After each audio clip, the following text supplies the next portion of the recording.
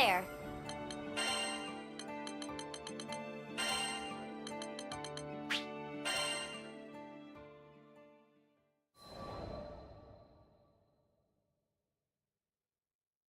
I entered the warm wooden interior of my cabin on the Grand Cipher, carrying an armful of books. I laid them on the desk, drew out a chair, and took a short trip through Seed Hollow's history. Unbroken peace. For 500 years after the ending of the war, violence had not troubled the skies of Zeka Grande. There were your usual skirmishes, of course, power-hungry rebels, etc., but nothing so big it had not been quickly sorted out and buried in the sands of time. However, 15 years ago, tragedy on Dolly Island acted as a catalyst to the rise of Avia. Hitherto peaceful primals went on rampage, and hordes of monsters were drawn to the carnage. So that's why. I thought back to the disordered ranks of the forces of Seed Hollow. Peace had dulled their senses. They had forgotten how to handle swords and spears, forgotten how to manage monsters, each one vastly different in shape and movement. They need guidance. The people of Seed Hollow seem to be gardeners, fond of orchards and good rich earth. They had no love of war, nor possessed the means for a great campaign. Unless a revolution were to completely reshape this country, I did not believe it would ever pose a threat to Fiendrock.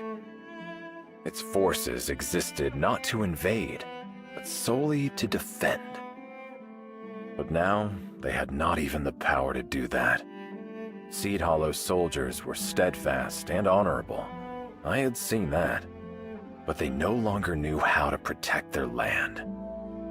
I had come to admire the delicate flowers and many bowed trees that flourished in this clime, and did not wish to see them trampled under a monster's claw or an invader's boot.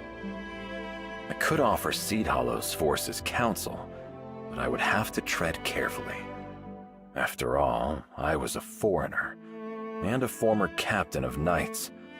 One misstep, and I could forever sour the relations between Seed Hollow and Fiendrock. I will have to be discreet. I threw on my traveling cloak and arranged my pouch. Hearing no footfalls outside my room, I slipped through the door and padded softly down the corridor. Oh, hey, Siegfried! You heading out? Vern spotted me on the deck of the Grand Cipher. So much for stealing off unnoticed. I'm going for a walk. On your tiptoes? No way, man! I bet you're going on another one of your secret missions. Though small, Vern had inherited the legendary wisdom of the dragons. Guilty as charged. But the fewer people who know about it, the better. Can you keep this from the others? Come on, Siegfried. We all know you won't yak for truth and honor and justice and all that. If you're gonna disappear, you should at least tell your captain. My butt'll understand. I could find no objection. It seemed that all the adventures Vern had been on, all the grand and wondrous things he'd seen, had sharpened his insight. Yes, of course. You're right. I followed Vern to the captain's cabin. I've come to ask for permission to leave on a private mission. But I must warn you, if things go wrong, it could spell trouble for the crew. My throat was tight, light nerves, I supposed, and a touch of guilt. The captain did no more than smile and wish me a safe journey. What'd you expect? We trust you. Fortune truly had graced me with the best of companions.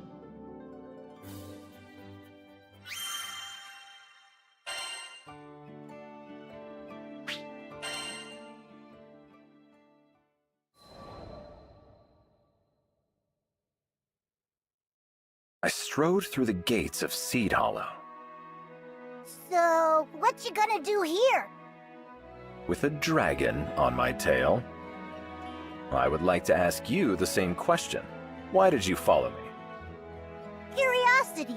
What's a cool knight like you always doing when he leaves the Grand Cipher? Oh, curiosity killed the lizard. But no matter. Vern and the captain had offered me their complete trust, so I could do the same in return. Besides, if anything were to happen, I'd be there to protect him. You're welcome to stay, but I am only visiting Seed Hollow's forces again to offer help if I may. Nothing of interest. Sounds like something my bud would do, but I thought you were gonna leave them alone to help them save face or whatever. I was, but I realized that, in the end, the safety of the people is too heavy a price to pay for pride. That's fair. No offense though, Siegfried.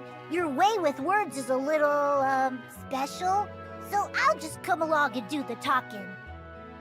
20 minutes later, Vern and I were in the heart of Seed Hollow, watching its soldiers scurry about like mice. 500 years of peace has truly taken its toll. Seed Hollow's forces had become only an army in name.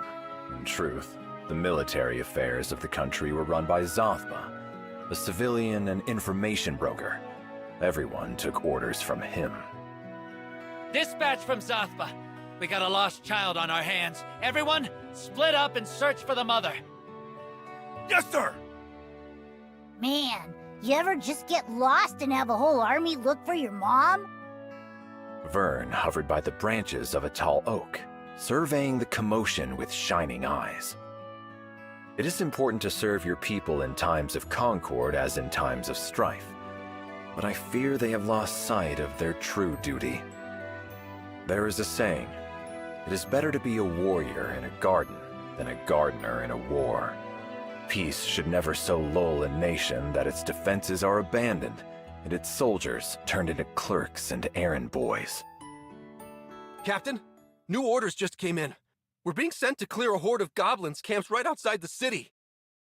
Now these errand boys faced hordes of monsters who had been roused by Avia's machinations. 500 years of stillness, nature, and peace gone. All at the whim of a madwoman. You hear that, troops? Prepare for battle! Drive those goblins away from our homes! Yes, sir! They sure got bark. Problem is, they ain't got bite. Are you worried about them? Aren't you? You saw them get their butts kicked into the next item just a few days ago. I did, but failure is the mother of success. I readjusted my gauntlet and shifted my sword on my back. This is a chance for them to grow. I'll make sure of it.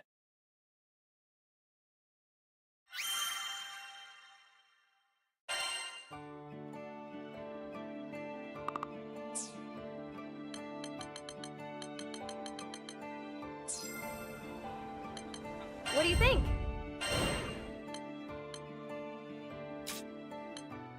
I can make the arrangements at once.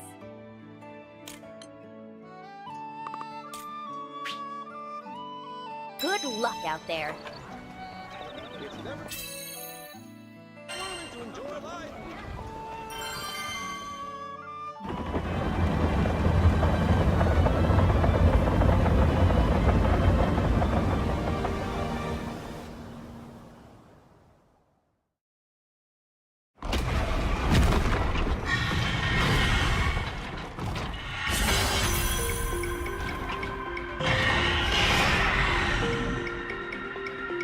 Impede our path at your own peril. Anything. Here we go. 1,000 cuts.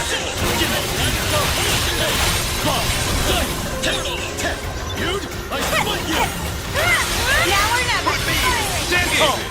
Stay vigilant. Right. Leave it to me. Focus.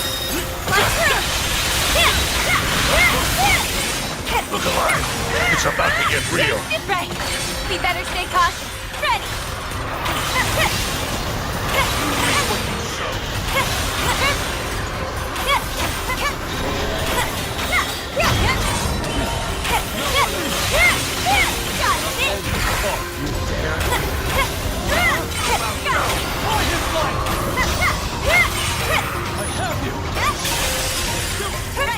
Lead the charge. Here's a gift. No mercy. This should do the trick. They're mine. How's this? Gotta say, it's nice having a veteran Skyfarer watching my tail. You're just trying to butter me up. I can still fight. I hope this. Not this time. All right, run. Come on. Chase defeat. Focus. Here's that. I see everything you do. Got it. Chase defeat. Here goes. I've got your back. I can see why they say you've got the best eyes in the sky. Can't rely on them all you'd like. Like through. Lyncher! Here's a kick. Chase defeat. I can do this the hard way. Over here.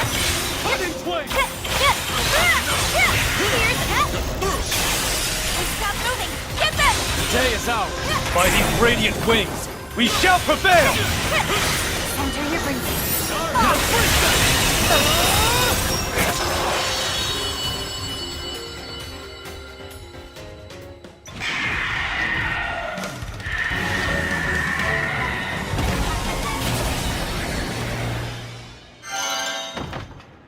It's over already? Boy, you're on a roll. Let's see. Nice. This looks valuable. Not bad.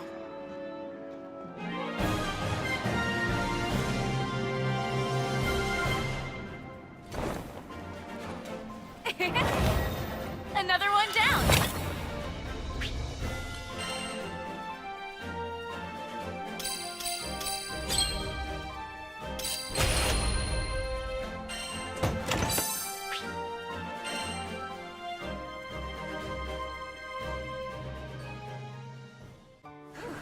By the way, how's that dragon power been treating you lately? I've had this sense of foreboding for a while.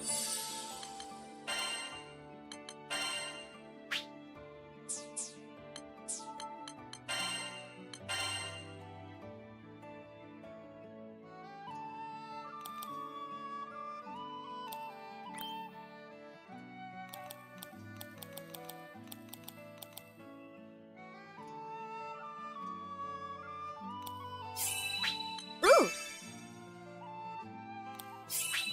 Great. Nice.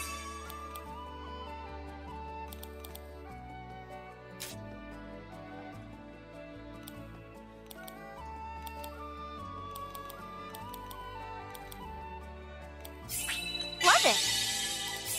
Good. Great. Good.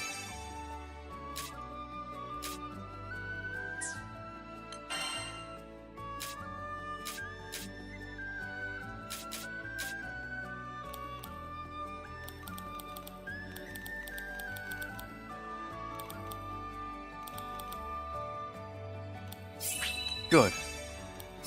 Nice. Well, well. Excellent. Interesting.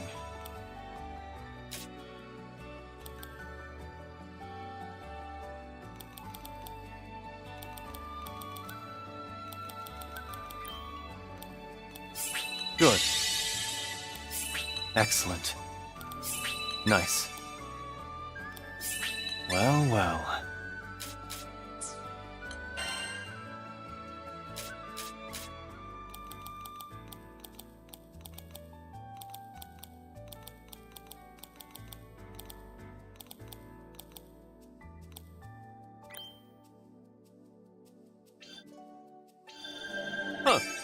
Guess I don't have limits. Oh no. Like someone's watching.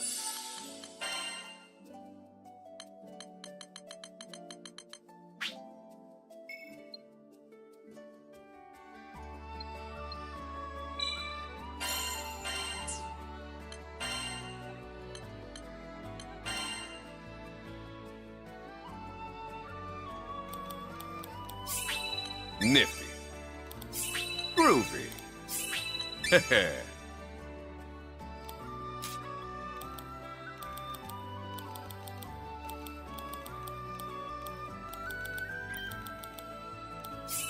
Ooh. That'll do. Ooh. Groovy.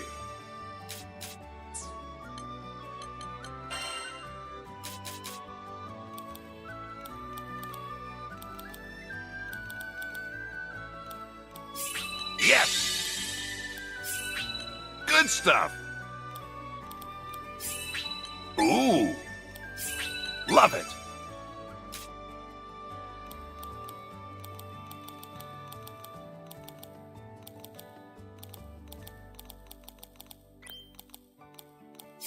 Lovely!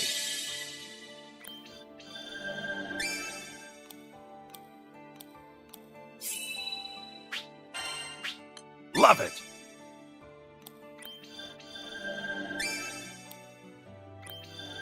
Lovely!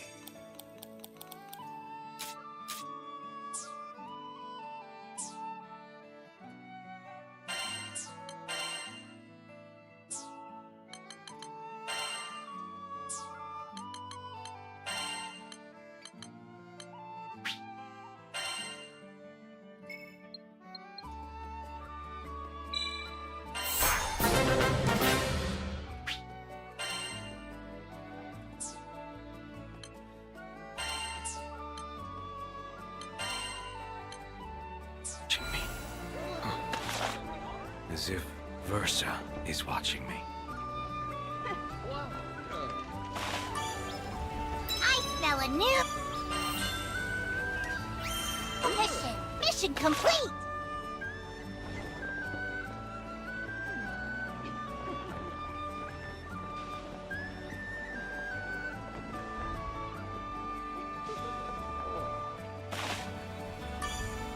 I smell a new mission.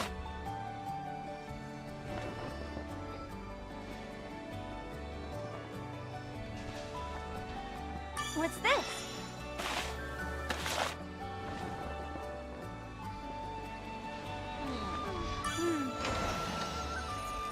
Wow.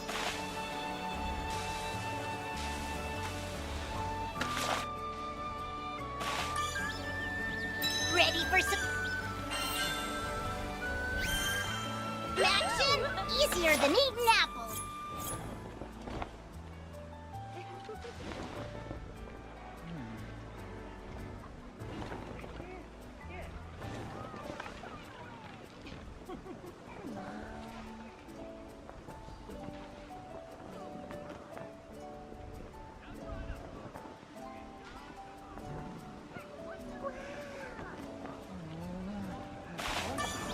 I smell a new mission. Mission complete.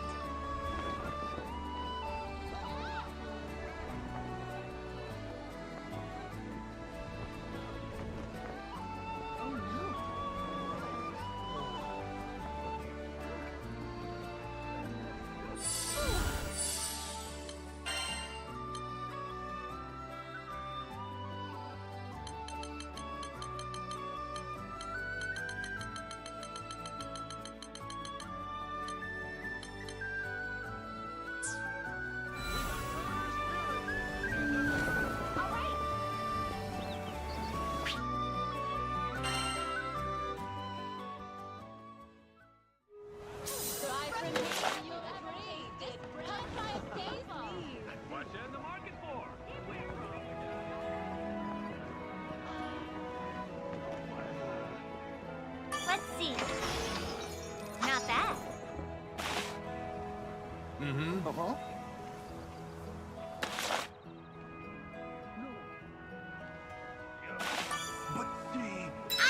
New mission.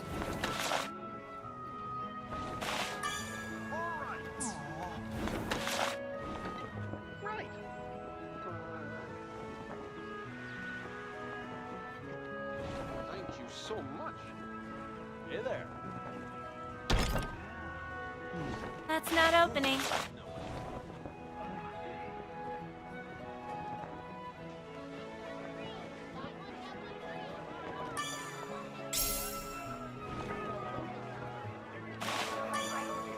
Hello.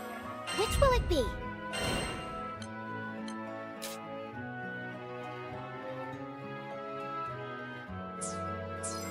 Please come again.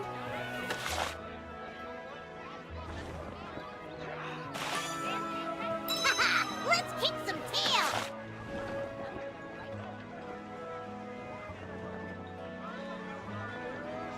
How much?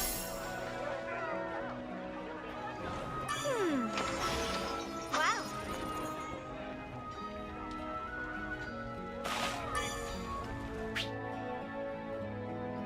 Welcome.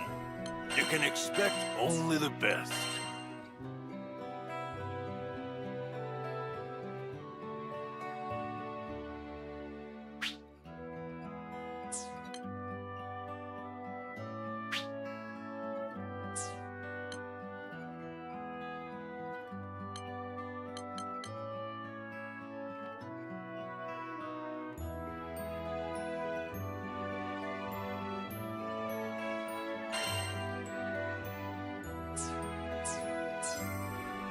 Can I take a look?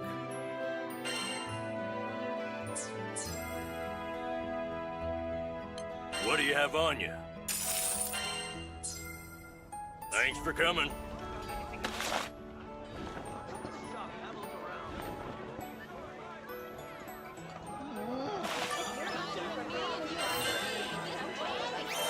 Mission complete.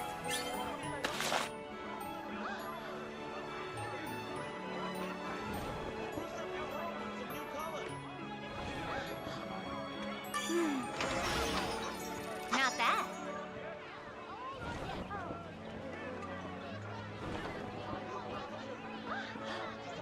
Let's see. Wow.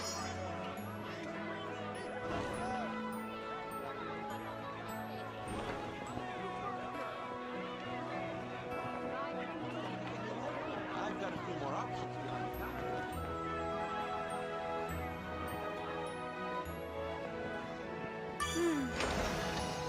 Nice.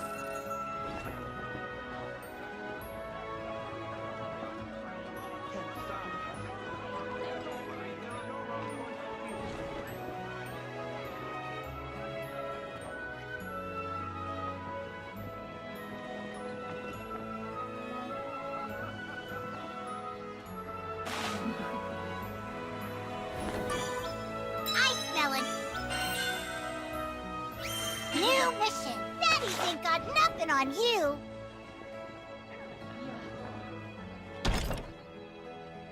Yep, that's locked up tight.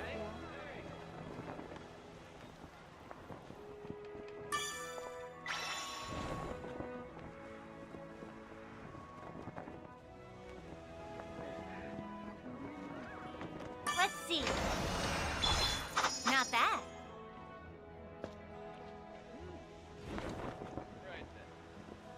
Hmm?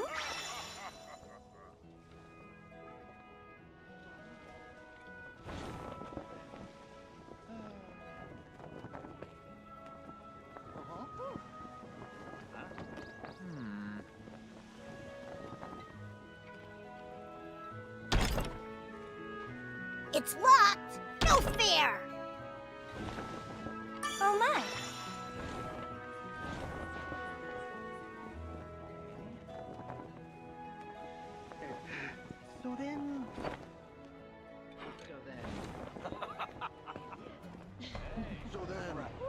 Excuse me.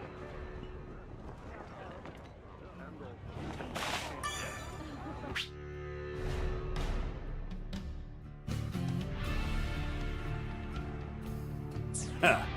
I smell money.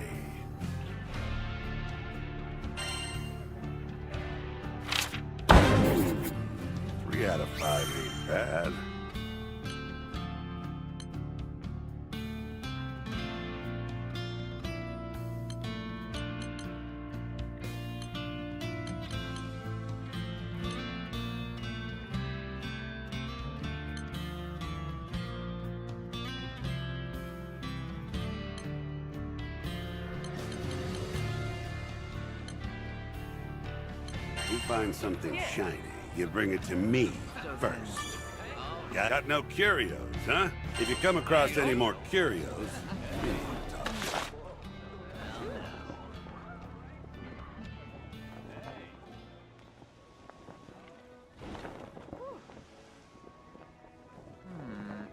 Okay.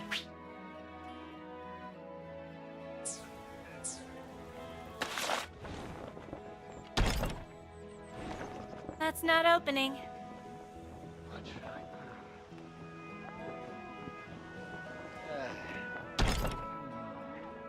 Let's return after we found the key.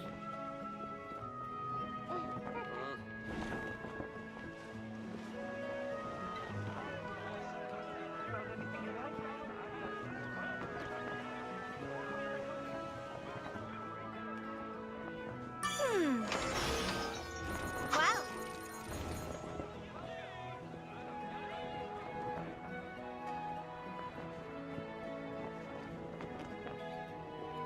Let's see. Not bad.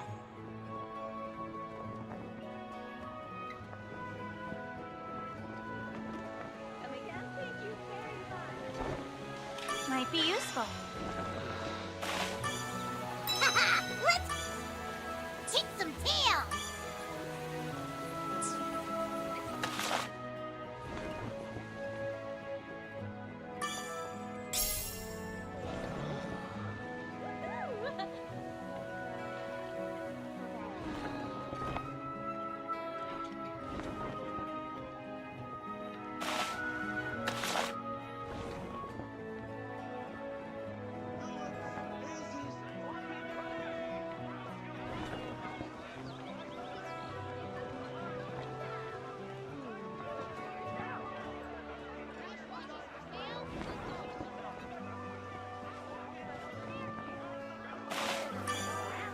Need something?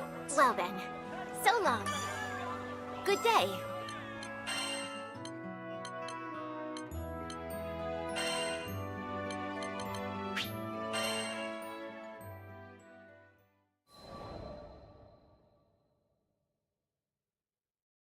One month passed, and still no word from Elfira's beloved. I'm sure he has his reasons. Lyria tried to comfort the young seamstress, but Malfira's smile was noticeably dimmer than before. Yes, you're right. He's not one to take risks or push himself too far. There's nothing to worry about, I'm sure. Her words sounded strained, like she was trying to convince herself. I thought I knew what was happening, but I couldn't bring myself to acknowledge it. Not yet. We were all stuck in awkward silence, so I changed the subject. How did you two meet? It was in this very plaza. He was a bookworm, so he came here to do his reading. I was out catching some sun myself when he found the courage to sit next to me. I turned to greet him and he shoved a book on embroidery in my face. Not the greatest first impression, huh? Energy returned to her movements. Color returned to her smile. So what did you do? You're going to laugh. I told him I already owned the book. His face turned pale as a ghost, but it was cute, seeing him all vulnerable. So I asked his name, and the rest is history. She shut her eyes, savoring the nostalgia. Then she sighed. Guess I'll have to go to Dolly and drag him home myself, won't I? No, not that. I couldn't let her go to Dolly alone. After witnessing her optimism return, I couldn't let her learn the truth.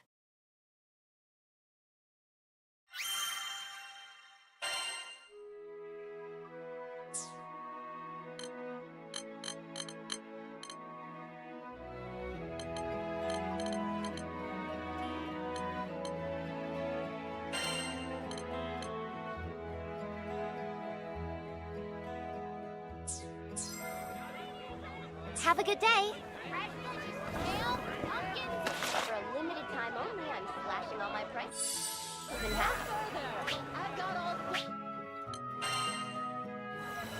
Bye from me.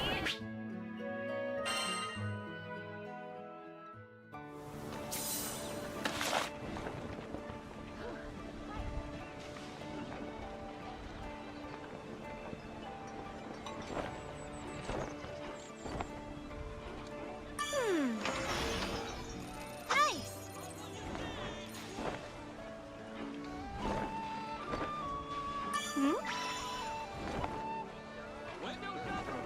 Let's see.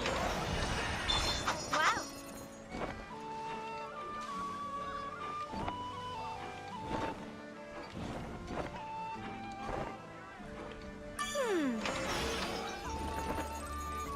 Not bad.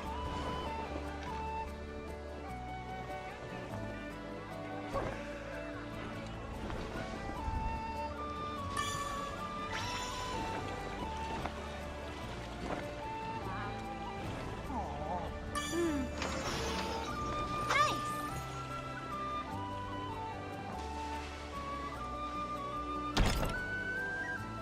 Yep, that's locked up tight.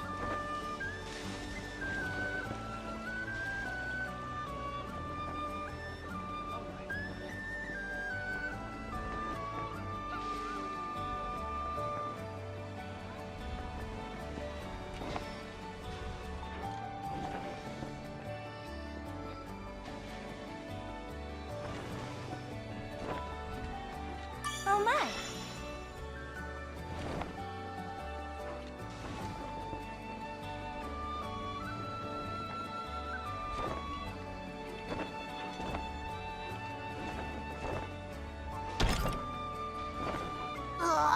Guess we gotta come back after we find a key.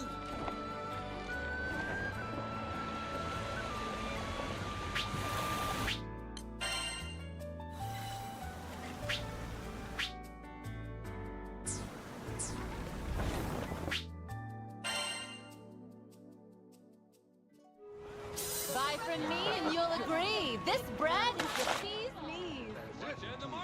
And also, Vegetables, Sam. All organic.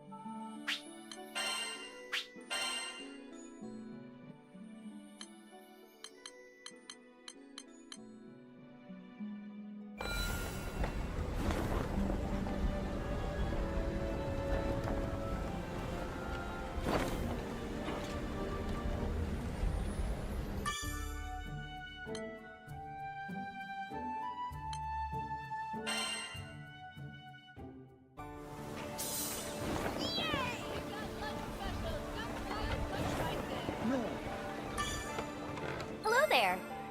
Right.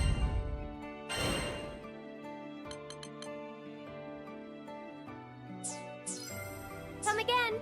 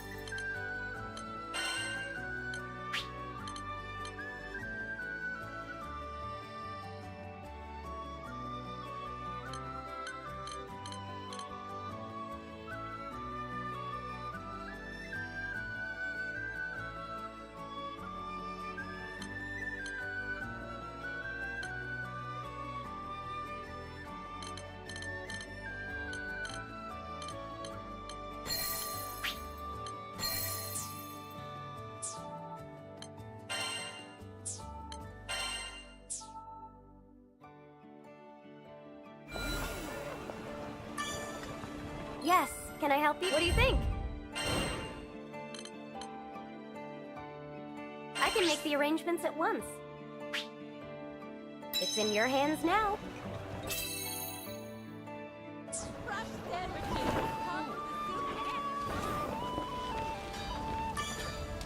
Got an order? Sigil enhancement? Got it.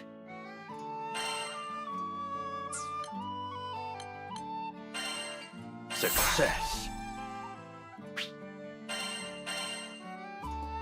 Good.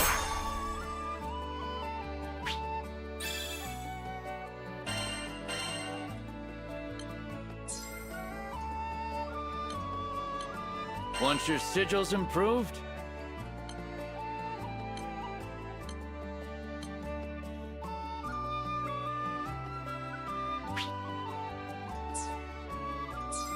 don't forget about upkeep.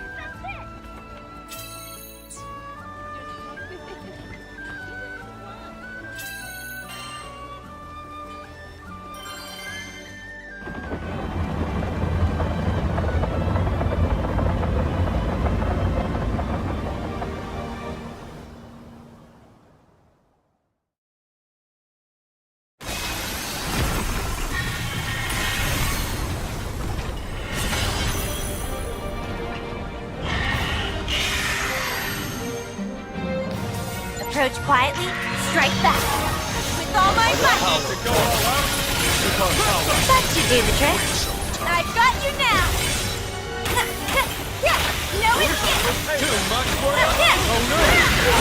Taste defeat. Watch yourself. Ready? All right. Well done. Whoa. Yep, that was more than perfect. Shot it.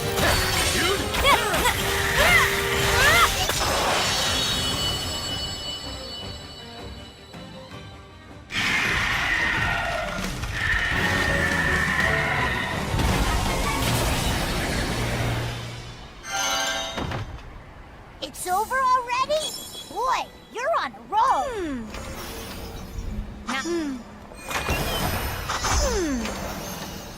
Nice.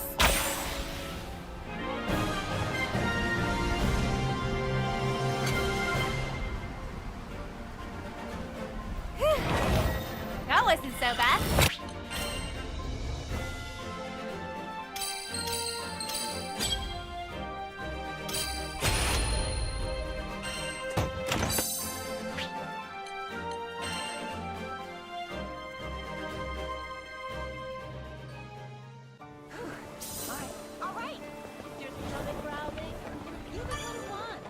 Yes, can I help you? What do you think? I can make the arrangements at once.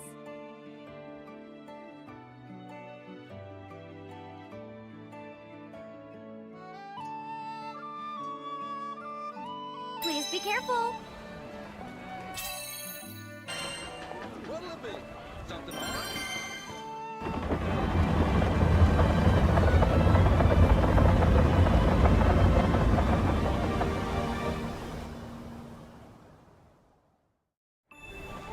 So, the hunt is on. If they want Ready to for fight, battle. they've got one.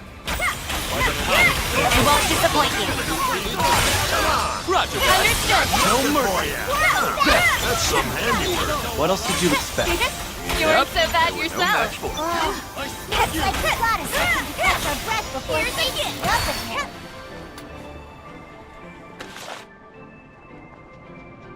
They just keep coming, but we'll show them who's boss. I'll take them. Did you get lost or something? The enemy's that way. It's over. You met your match. We've got company. Impede our path at your own peril.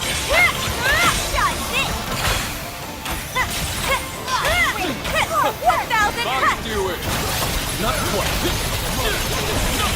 Over here. No mercy.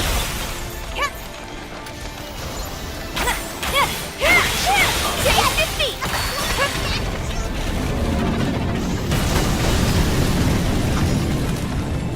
No prey can run from this hunter. Dodge it. I see everything you do. Impede our path at your own peril. Oh, look! Get ready!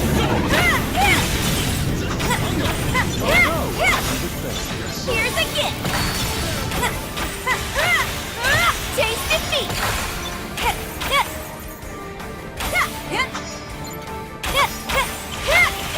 Here's a gift! Looks like we got a second to catch our breath before things heat up again. Fast push! Make sure you get them all! No prey can run from this hunter. Taste it, Flincher!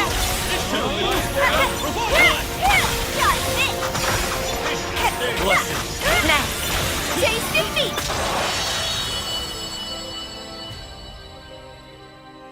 And I think that's everything. You were awesome out there!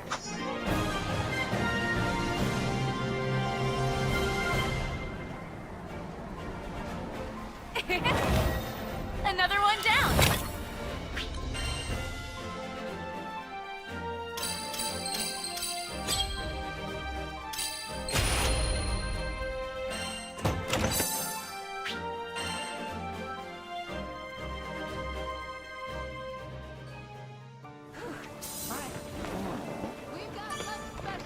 Yes, can I help? Here it is. This one, yes? Good luck out there.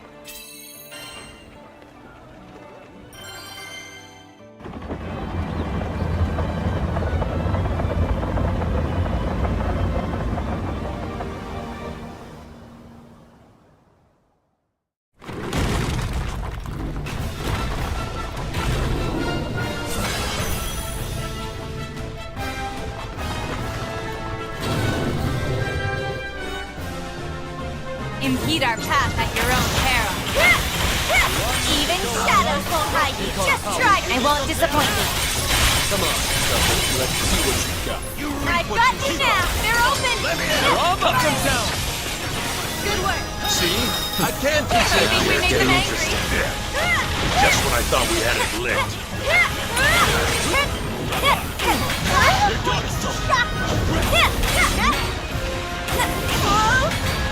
Try to run. Not quite. Let's spank that sucker! Easy. That all you got? We're still up. Watch my six. Roger. Don't get killed.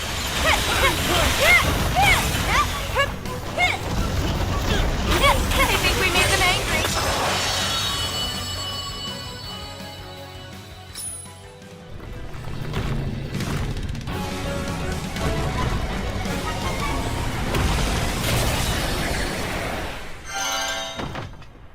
It's over already? Boy, you're on a roll. Let's see. Wow. What a nice find. I love it. Not bad.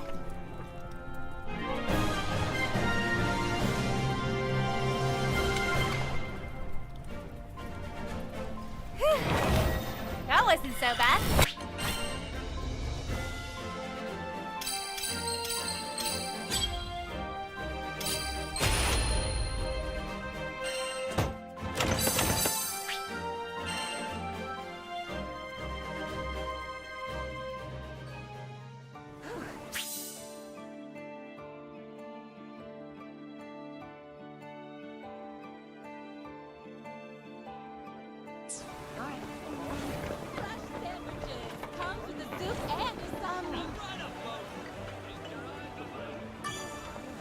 Hello there. Come again.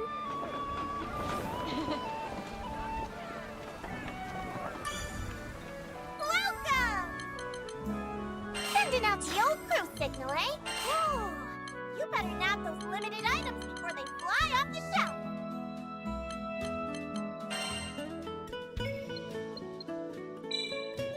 Here you go.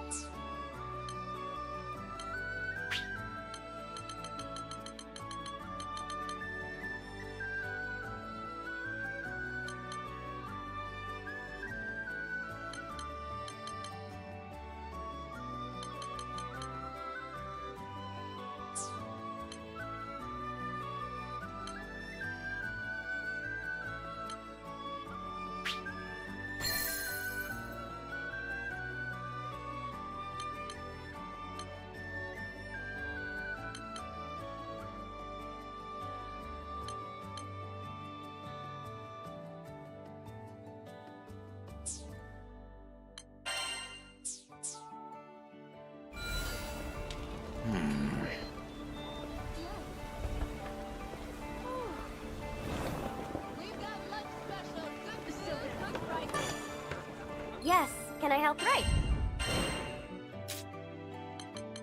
This one, yes? Good luck out there.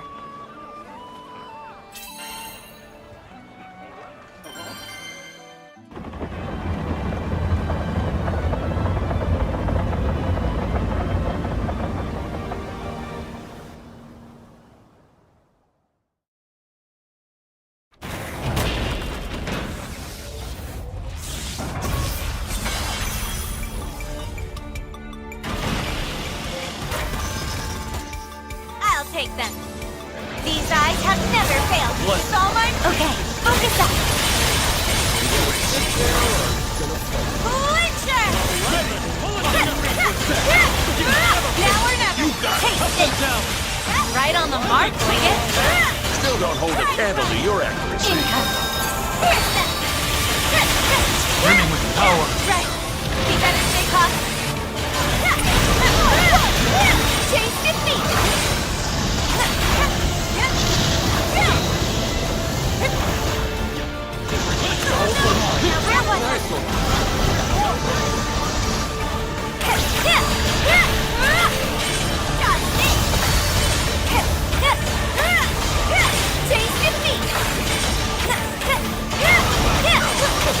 Between the eyes.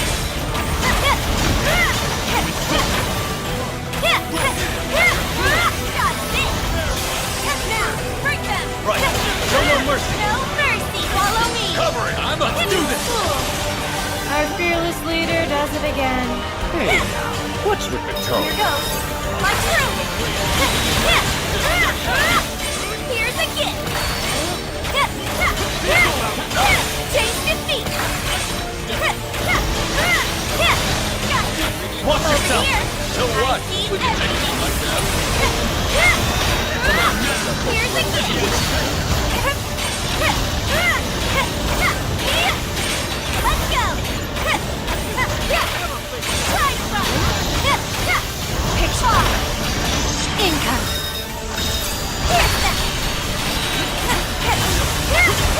Taste defeat.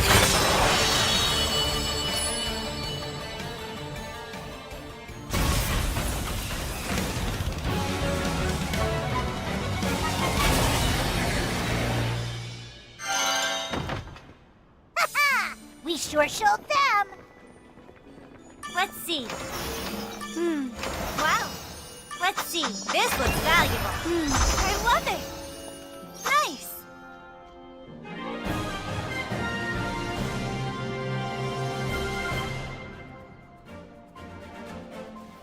Ah.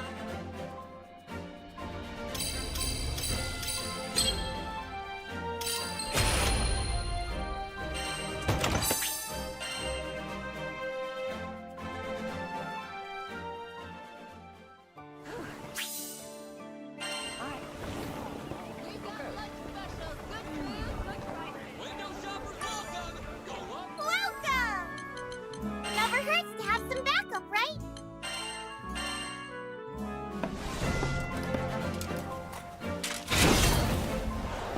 I accept your service.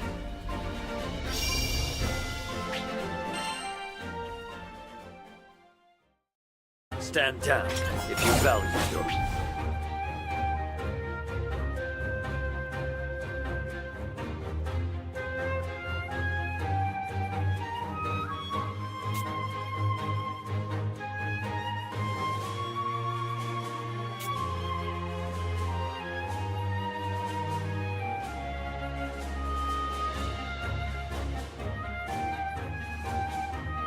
lives. Yield! Scarlet Sword, heed my... It's over! Allow me! Fear not, the rivers run red! Back to the void. You cannot win. On your way. Back to the void. You cannot win.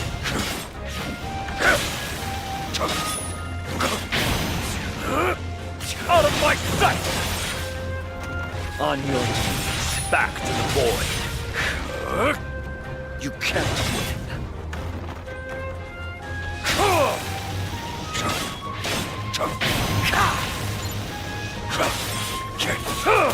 bend to my will, or break. It's over! You've met your match! Fly if you can! On your knees.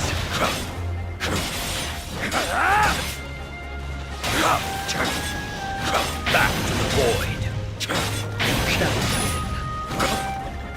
On your knees. Back to it's over!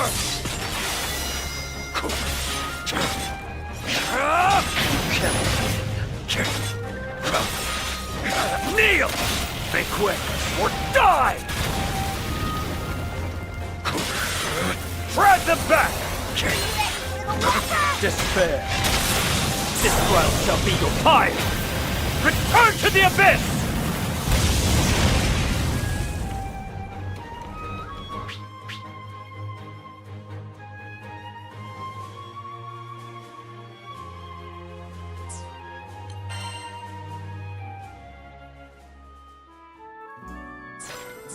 Don't be a stranger!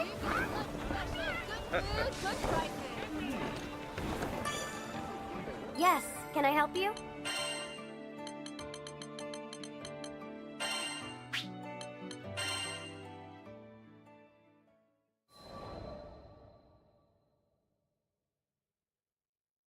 The roar of fire, a cry of pain.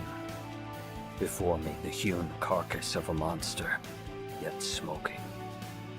I smothered the pity arising in my heart, for I knew that to let the beast live was to let others die. I long for days when I need not draw my blade. They say the skies are endless. Yet I have not seen any part of it unclouded by monsters or raging primals, where the drums of war did not roll like thunder, nor have I discovered any path to order that was not carved out with swords. Though I joined the crew to found the halcyon country of my dreams, our journeys have taught me to fear my quest is only that, a dream. For we live in a time when all things are driven by violence. And yet, who knows what lies just beyond the horizon? The captain said we would sail for a new skydom tomorrow. For once, may we alight upon shores of unbroken peace.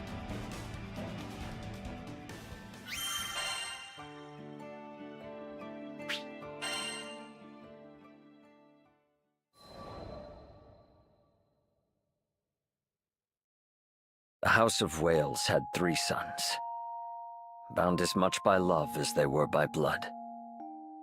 The eldest was named Aglovale, the next, Lamorak, and the youngest, Percival. I had not yet seen many summers when war broke out in a neighboring country, raising a tempest of violence that would blow us all asunder. My mother, the Queen Hartzeloida, opened the gates of our castle to all who had lost their homes, even those hailing from beyond the borders of our kingdom. She would often say, Regardless of our lineage or nation, we are all connected, in joy and in sorrow. it was through her example that we learned to honor our neighbors. And yet the same people she gave generously to would be the very ones to take her life. I will never forget the scene of her death. I can yet hear the echoes of Aglovale's curses. See the stark white of Lamorak's face as his magic failed to save the one thing he treasured most. And I can feel the warmth leaving my mother's hand as I knelt over her, unable to offer anything but my tears. To the very end, all her thoughts and worries were for us. How can an absence feel so heavy? What heart, having borne the weight of grief, will not be changed forever? For my part, I grew to despise the violence that robbed me of my family. I swore I would raise a new kingdom, above the tides of blood, where the gentle gardener and the honest plowman may live out their days in peace. The same grief, however, bent Aglovale on a different path. Believing he could conquer tragedy and banish it from our lands, he began amassing great power. But where power treads, war soon follows.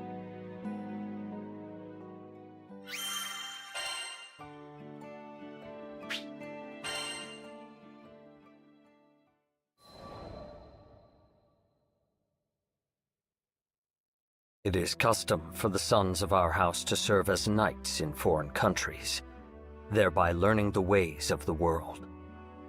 I went to Fiendrock, an ally of Wales, and there joined the Black Dragons, in time becoming vice-captain.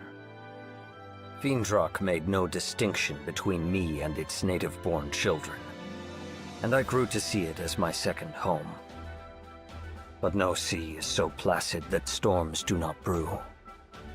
There was strife here, too, sweeping over the lands like an illness. I set out on a journey to seek its cure, and that was how I met the captain.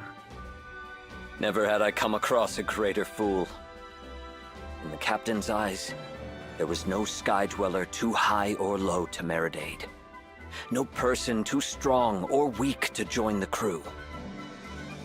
Who better than to stand by me as I built a kingdom on an impossible dream?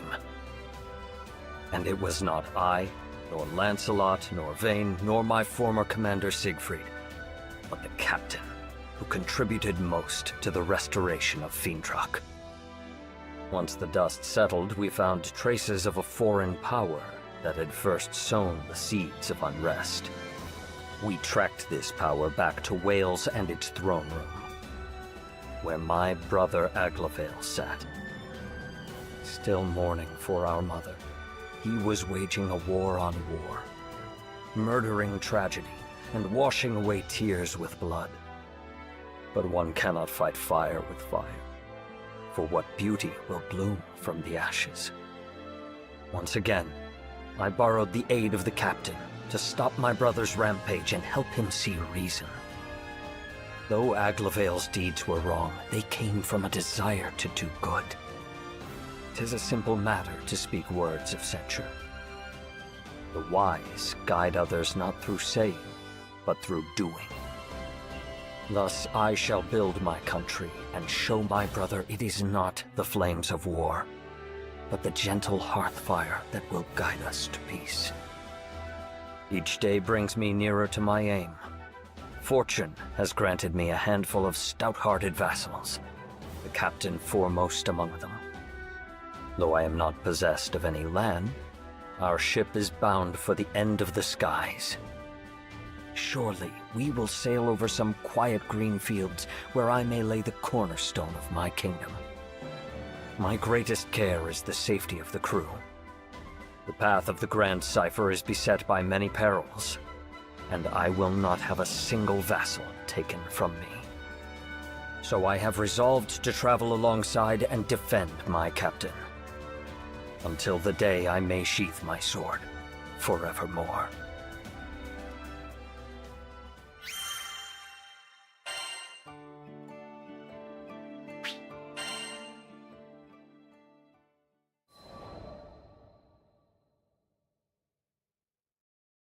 With each skydom I visit, I survey both the lands and the people, hoping to extract the worthiest hearts as vassals for my own kingdom. To that end, I return to Folca, the first settlement we came upon in Zega Grande. But though the earth is ever filled with rich soil and strong rock, true gems are few and far between. So too are the noblest spirits. The people of Folca were of a good but common sort, who preferred constancy to change. They had no army, and peace in the city was kept by a band of volunteers.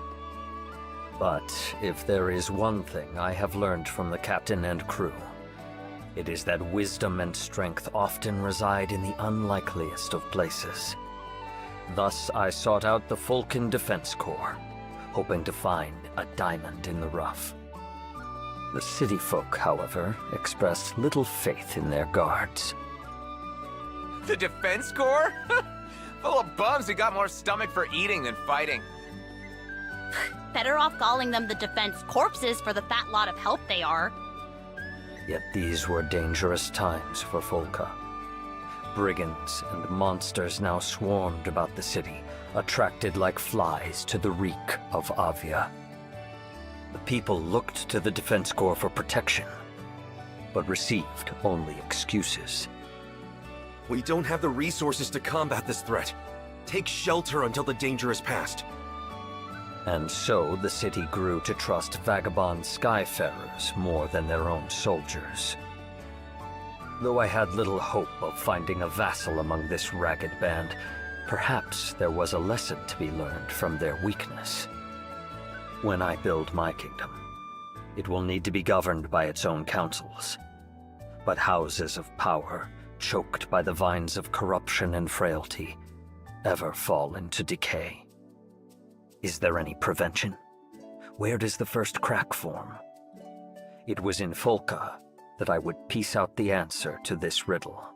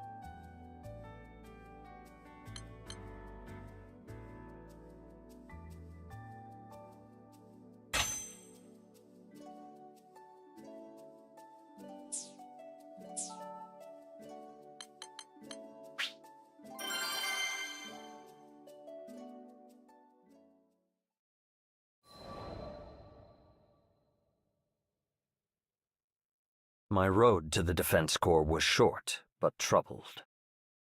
This world is being drowned in tears of suffering. Poor wretches, join us on the ship of salvation and sail to the island of Estalucia! It began when I happened upon a man in the city streets, preaching the creed of Avia. Though we had overthrown the main body of the church at Seed Hollow Castle, still its teachings lived on. Its adherents once numbered in the thousands, and the remnants yet drifted through the skies like ghosts. Now they haunted Folka, hoping to once again breathe life into their crusade. But the city folk had learned that Avia would sacrifice anything on the altar of salvation. Their gilded words held no more value. Get out of here! We know what you did at Seed Hollow! We aren't inviting tragedy into our city. Leave! As the throng railed, unease stirred within me. The adherents of Avia would march on an armed country if their leader so much as waved her hand. What could heated words do but spark their anger? I came to offer you salvation. If you won't drink from the cup of mercy, you will taste divine retribution! Voices soared, and the air grew heavy with the threat of violence. Yet the Defense Corps, who were charged with keeping the peace, did not appear. You there, tell me. I asked a man why mediators had failed to come. I'd be surprised if they did show. Without Mr. Fix-It to help them, bastards can't even wipe their own asses. Though I had expected it, seeing the proof of their cowardice still astonished me. Silence! Now it's clear. If we want to break in your minds, first we've got to break in your bodies! What are you doing? Let go of me! An Avieth Crusader, lifting an islander by his collar, raised up a fist. But I seized his arm before the blow could land. Strike him, and you will lose that hand. I would not suffer the defenseless to be oppressed. You miscreant! How dare you threaten a member of the church! You speak of threats. You would force your doctrine on the unwilling with an iron fist. The time of Avia is over, preacher. Your false church is no more. Blasphemy! We'll have your tongue for that! Avieth soldiers surrounded me, drawing their weapons. I had hoped you would listen to reason. But now I see, you only understand pain. With a hand on the hilt of my sword, I waited for them to attack. But like craven dogs that bark loudest when their quarry is far ahead, the Crusaders stopped short when I stood to face them. After sharing some whispered counsel with his fellows, the preacher said to me, We won't fight you in the city. No, be too much hassle cleaning you off the flagstones. Let's step outside, and then we'll see if that bulky armor is compensating for something. I could not hold back a laugh. Their intent was as clear as day. They meant to draw me into an ambush. Very well. I will play your game. We'll wipe that smirk off your face. Just you wait. The Crusaders and I turned to leave. He's going to get himself killed! Call the Defense Corps! Even those worms should be able to do something! Frightened voices whirled behind me. I did not quiet them, for though 3,000 ants of Avia could not crush one lion of Wales, I saw a chance to further test the core.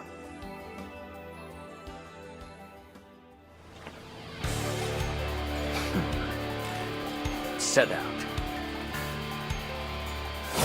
Death to all who interfere with Avia's sacred mission! You have abandoned mercy for violence and wisdom for bigotry. How dare you call your cause sacred?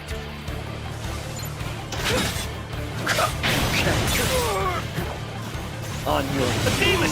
Some evil must be feeding his flames! Call for backup! Tell them to bring the droid up! You will burn! Let loose the fires of good. Summon all your forces. It will save me the trouble of seeking them out.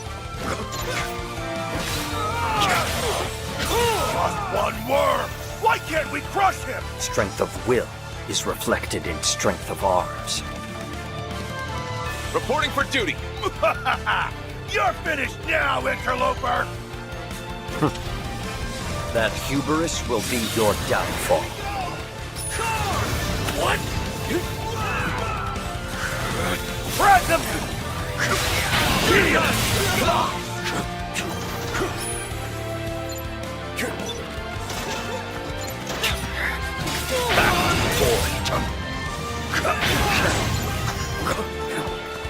Know your place!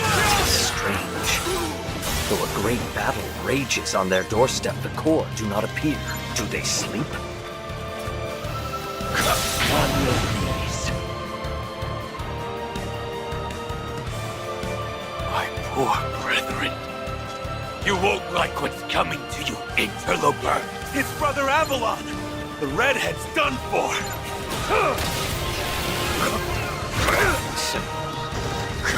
Back to the boy.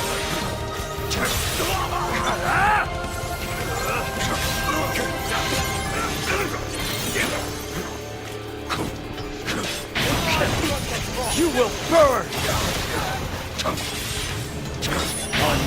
It's over! Fear no... Kneel! Back!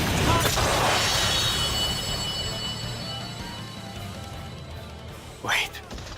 I know you. The Lord of Flames. I see my name has reached even the dregs of Zega Grande. He's fire.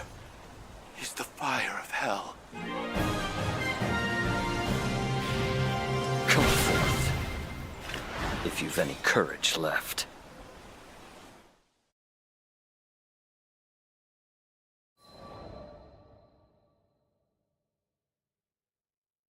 Damn you! Damn you to the bottom of the skies! The Crusaders took quickly to their heels. The weakest dogs bark the loudest. I sheathed my sword, judging pursuit to be a waste of time. I doubted the cowards would ever return. There's one over there! Alerted by a voice, I looked up to see a group of soldiers hurrying towards me. Their livery was not of Avia, and they carried their weapons with the grace of a schoolboy wielding his first quill. I had a good guess of who they were. After they had ringed me about with spear points and blades, one cried, No funny moves, or we'll skewer you like a pig! "Who are you, and what business do you have with me?" Of course you don't recognize us, or you'd be shaking in your fancy boots. Listen up, I'm Douglas, captain of the Falcon Defense Corps. You one of the Avia rats that raised hell in our city? Better come quietly, or you'll be sorry. For a moment, amazement wrested from me the power of speech. Then I said, "Surely you do not believe I am a servant of Avia?" Don't play dumb! Who else would wear that tacky armor?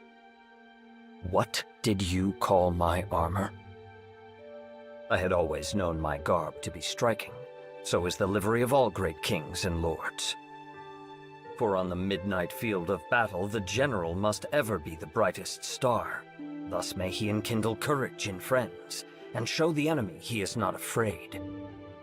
My own armor was well worn, and had shielded me from many dangers. To speak ill of it was a grave affront. We're taking you back to the station, and don't even think about running.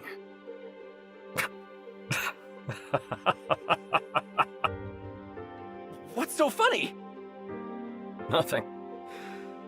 Nothing at all. In truth, this was a matter more to weep than to laugh at. The proud guards of Folca, arriving like carrion crows after the battle to pick at what spoils they may. It was a pitiful sight. Defense corpses, indeed. Do what you will. And so I was marched back to the city.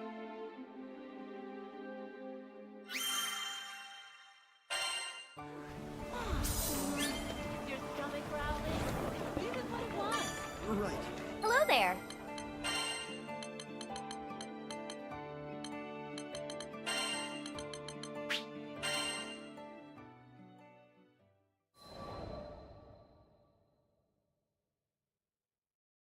The Defense Corps questioned me at their guardhouse. An enlightening experience, as I had never been a prisoner before. All right, fess up. Tell me exactly how you're connected to the Church of Avia. I repelled a group of crusaders that threatened your people. You had no right to apprehend me. Shut your mouth! That was all Captain Douglas could stutter out before retreating into silence. Has guilt caught your tongue? I know your actions weigh on your conscience. If you're trying to scare me, Mr. High and Mighty... I am trying to help you. Now take heed. As keepers of peace, you are given the authority to take prisoners. But it is not a power to be used lightly. For to imprison someone is to rob them of time, and not all the riches in the world can repay that debt. I went on with hardly a pause. Today, you failed your duty. You did not come when your people were in peril. Had I not been there, blood would have been spilled in your streets. And yet you seized me on sight like a petty thief, with no proof other than your own prejudices. I let my final words fall like the stroke of a hammer. You have dishonored your titles and your city.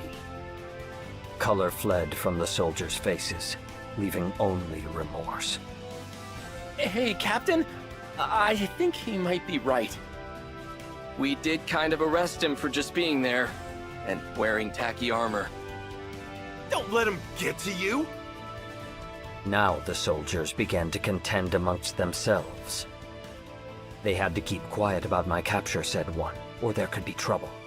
If only they had not delayed after hearing reports of violence, said another. It was good fortune, countered a third, that they had not run into Avia. So on and on they argued in circles, aimless, like a dog chasing its tail. Until at last, Douglas, his impatience boiling over, burst forth with, All right, fine. Fancy Pants, you're acquitted. Now scram! No. Seeing the soldiers at a loss, I said, Since you have taken my time, I now ask you to share some of yours. I hear that your ranks are corrupted with frailty and disorder. From whence did this rot first spread? Why should we tell you, huh? You got nothing to do with it. Because I desire and command it. For a moment, Douglas could only stare. Come on, Captain. Just give him what he wants. Yeah, I don't think this guy takes no for an answer. Okay, Rubelox, you win. Now pipe down and listen up. And so the captain and soldiers of the Corps told me of their history and their malcontent. After the war, Zega Grande was left undisturbed for 500 years. This peace, like a deep sleep, had dulled the minds and limbs of Volca's warriors. So when the Crusades of Avia roused them at last, they were found weak and unready. Still, we did all right in the beginning. You probably don't know him, but we used to have a Mr. Fix-It in the city. Went by the name of Roland? Angel of a man, but he fought like a demon. The strength of Roland was their fortress, to which the Corps could rally if the battle went ill. When he vanished, the soldiers were left without their greatest defense. So, there we were, a group of idiots who could barely tell the butt of a spear from its head, left to play this game of cat and mouse. Self-loathing seeped into Douglas's voice.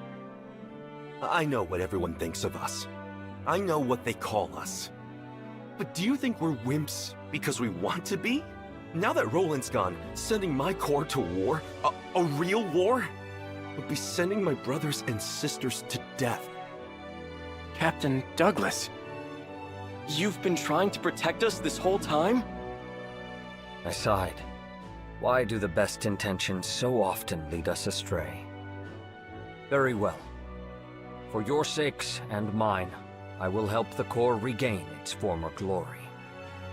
Maybe by rebuilding this fallen band, I would learn a lesson in how to lay the foundations for a kingdom.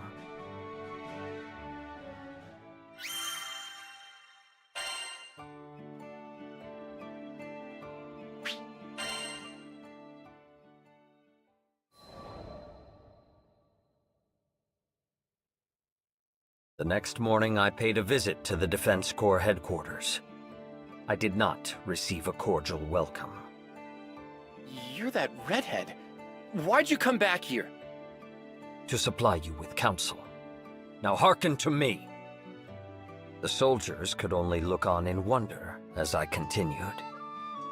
Order is the basis of any kingdom, great or small. It is what establishes harmony in music and builds peace out of strife. You are its keepers and conductors. Take pride in your duty. To this, the soldiers could find no response. I went on. You told me you cannot fight because Roland is gone. You are mistaken. Comrades give you courage, but true strength must come from within. You cannot fight because you are weak. There followed a moment of silence. Then the Corps encircled me. We didn't ask for your advice. Grab him! Throw him out! But I fixed them with a look. I have said nothing you did not already know. If you can see your faults, why not mend them? Begin by overseeing your daily tasks, for habit is the mother of success and failure. That's it! You won't shut up? Then we'll make you! I evaded the soldier's blow with a step. Raising my fist in the air, I said, "Wielding force to stifle dissent. Already you overstep your power. But I will not be silenced so easily." In one wave, the whole Corps rushed upon me, but they were like water breaking upon rock. I showed them mercy. So when it was over, their pride smarted more than their flesh. Who the hell are you? Only a passing skyfarer. Tell me, Captain Douglas, are you ashamed you could not lead your forces to victory against one man? Alright, Rubelux, if you're so smart, why don't you try being captain? See how hard it is to train a bunch of bumpkins! There is no metal so firm it cannot be wrought. Very well then. Lend me your title, and I will show you how warriors are forged. Huh? And so I became the one-time captain of the Corps. Training began the following day. Arms maintenance, proper stance. They had no knowledge of even these rudimentary things. I was reminded of my days as a squire, when I was first initiated in the art of war. Of course, I was met with some resistance. There was talk of banishing me from Folka. Yet not a soldier abandoned their training. I saw that though they lacked discipline, their hearts were in the right place. As long as they loved their city, I would grant them the strength and knowledge to protect it. Often while they honed their bodies in the field, I gave speeches to reform them in spirit. When you hear of trouble, act swiftly. But above all, seek to prevent. Every drop of blood is a loss. The wise win wars before the first blow is struck. Take censure, but reserve judgment. Focus on bettering yourself, but the only actions you can control are your own. Always be ready to defend your people. Though peace may reign within your borders, there is no telling what perils lurk without. Within days, a new luster could be seen in the soldiers' eyes, and all talk of my banishment had faded.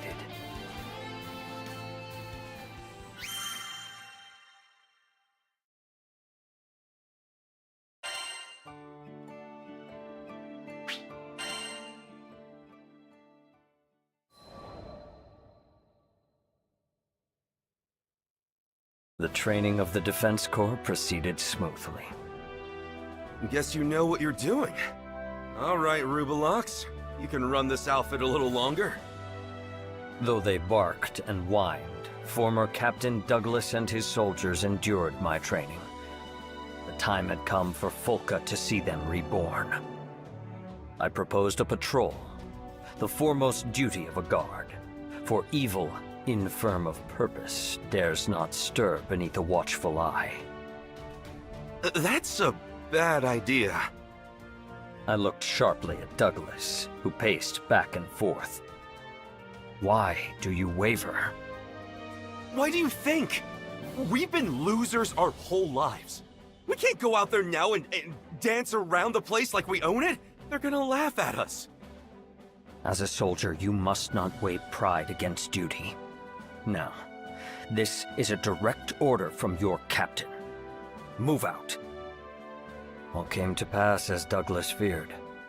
In the streets of the city, children pointed, men jeered, and women laughed.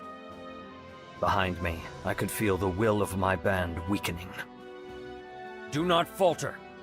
Remember, shame should not hinder, but rather drive you to do good. The eye sees only the present, and the past is soon forgotten. There was no more I could do for them. The Corps would have to reclaim their own honor. I led them on without another backward glance. Hey, look! It's the March of the Freeloaders! Must be nice getting paid to take a little stroll! These barbed words were slung at us before the tavern. The speaker was a red-faced man, no doubt set on by excessive wine. I slowed my pace. It was true that the Corps had brought this scorn upon their heads, yet what remedy could poisoned tongues offer? I never intended for them to be thus reviled. Turning, I walked up to the drunkard. You got a problem, big guy? The man shook in fear. But I did no more than bow to him. Forgive us. It is the part of a leader to bear the faults of his followers. For who will answer to a lord that will not answer for them? I am now the captain of the Corps, and speak on their behalf. We have failed you in the past. For that, we are sorry. But these soldiers are now changed. Give us time, and I swear on my honor we will set things right. Amazement flashed into the man's eyes, clearing the fog of drunkenness. Shamefaced, he hurried away. I wanted to apologize, Captain Percival. Douglas's voice sounded behind me. It's our fault you had to grovel to a juicehead like that. Enough. I held up a hand. Power is ever conjoined with responsibility. I did no more than duty commanded. Now come. The day wears on. It is time for training. At the guardhouse, the men fell to their drills with vigor. Put your back into your swings! Stand firm! You are the first defense of your people. Bear yourselves with pride! Yes, sir! Their voices were clear, and their movements strong. Soon, I thought, they would be a match even for the forces of Avia.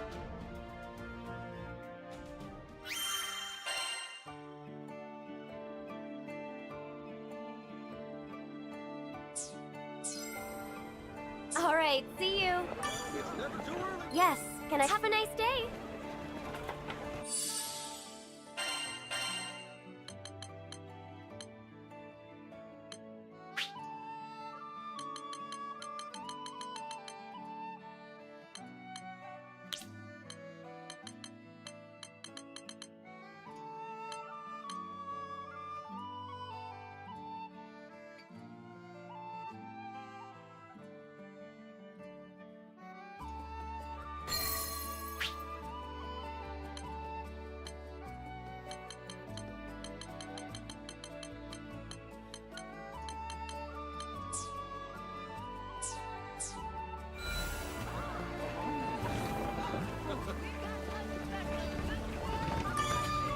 Got an order? Want your sigils improved?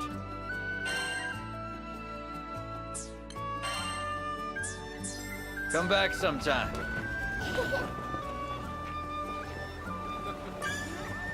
Welcome! One Skyfarer's trash is another merchant's treasure.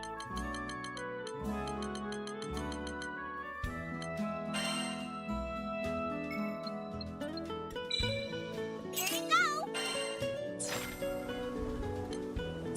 Appreciate the support! Skyfarers, huh? Which one? Show me. Good.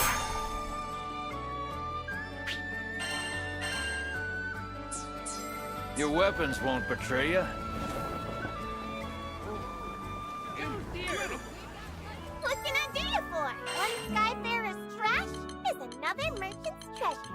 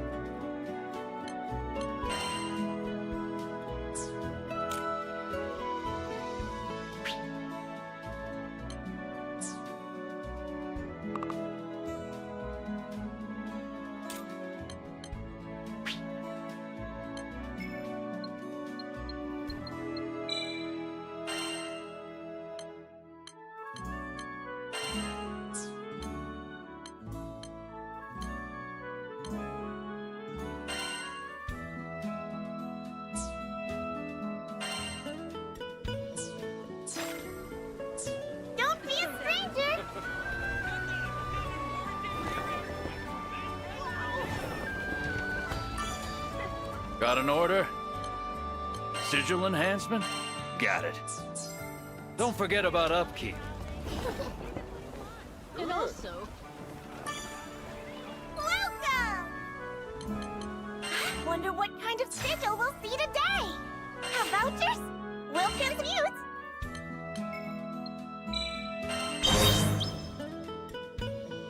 Nice! Appreciate the support!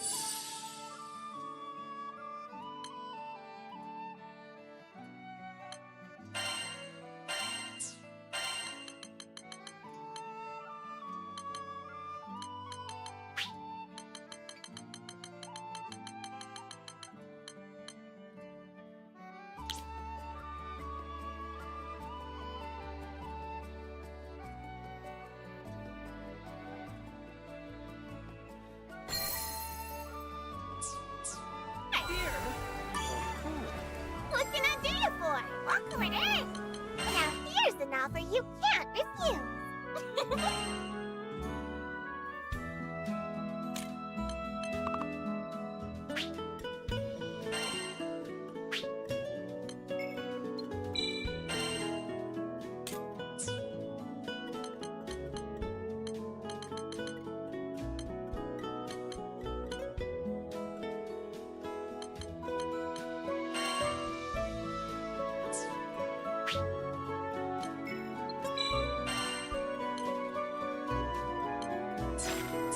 Don't be a stranger! Incredible! Let's talk. Which one? Show me.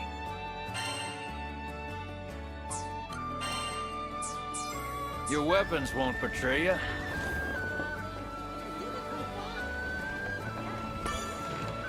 Come to view the requests?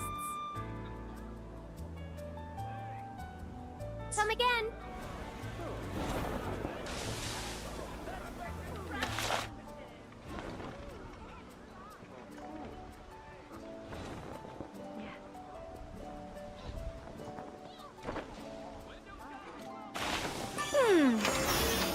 Nice!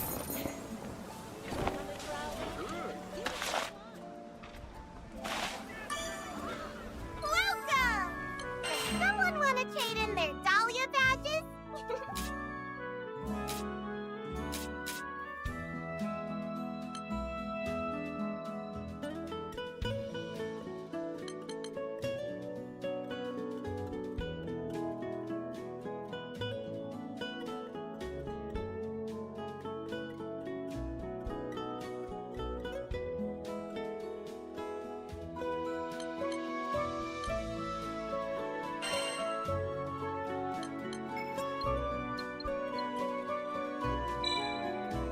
This helps.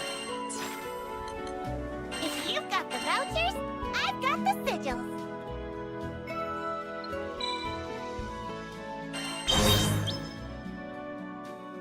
Nice!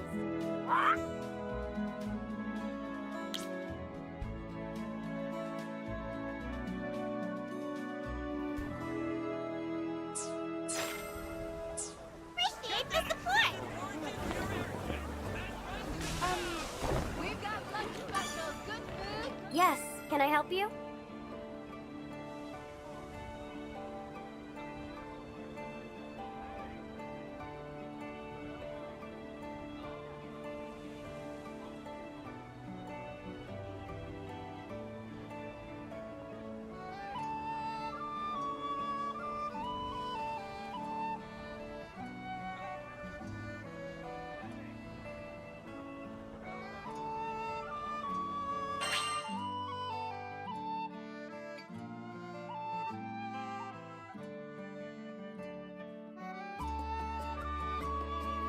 Here it is.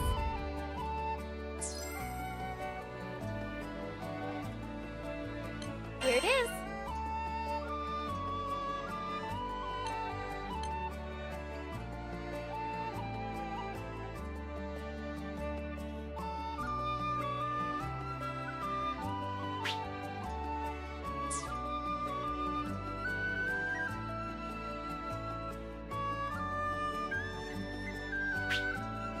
Please be careful.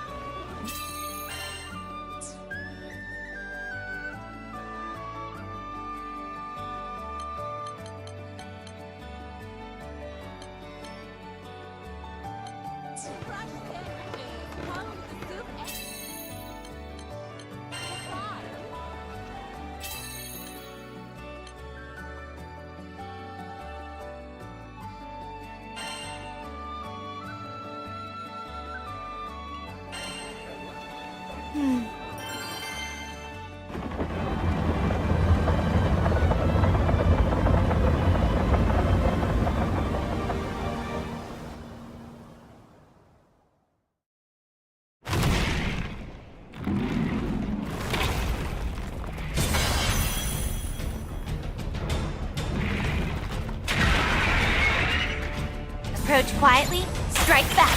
I see everything next. No, you ain't.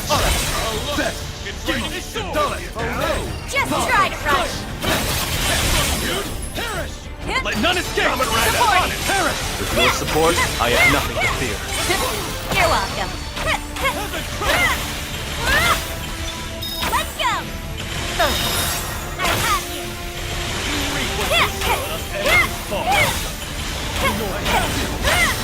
Here's a gift. Tear open. Stand tall! Right on the mark, Boygan. Still don't hold a candle to your accuracy. Understood. Let's be careful. Got it. Here's a gift. Judgment! You reap what you sow! Nifty! Your match! You insult me!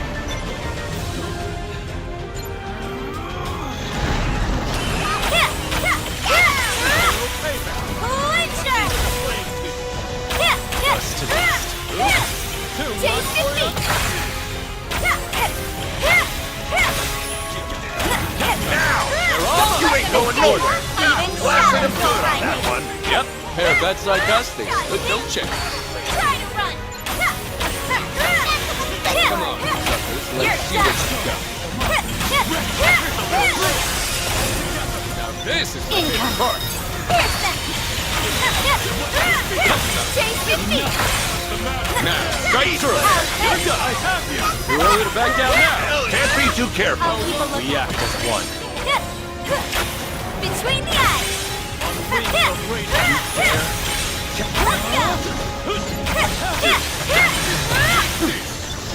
I promise. Shall not die. I've got you now.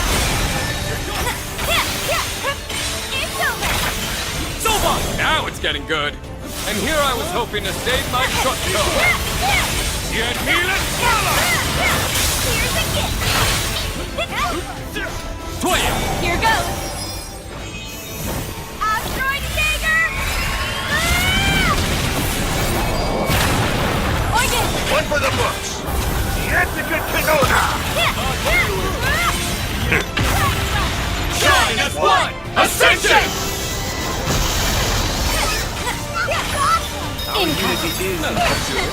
No one runs from me and gets away.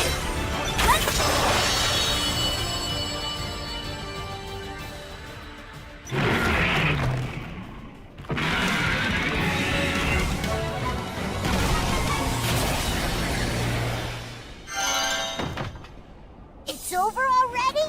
Boy, you're on a roll. Let's see. Not bad. I love it. This looks valuable.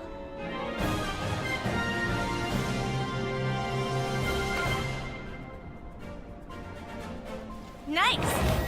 That was quick.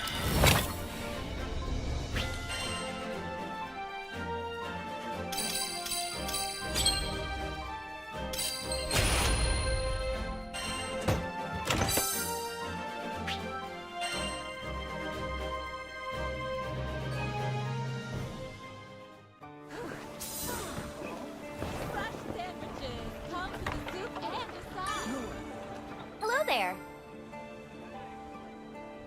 Here it is. Would you take this one?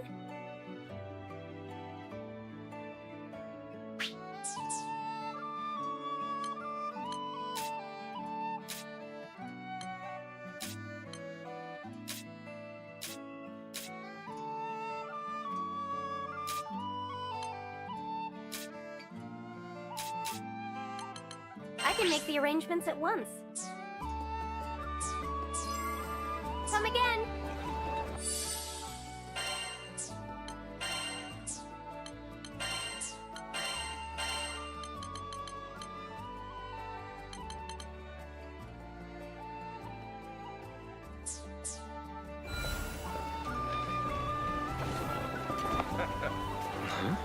Your stomach growling? Skyfarers, huh? Want your sigils improved?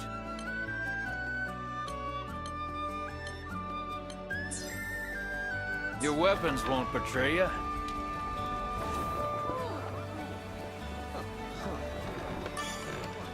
Come to view the report. What do you think? This one, yes? Please be careful. Yes, can I help? Right. Would you take this one?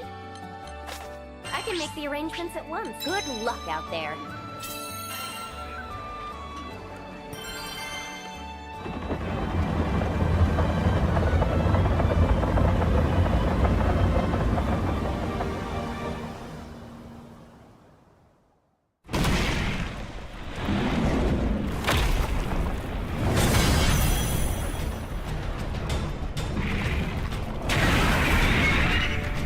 Impede our path at your own peril. I won't disappoint you. No mercy. Steady. Keep your eyes open. Fair enough. Give it to me. It's brimming with power. You said Over here. Taste defeat.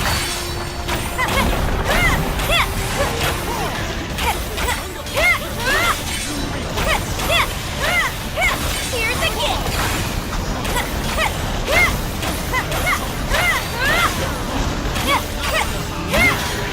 Taste defeat.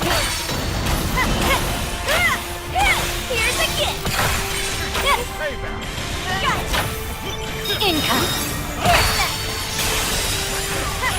twist my leg.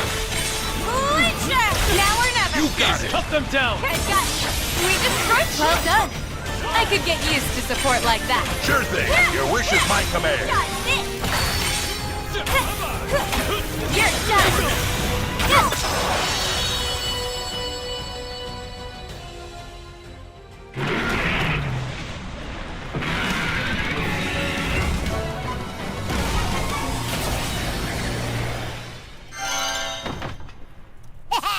You made that look easy.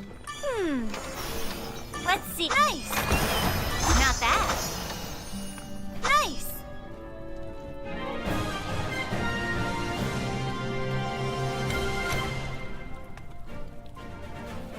Ah.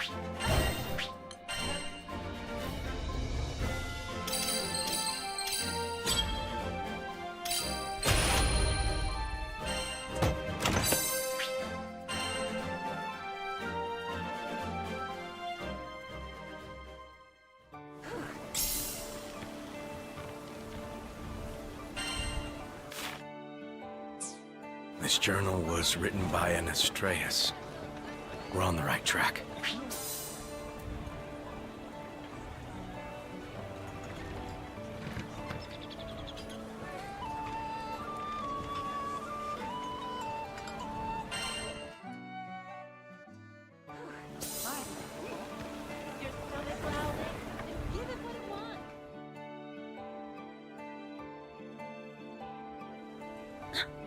Done with the job already? You guys never fail to impress.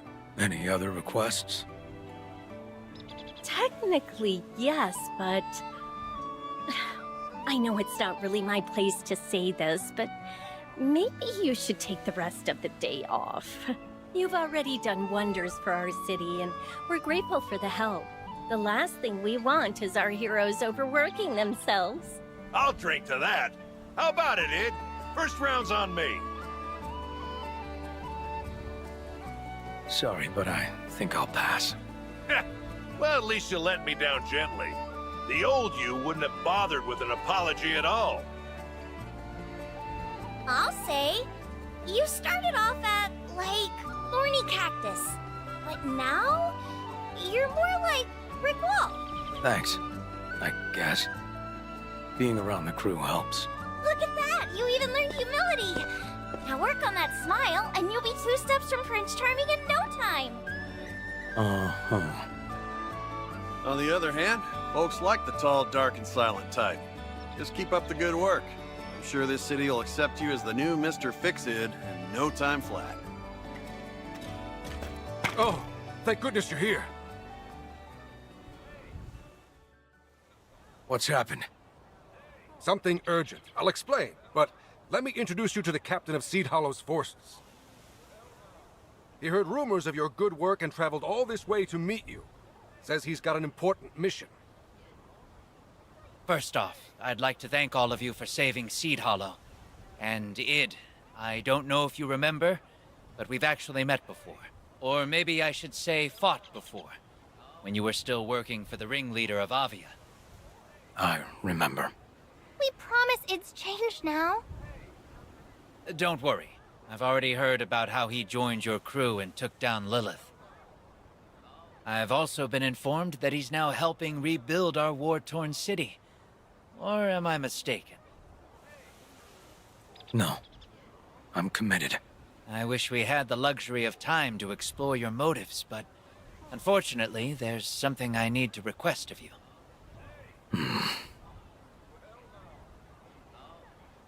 Ask away. I'm sure you're already acquainted with the new tower looming above Seed Hollow Castle.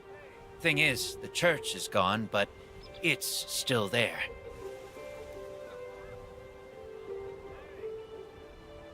We kept a close eye on it, and it seems to have lost all its power.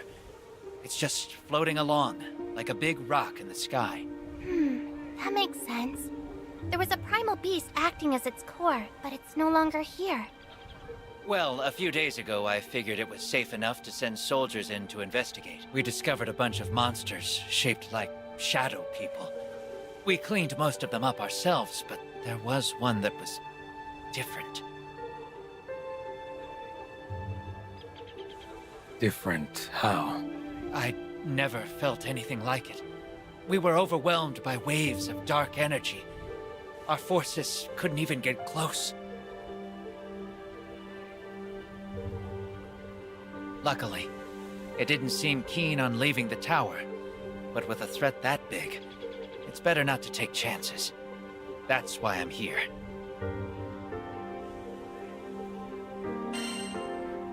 Ready for some ghost busting? Of course.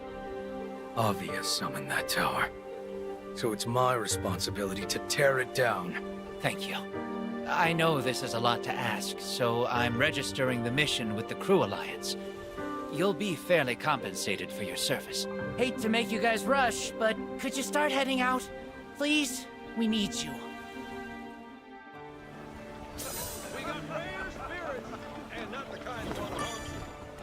Come to view the repair it is. Would you take this one? Please be careful.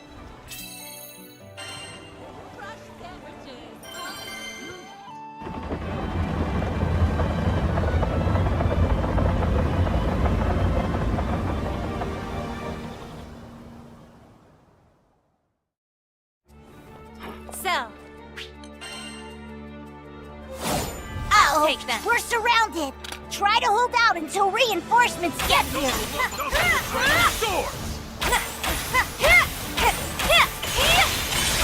A thousand cuts. What you show. Even shadows won't hide you. I've got you now.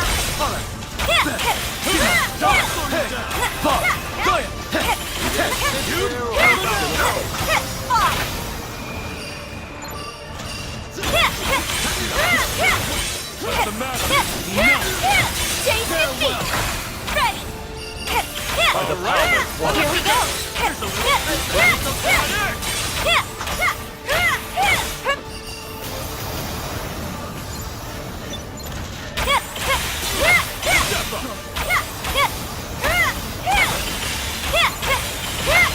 You reap what you sow.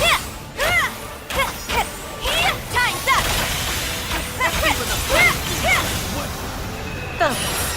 My crew.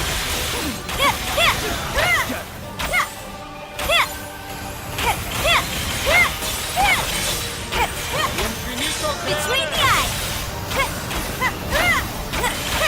How about now?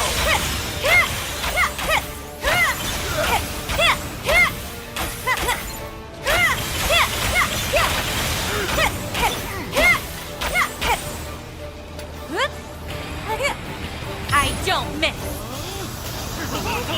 Here's a fun trick. Special. Direct hit. You reap suckers. Let's see what you got. Look at the size of that cool rocket! Don't let it escape! Not quite. These eyes have never failed me. Launcher!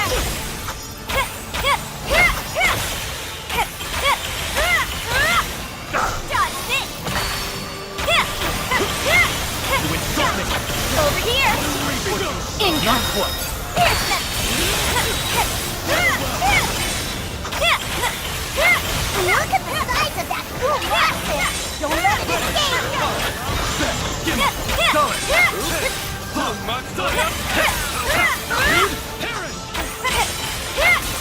Taste defeat!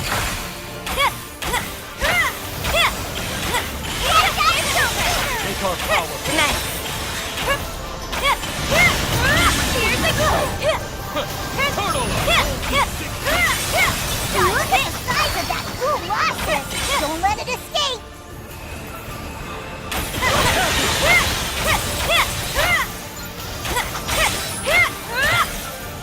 Not out of the woods yet!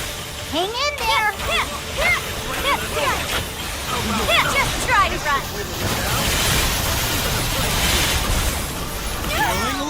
That should do the trick. Go on, dig your own grave. Even shadows won't hide you. Look at the size of that cool rocket! Don't let it escape! Under your breathing. Back to me.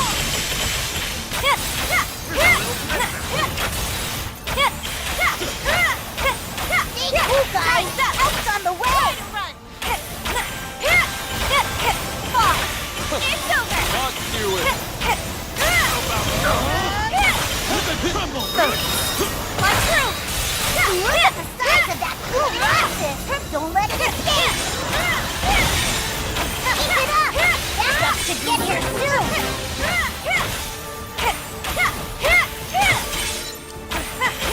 It's all my might!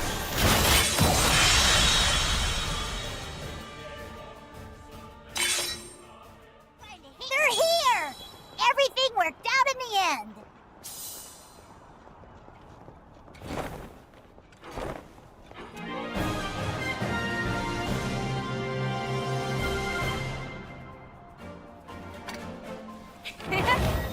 They didn't stand a chance.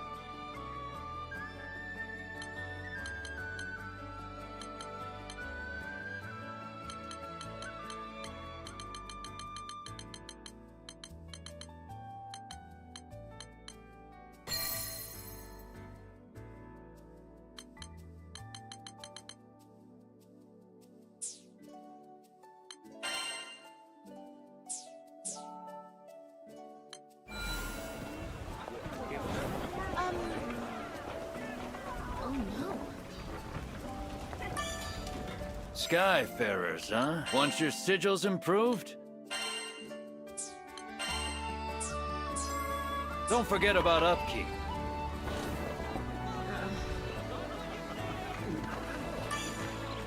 Come to view the request? Here it is. I can make the arrangements at once. It's in your hands now.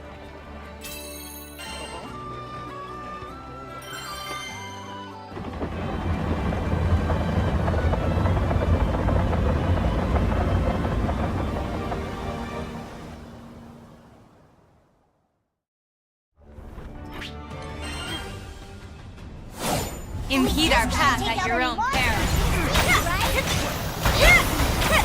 I see everything you do. Here we go. I've got you now. Chase defeat. That's it. Chase defeat.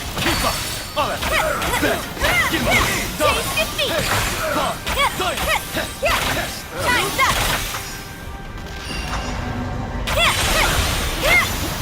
Here's a gift. Chase defeat. No escape. Infinito Claro! That's it. Fall. It's over.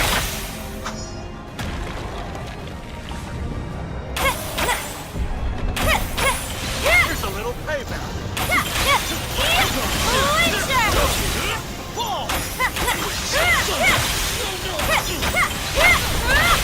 Here's a gift. Duffy square, you win what you show.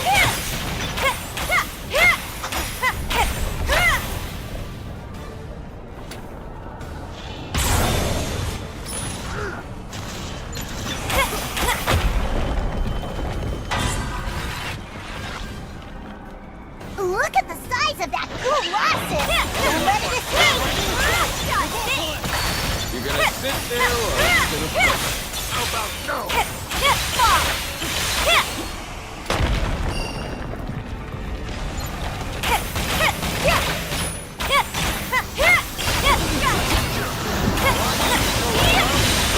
Here goes. Here's a little... Here's that.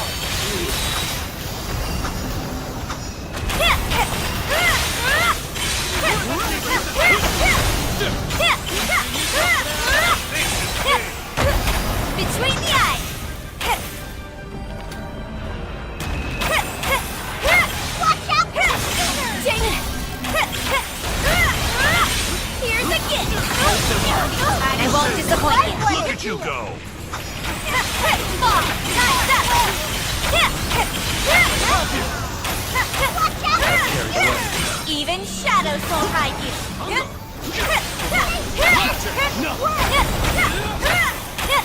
Here's a little too much for you.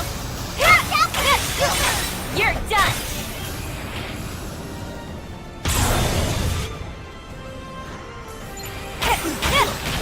It's over.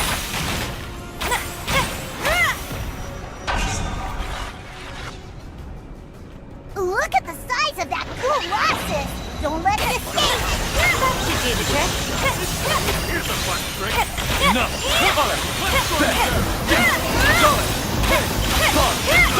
It's all my might. No mercy.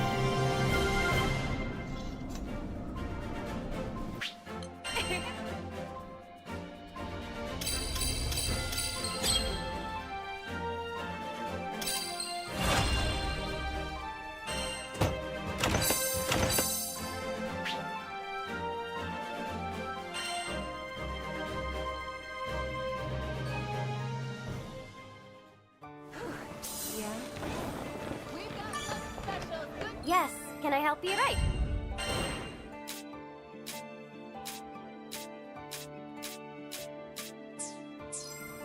All right, see you.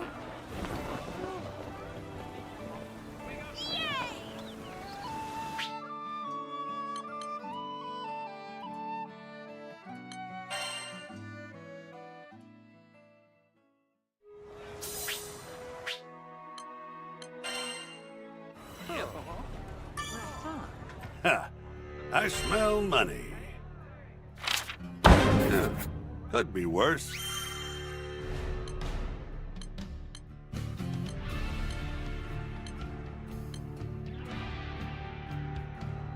If you come across any more curios, you know.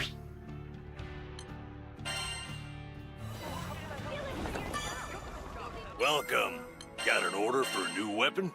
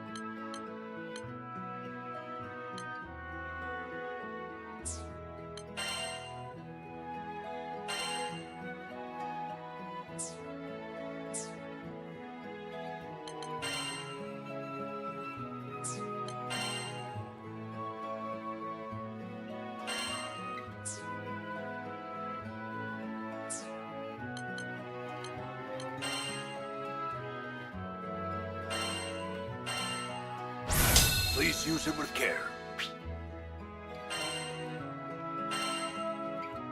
Leave it to me.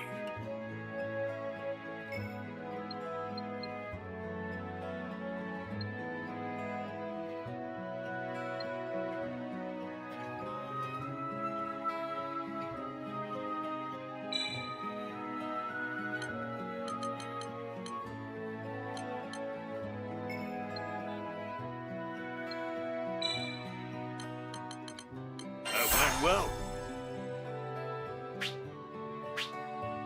let me show you what my master has taught me. I'll unlock the power. It can be tempered even more now. Let me show you what my master has taught me. Leave it to me.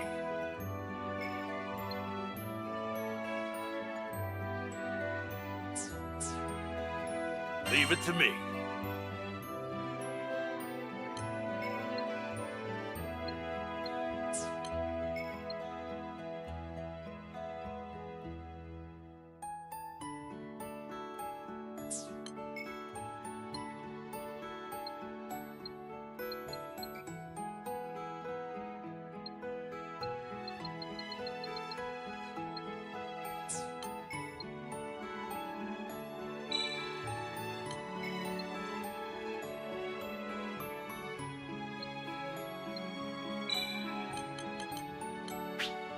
It's a great success. I'll unlock the power within. Always strive unlocked. I'll unlock the power within. Leave it to me.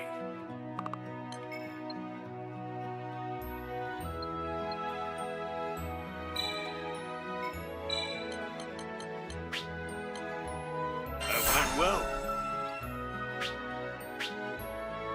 always strive to be strong. I'll unlock it. Can be tempered even more now. Let me show you what my master. Always strive to be stronger. Leave it to me.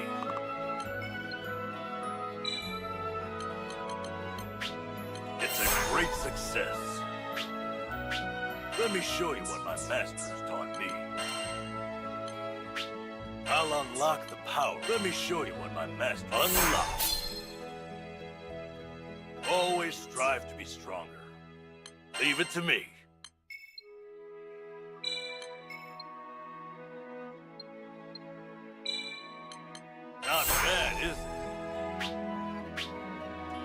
I'll unlock the power within.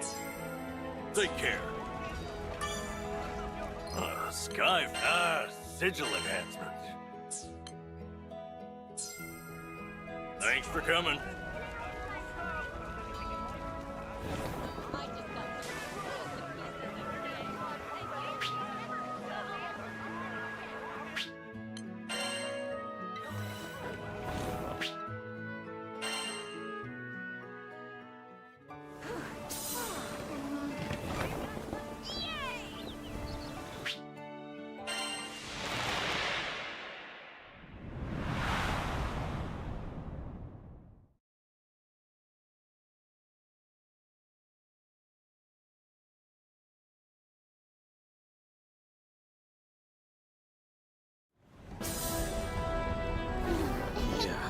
Let's see now.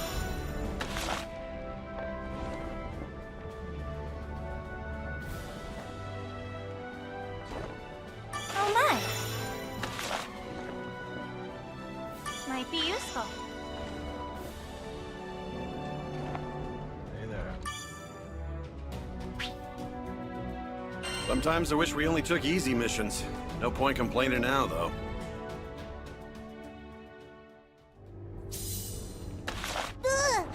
This place makes my scale stand up. Yeah. I don't want to stay here any longer than we have to.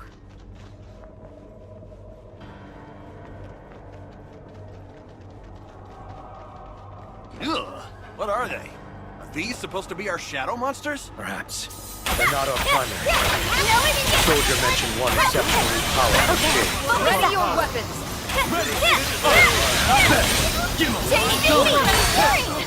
How many are there? We'll get them all. Step up!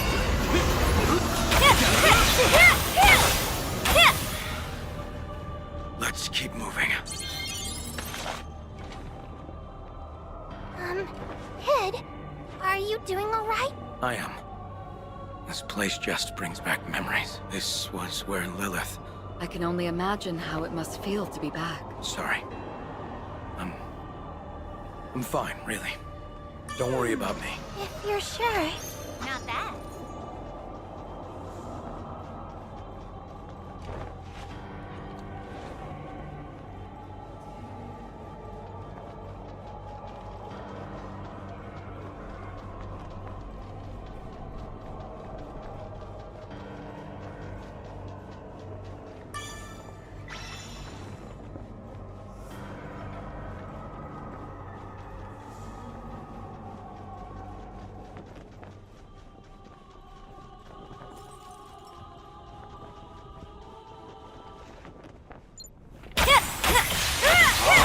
We can never catch a break here. Luckiest Skyfarers in Zega Grande. Oh no!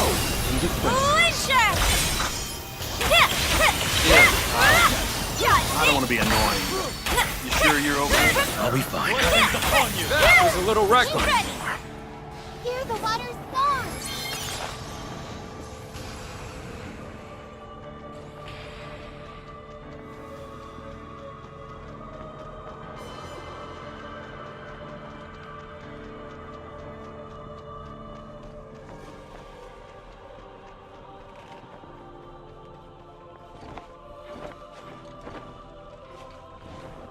What's this?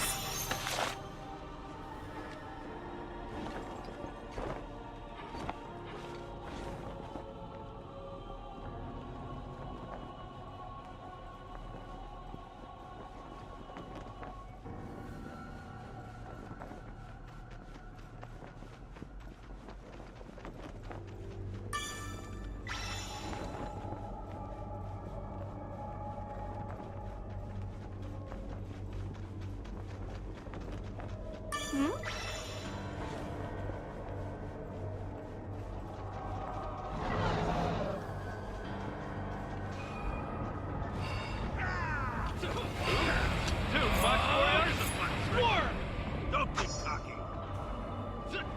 Cat and mouse. Over here. Got him.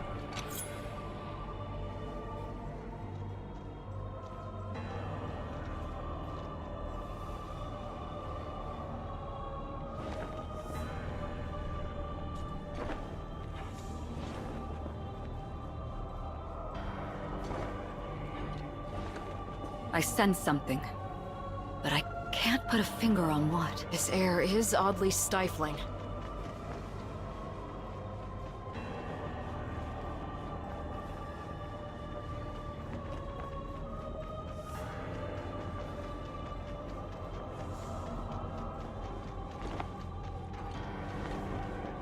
Let's see.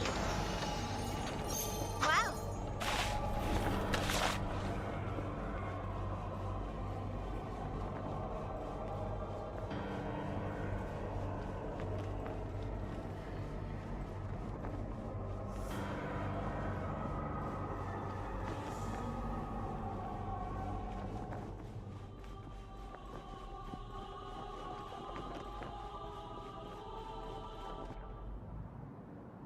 Hang on!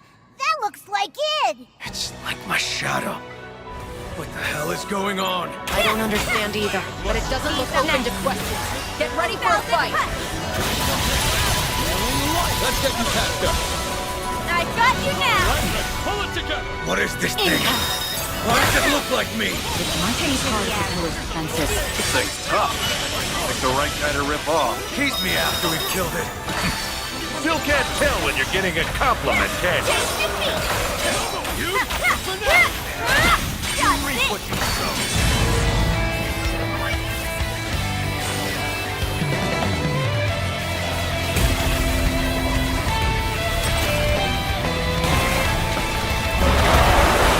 Copy the dragon's powers, too!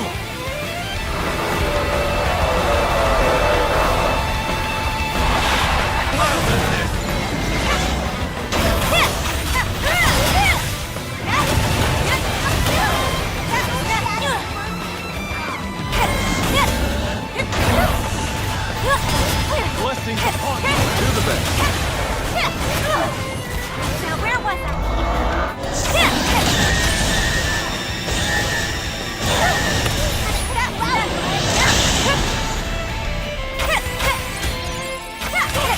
Okay, focus up.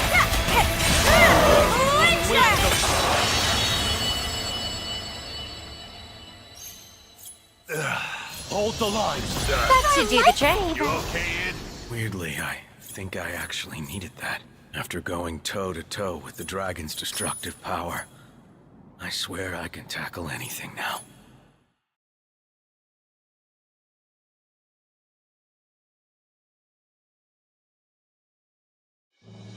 I heard about your victory. On behalf of all the citizens of Seed Hollow, thank you. You've done our city a great service. Always happy to lend a hand. If you ever need help again, know who to call. Keep watching that tower, though. A creepy place like that makes a perfect lair for monsters. We'll be sure to set a watch, and I'll personally inform you of any developments. Well, it's about time I went back to Seed Hollow. Thanks again, and take care. You aren't going to arrest me? Ed? You are the local Mr. Fix-It. The city depends on you. Why would I take you into custody? It's my past. Well... It is true you were one of Lilith's accomplices. And while I am interested in hearing an insider's take on Avia's crusades, now's not the time. After you complete a few more requests for us, why don't you invite me back to Folka as one of your loyal clients? Then we can have a chat over tea or something.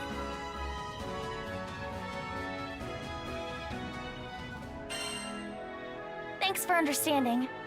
Least I could do for our heroes. Now I should probably get going.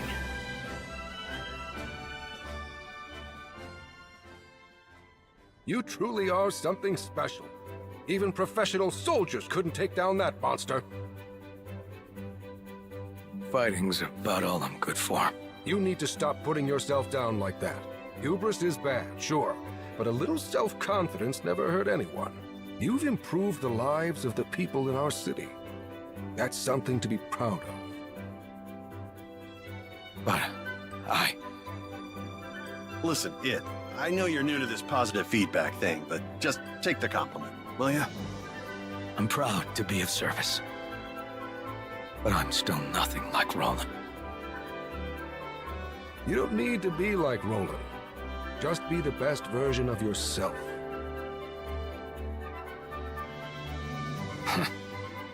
That's what Lyria keeps telling me. Yep, you're your own person, Ed. Okay, got it. Guess I'll give it a shot. Hey, you. Come back when there's more jobs. Okay, why don't we try staying true to ourselves while working on our communication skills? Remember what we practiced, Ed? Oh, right. Just leave it to Mr. Fix-It.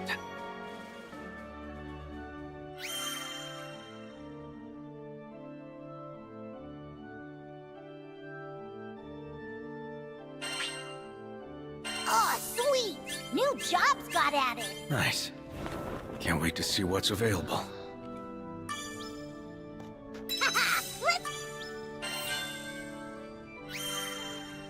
Hit some tail! Mission complete!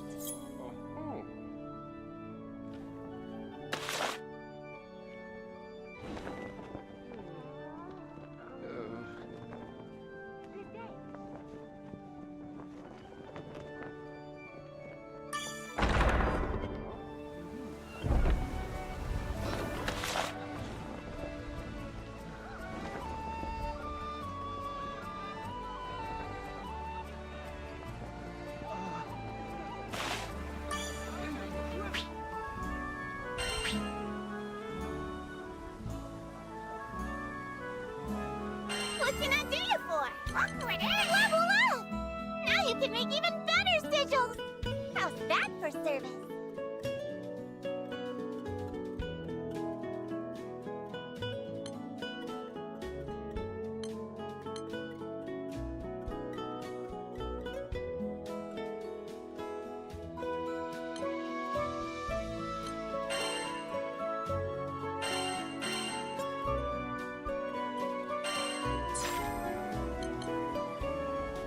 Someone want to trade in their Dahlia badges?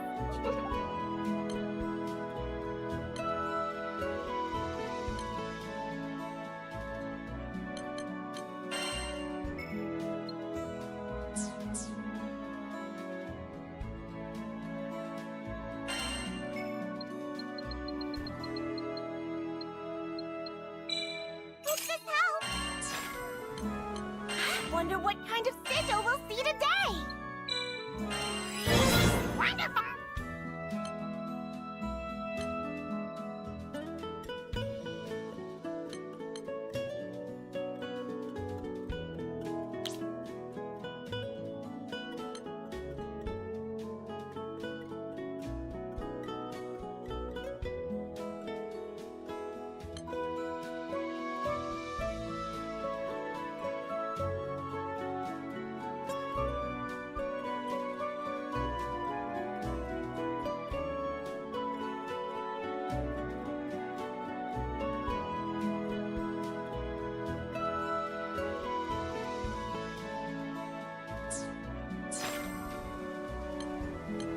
And look! I just got some rare stuff!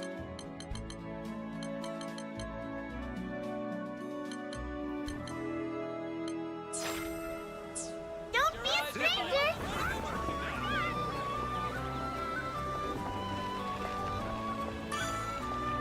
Come to view the request? Here it is. Right.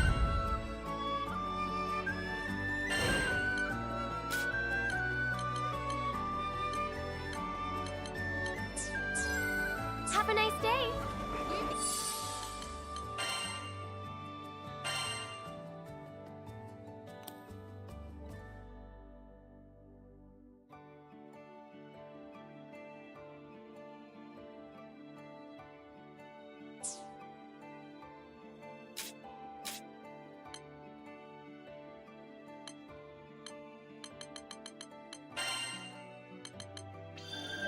Breathe calmly, and the bow will take care of the rest. My trigger finger's itching. Makes me want to do some target practice. I'm getting the hang of this now.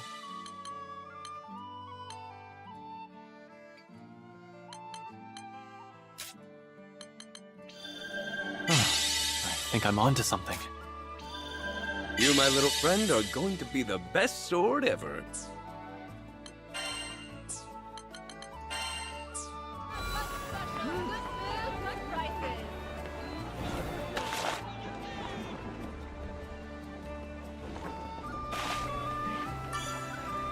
Welcome! Never hurts to have some backup, right?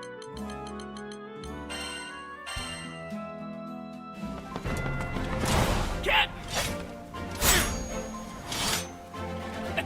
Heard you've needed my blade!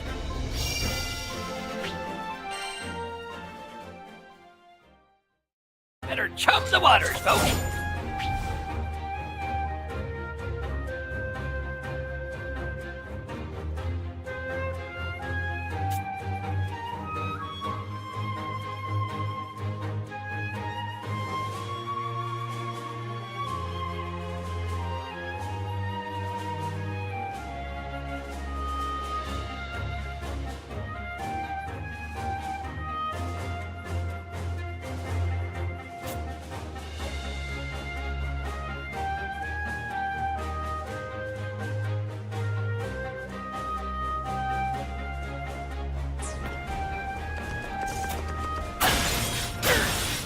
Read like a book. Played like a fiddle. Schooled like a fish. You're wide open. Let's school ya. Ha! Try to keep up. Where you looking? How's about we end it? They'll never see it coming. Played like a fiddle. Schooled like a fish. Played like a fiddle. Schooled like a fish. Read like a book. Played like a fiddle. School, you're wide open. Ah! It's curtains for ya.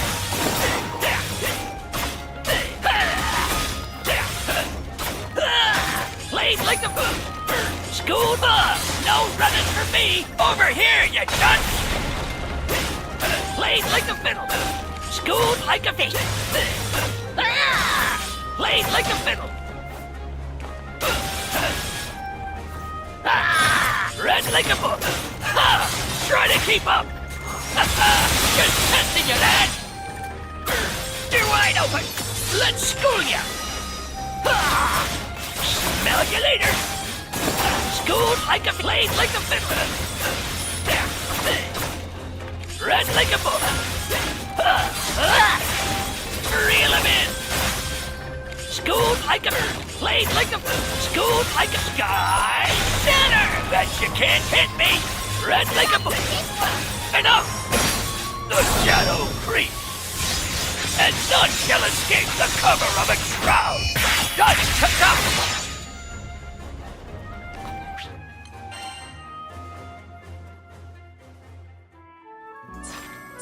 Don't be a stranger!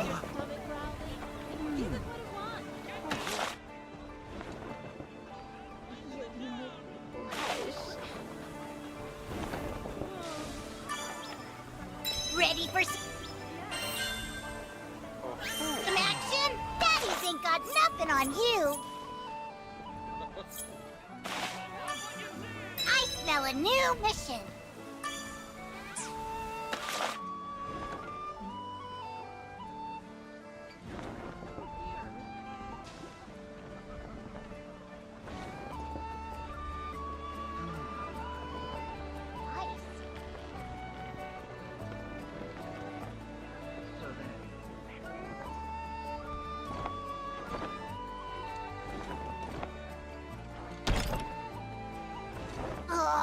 Guess we gotta come back after we find a key.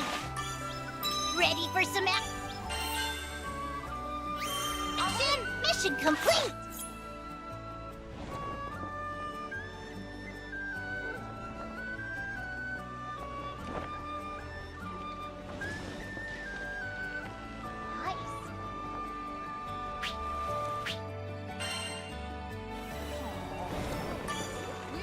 Come to view the requests?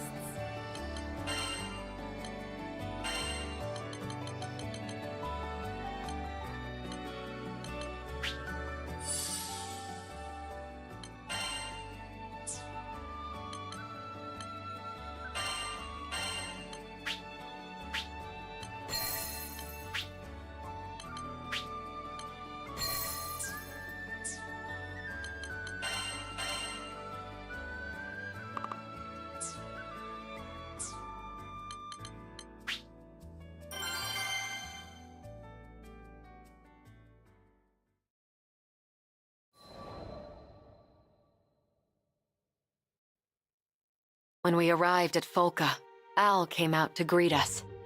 I noticed he wouldn't meet any of our eyes and ducked his head like he was hiding from the world. The doctor had examined Hazel from head to toe, but as far as his eyes could tell, there was nothing wrong with her. Hazel says all she needs to get better is some Wraith Ring eggs, but I just don't know. Al's voice was so small, I could hear the distance between us. Not physical, but emotional.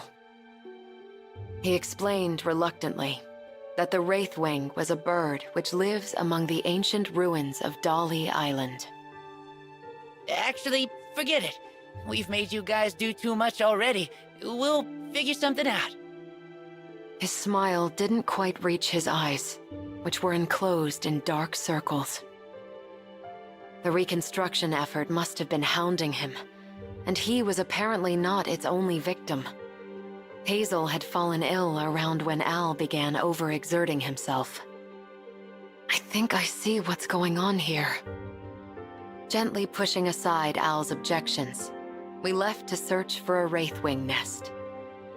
The task ahead, though dangerous, was for brother as much as it was for sister.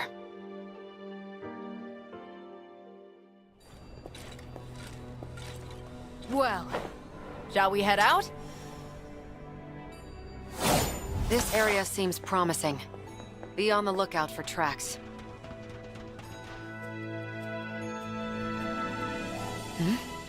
This is quite a rare find. We'd better add it to our provisions. It may come in useful later. What's this? This cargo's sure been roughed up. Large talon marks and scattered feathers. The culprit is probably a Wraithwing. Let's see if it's left any other tracks.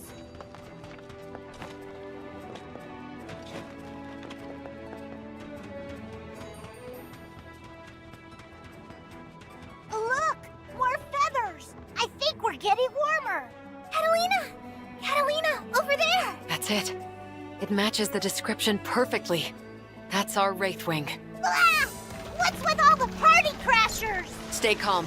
I'll get us out of this. By the power To the fight! No escape! It's over!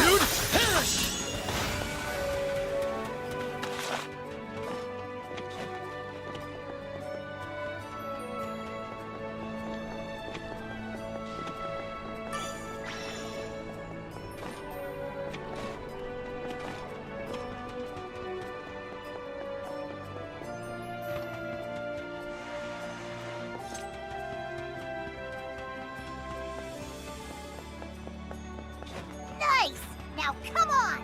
We've got a bird to catch!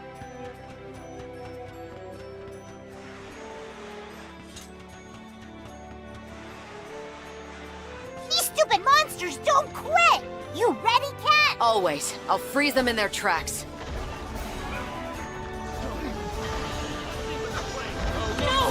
Stay focused. Do I need to go all out? No more!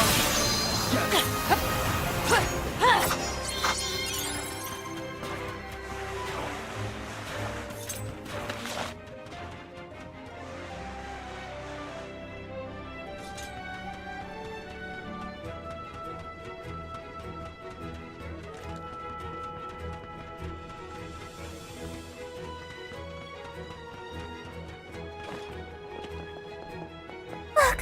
The bird! It's watching us really closely. Whoa!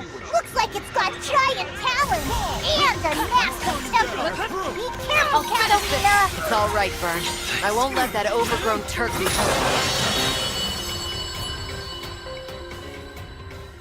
All right!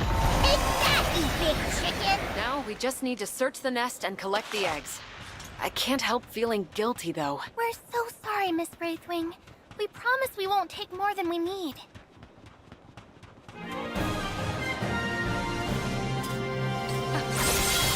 They stood no chance!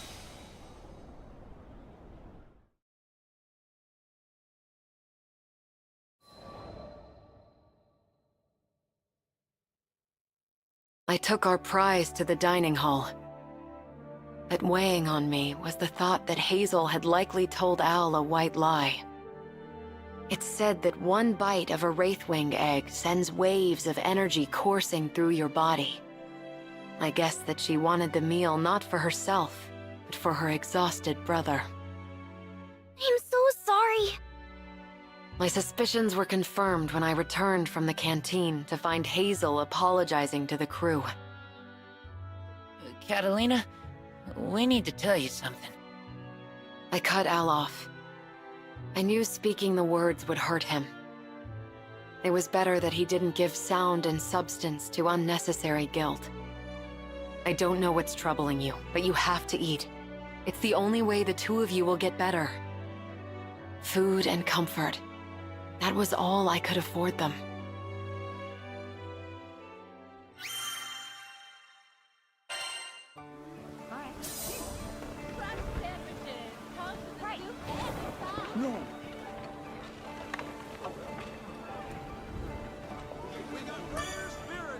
Yes, can I help you?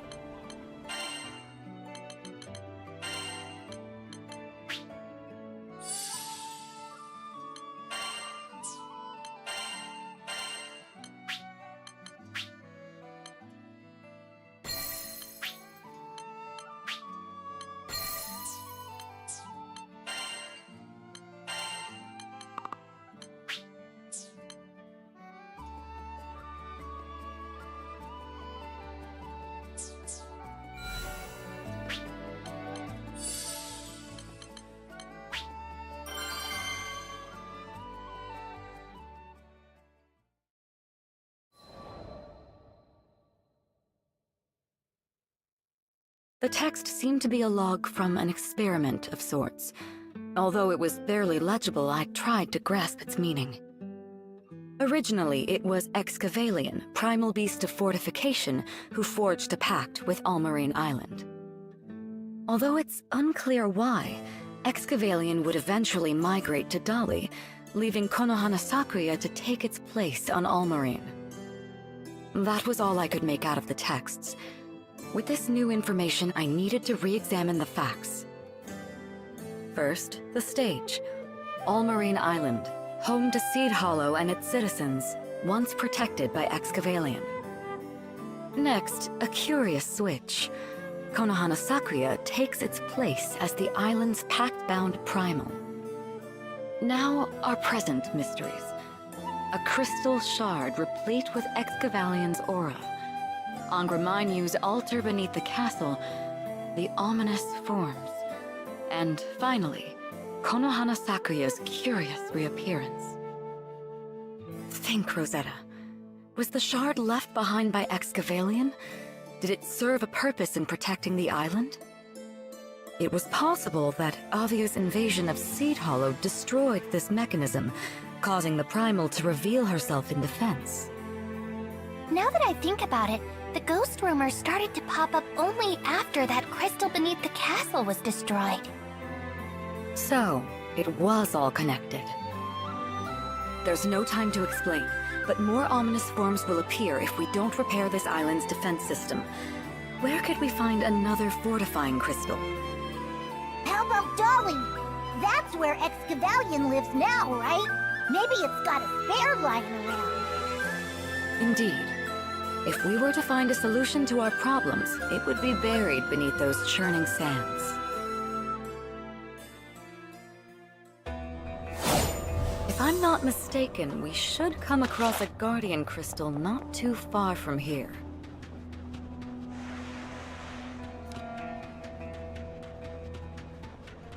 Let's take a look around those hills. Do you remember where we fought that griffin?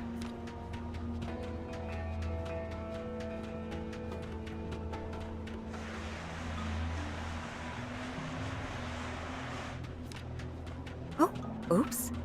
Didn't mean to wake you. Mind letting us pass through? Refreshing, isn't it? Too much work. Here's a fun trick. Can't keep up.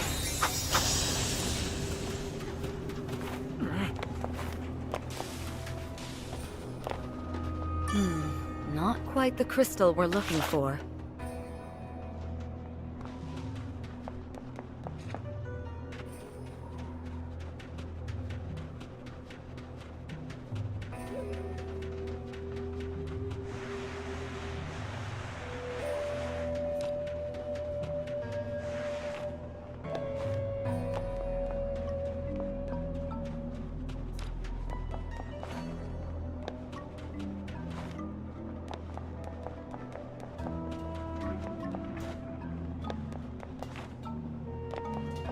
wild monster's den. I'd like to avoid needless bloodshed if possible. You ain't tough. Scrumptious. Don't play too hard now.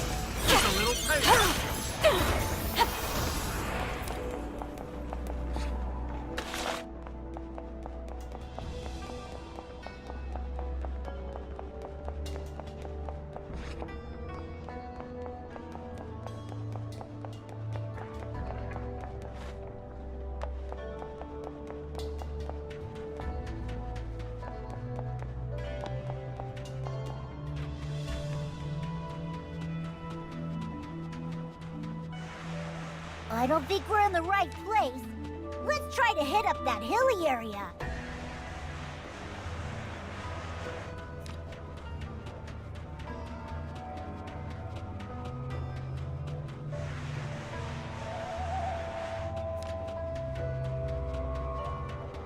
Nothing this way either, huh?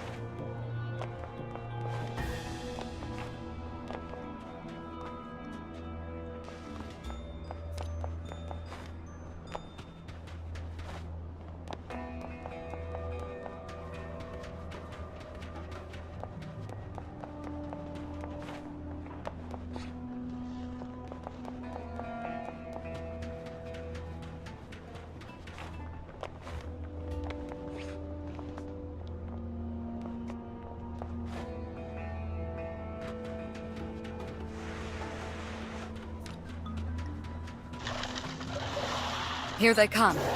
Just keep your wits about you and we'll be fine. Enough! Come on. No, this isn't it. But we'll find it soon. I'm sure of it.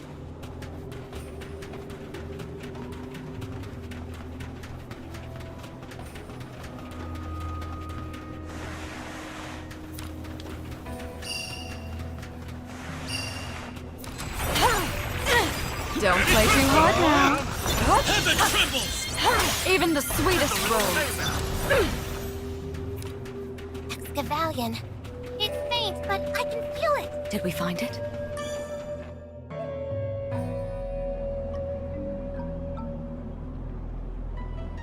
Ah! A cobra! It must have been waiting to strike! It seems words won't work here. Get ready, everyone. Come careful. Don't let it strike you with venom.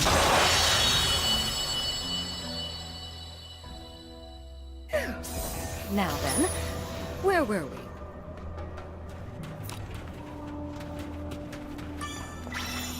Wow, we did it! Let's take this crystal back to Seed Hollow.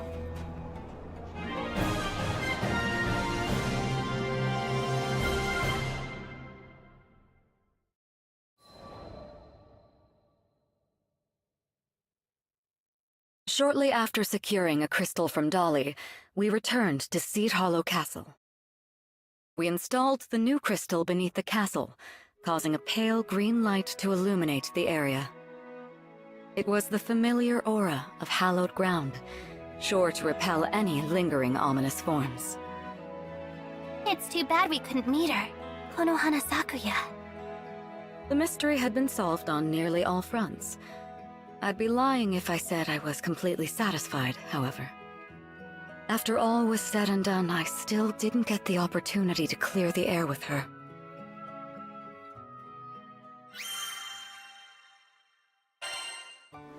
Yeah? Alright! We've got lunch special. Good food. Hello there.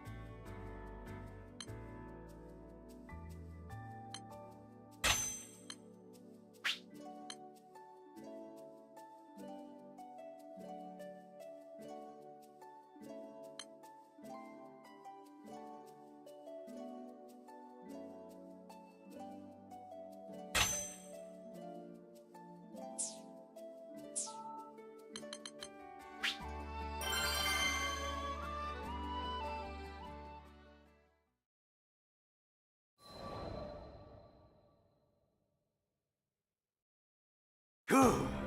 You're right on time. Gandagoza and Galanza stood opposite one another. The air was tense, one spark from exploding. Gandagoza of the Eternal Rage style, at your service. Gandagoza spread his legs shoulder-width apart and raised his fist. He was ready for... In this corner, the Silver Wolf himself, Galanza! And in this corner, a man whose sheer rage is matched only by his weird beard, Gandagoza! Ah! You nearly gave me a heart attack! Where did you come from? Yeah, Ref. What are you doing here? You could get hurt. I've been following the legend of a master martial artist for years, and today, all of us will finally see his fist reach for the title of strongest. Don't blink or you'll miss it! A new legend is about to be born! Sounds like somebody could use a reality check. Suddenly, things had gone from tense to weird and tense. Now, once again, Sky Folk of all ages, prepare yourselves for... Hey, don't step on our gig. There's already too many characters in this scene. We'll do the commentating around here. Burn, no! We're not licensed to broadcast. But never mind about our qualifications. Something more important was on the line. I want a clean fight. Now, believe in victory! Engage!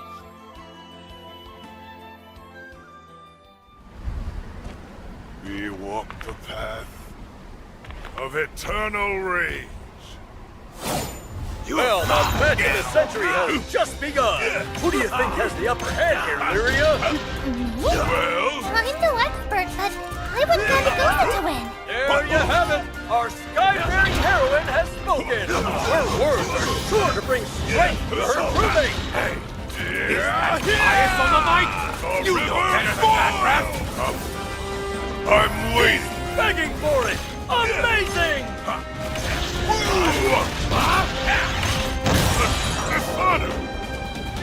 Gotcha!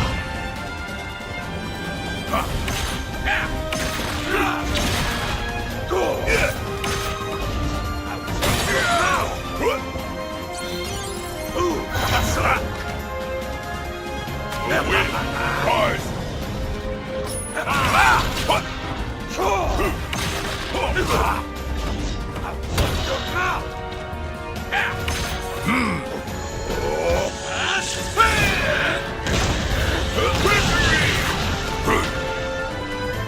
Got you in my sights.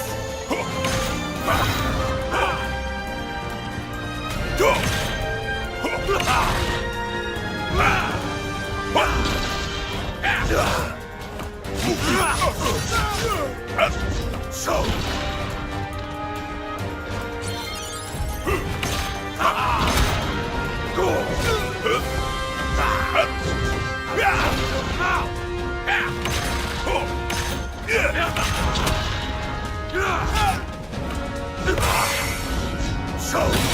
Dishonor! Voyage!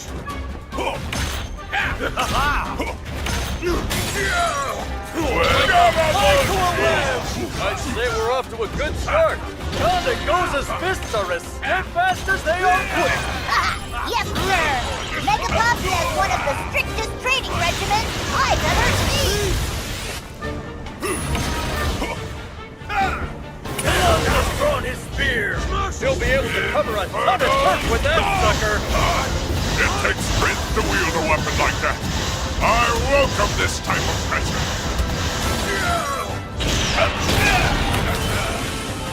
What? My fist tremble?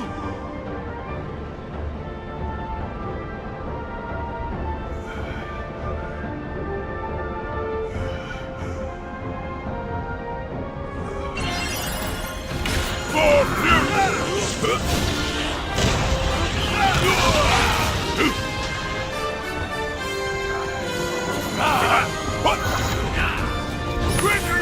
Bring it!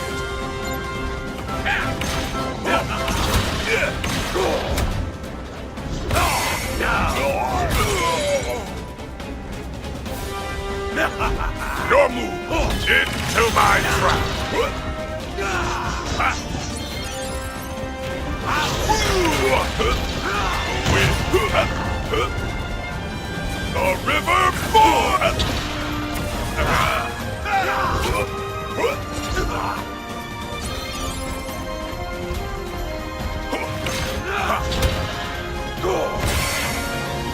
Here it comes! So, do your worst! Gotcha now!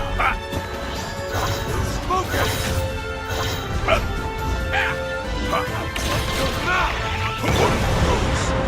I'm facing adversity.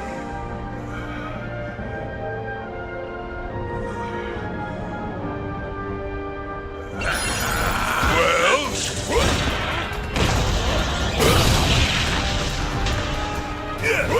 Where's my...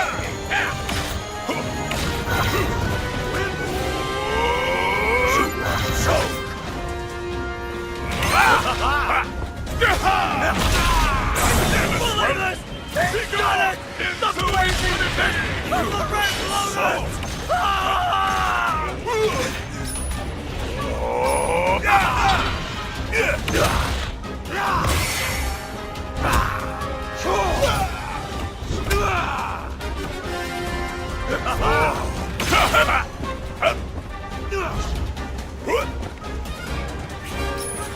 Take the skies!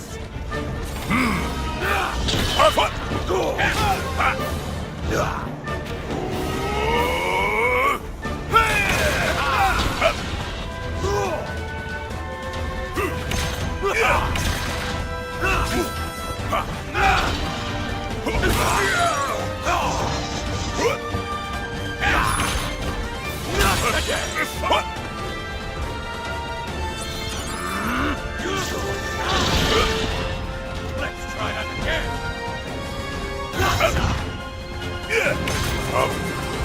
I'm waiting! We're through! Atlas Colossus' famed storming death attack! It's an Storming advanced technique where he storms the arena with death! Architect is no stranger to bad weather. He should be able to dodge and all.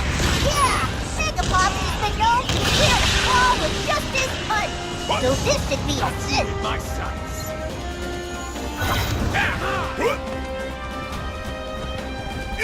I see right through. More fury! More rain!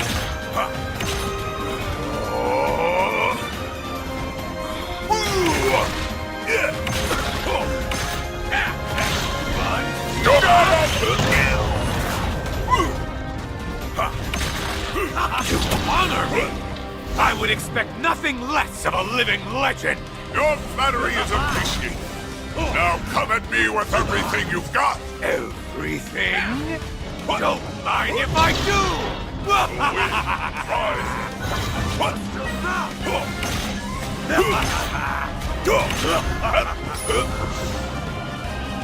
Infernal Storm!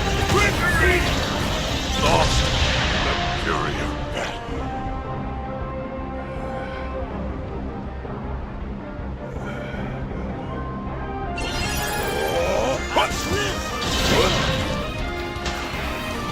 Where's my...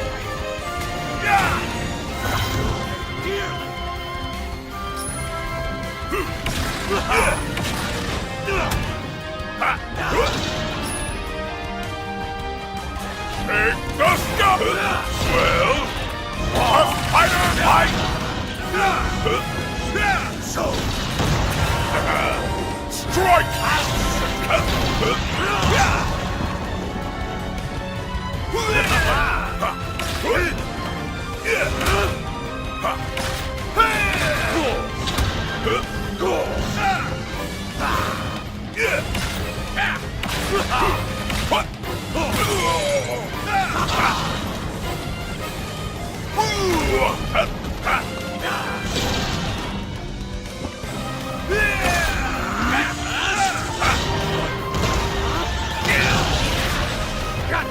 I like it.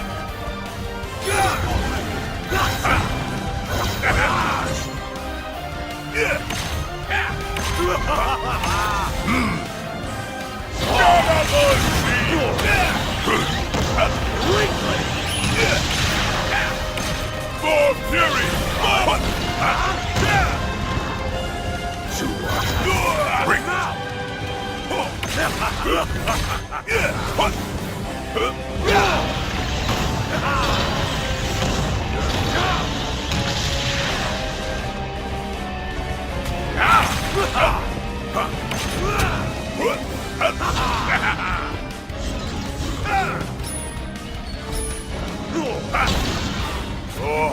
to hell with you! Do your worst!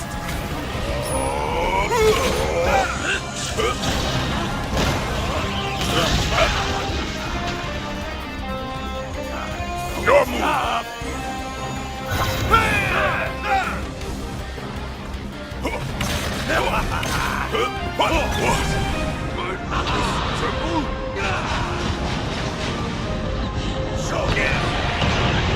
Lost in the fury of battle.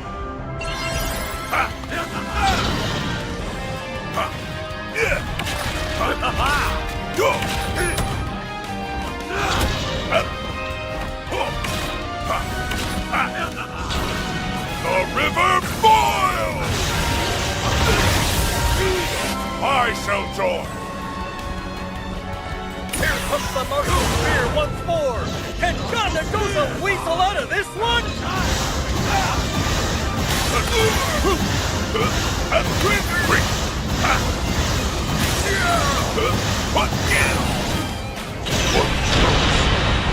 Facing adversity.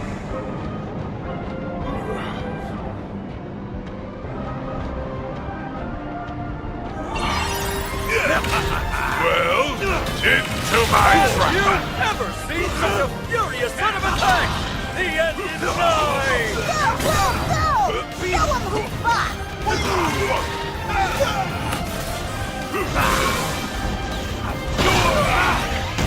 Lost in the fury of battle.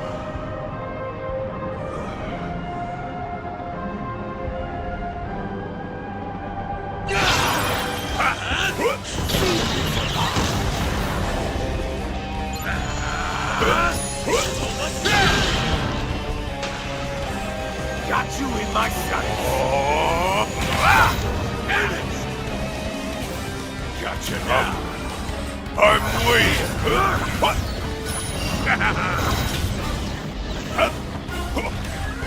Take the scum!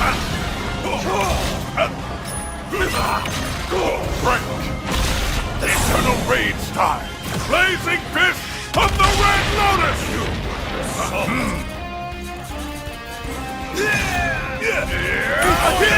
Back again! Who could withstand such a mighty attack? Watch closely now.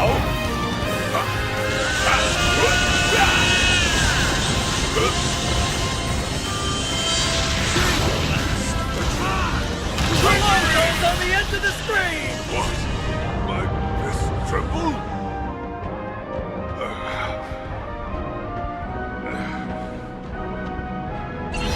Where's my king?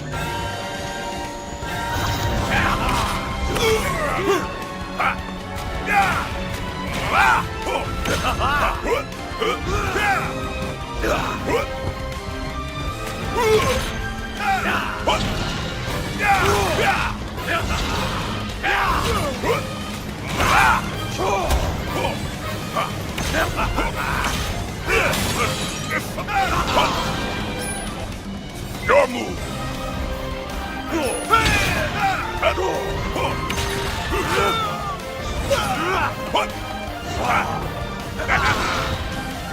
The river boils!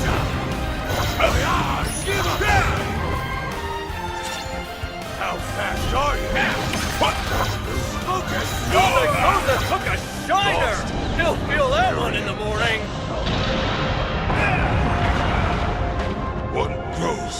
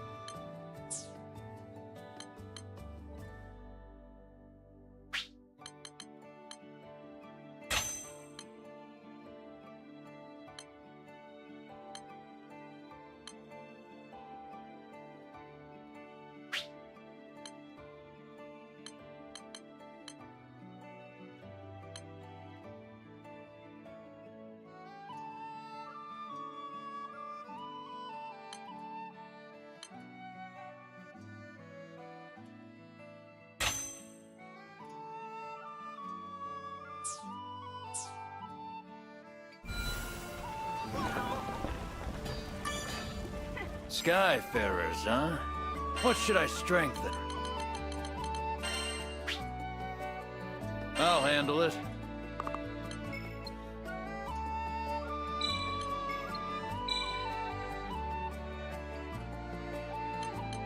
Success. Let's kick it up a notch. Unlock! I'll handle it. How about that? I'll unlock its hidden potential.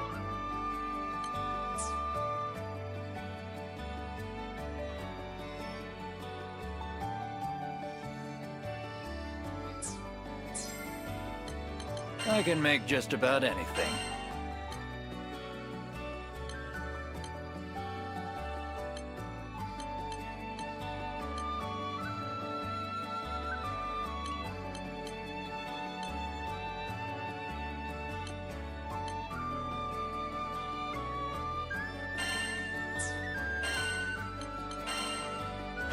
It's done.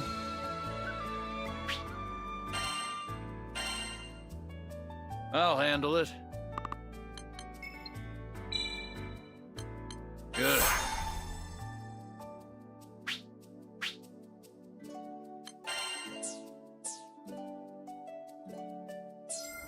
Come back sometime. Woohoo!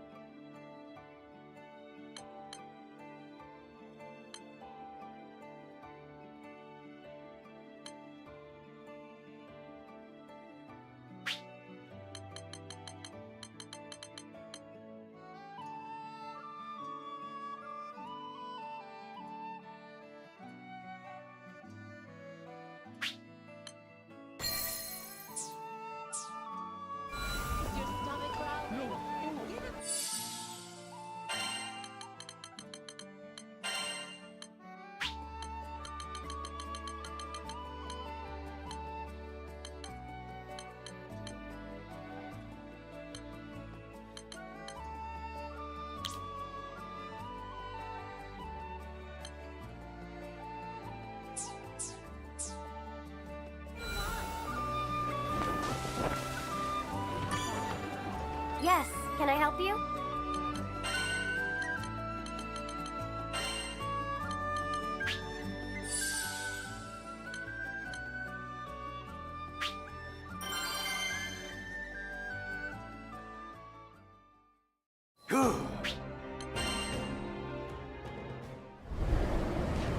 We walk the path of eternal rage. Well, the match of the century has just begun. Who do you think has the upper hand here, Lyria? I'm in the expert, but I want Gondagosa to win. There you have it. Our sky-faring heroine has spoken. Her words are sure to bring strength to her crewmates. Eternal rage style. Is that bias on the light? You know better than that, ref! They were off to a good start. Grande Goza's fists are as steadfast as they are quick! Yes, sir! Megapops has one of the strictest training regimens I've ever seen!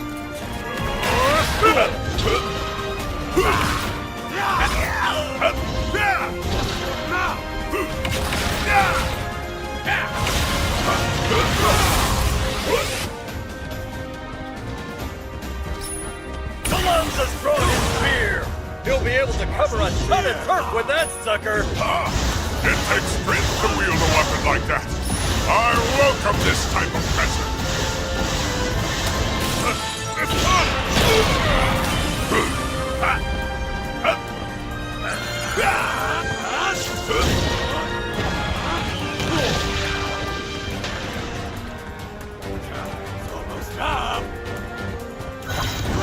From the clouds, break this one! I am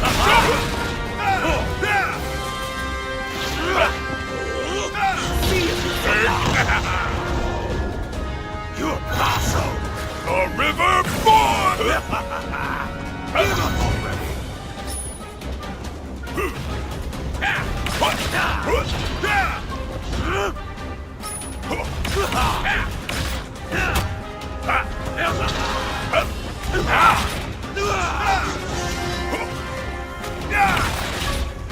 Steal yourself! We're through! That was Alonza's famed Storming Death Attack! It's an advanced technique where he storms the arena with death! Granblue's no stranger to bad weather. He should be able to dodge it off! Yeah! Megapops has been known to clear a wall with just his punch! So this should be a sin! My sons! Our hot Skybreaker! What?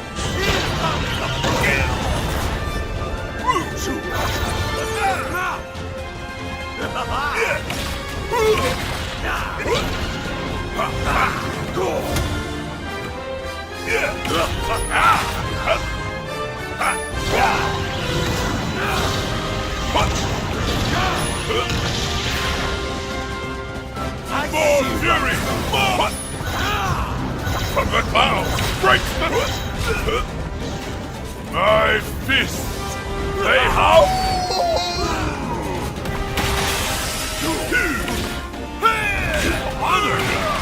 I would expect nothing less of a living legend! Your flattery is appreciated. Now come at me with everything you've got! Everything? Don't mind if I do! Our hot sky Iron shoulder! Trickery! I like it. Where's my king?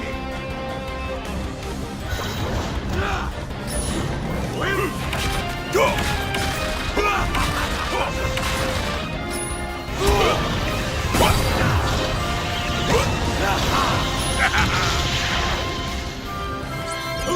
So. Take the sky! This is Mr. Falcon!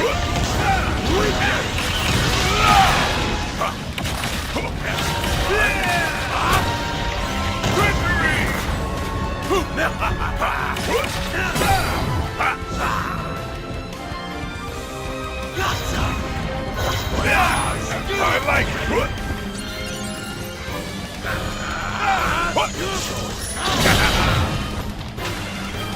Our hot guard! Iron shoulder!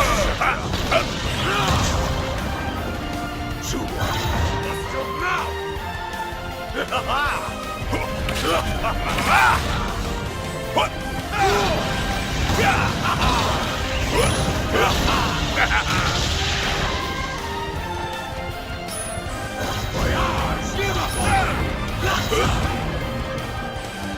The river falls! Descend as the Falcon! Have you ever seen such a furious son of attack? The end is nigh! Go, go, go! Show him who fought! Watch closely now!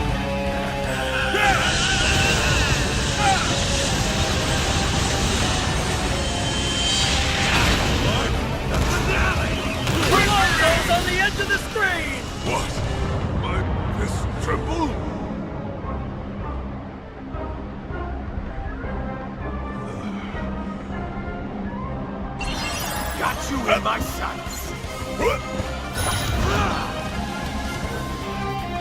Iron shoulder! He's up to the martial spear once more!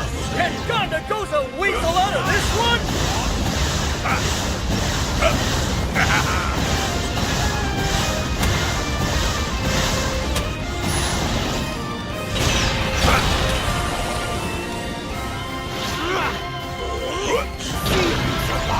Eternal Rage style.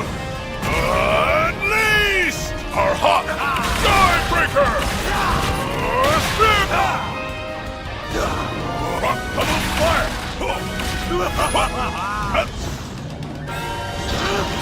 Big Gusgo! Not today! Give up already! My eyes! Give up!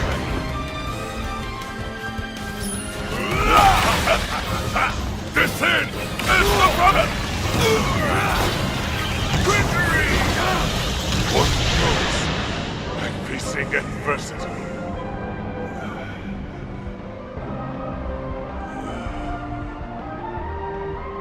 How fast are you? What?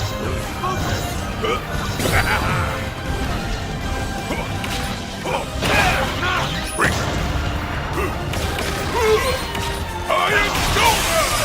Yes! I'll never believe this! He's done it!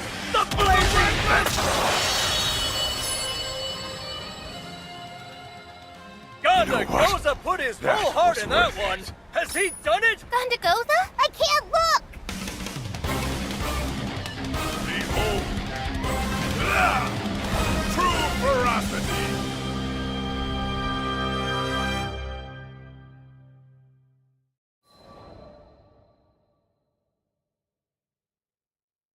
Gonda Goza and Galanza were going all out.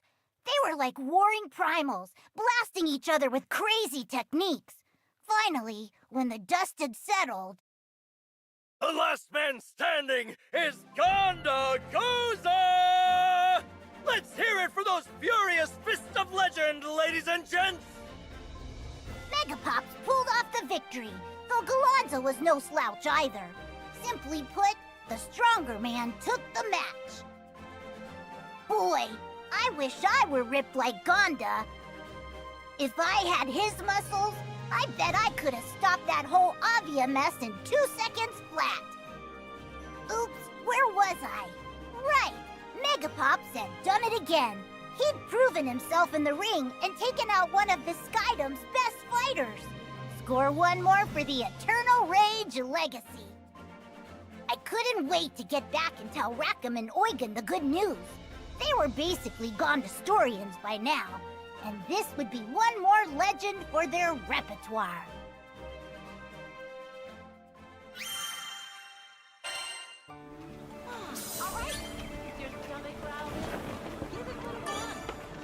Come to view the requests?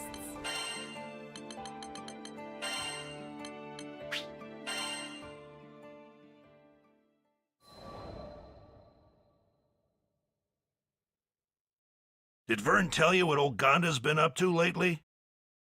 Fighting off 100 soldiers? Okay, sure. He's got chops. Pushing back a blizzard?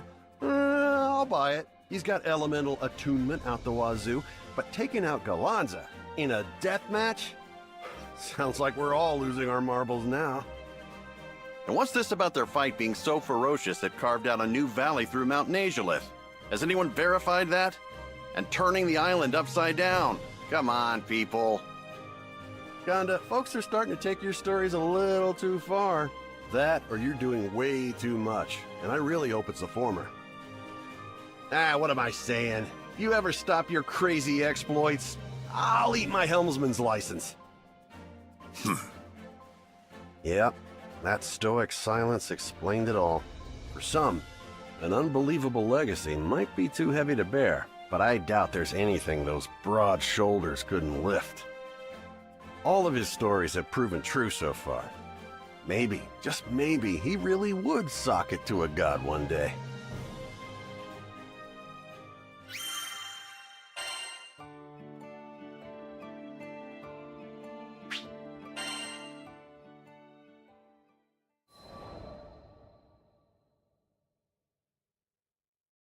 I get to read it first, Eugen. I bought the damn thing. Over my dead body. I was just getting to the good part. Yeah! Take that! Fist of the Red Lotus. My fellow crewmate stood around a wall scroll, fascinated. Rackham procured it from Seed Hollow, I gathered. But wait, had Eugen not just vocalized and then improperly executed one of my techniques? Bizarre! While Eugen and Rackham were distracted by their noble bickering, Lyria brought the scroll over. When she flicked it open, my breath caught. Is that me? Is that supposed to be me?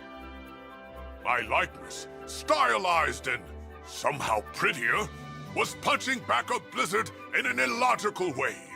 Don't these petty painters know that one must channel the ferocity of the storm to beat the storm?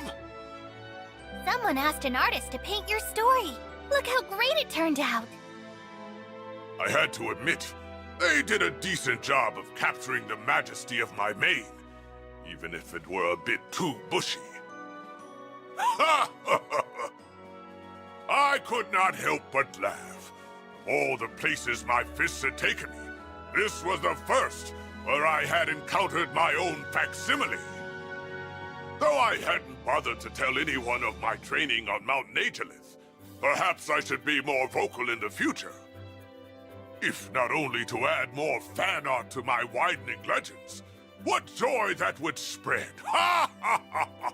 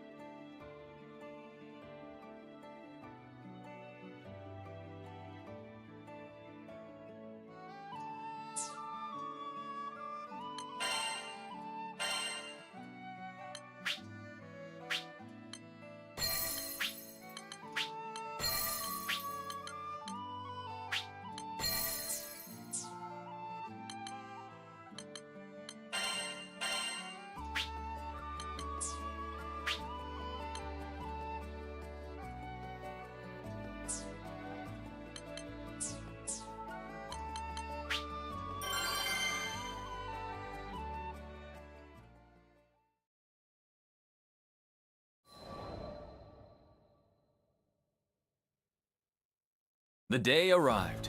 Ludwin, Hans, myself, and a few more compatriots met outside of Skyworm Valley.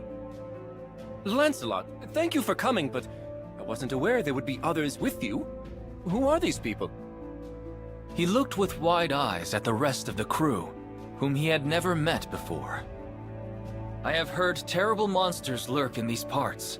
Alone, I would not have been able to guarantee your safety. These are my crewmates, each one a warrior of great strength and honor. Not that I don't appreciate their presence, but Sir Lancelot, surely a knight of your caliber could cut through these beasts with both hands tied behind your back. Chance, my lord, is as unpredictable as the weather. A wise skyfarer prays for a gentle current, but prepares for a vicious storm. Ludwin nodded thoughtfully. Very well. Best I leave the knighting to the knights.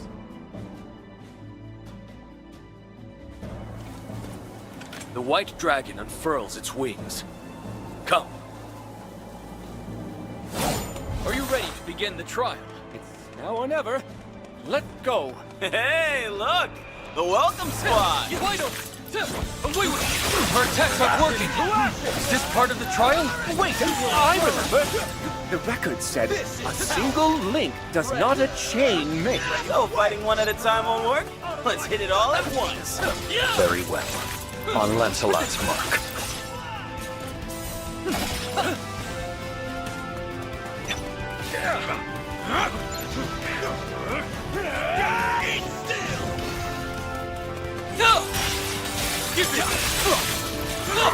Heads up! You're mine! That's of course! It's Great working. teamwork! A very clever vein. Siegfried called me clever. Silence. won't Not prevail. for Lord Ludwin's counsel, you would have been lost. After you! Destroy them! You did it! You really did it! I only wish I'd have been With of you more around, use. I can take on Don't worry about it. We've all got stuff we're good and bad at. There is no shame in seeking help from others. It builds trust. Yes, trust. That is all we ask from you, Lord Ludwin.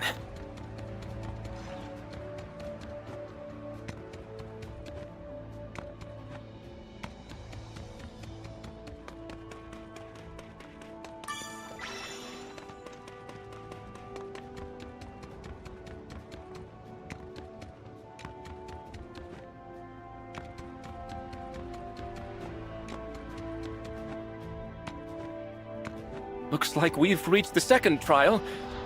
There are so many spirits around. We best fight in formation. This may be similar to the previous trial. Very well. Leave the vanguard to me. Why don't you get salt? Understood. We're gonna be so in sync. Ooh, wait.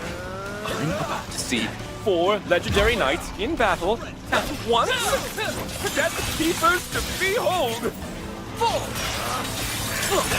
Follow. You have my aid. These blind attacks aren't working. We need to coordinate. Name. Too slow. Little back up. I'm here for you. That's my Lancey. Let's push on to victory. Wait. Wide open. Now. Show no Into the fray. You're in a class of your own. I'd say you'll be keeping me company very soon. Strike! On my own! Into the fray. I'm glad you're with me. Aw, Lancey. We're not going anywhere. Into the fray! Keep up! Very nice. Does it for the second trial. You've gotten faster. Too easy, Do not Lancelot? Not at all. We've only made smooth progress thanks to the team. We fought alongside each other for years. This was nothing.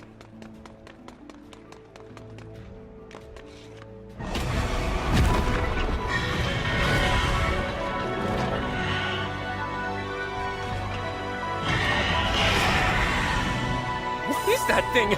It's huge! Jerison.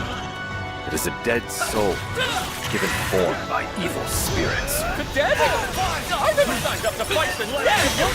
Free! Everyone! Remain calm. We can handle this. Can't know that for sure. Stars Quick, above, forbid. if anything were to happen to you because of my weakness. My Lord Ludwin, I ask that you listen to Lancelot. Place your trust in us. My noble died! Your faithful Go. stampede! A kickback towards death! Just like always. Only death awaits! For glory! Ice illumination! We've asked for a better Clamor over fight now. as one.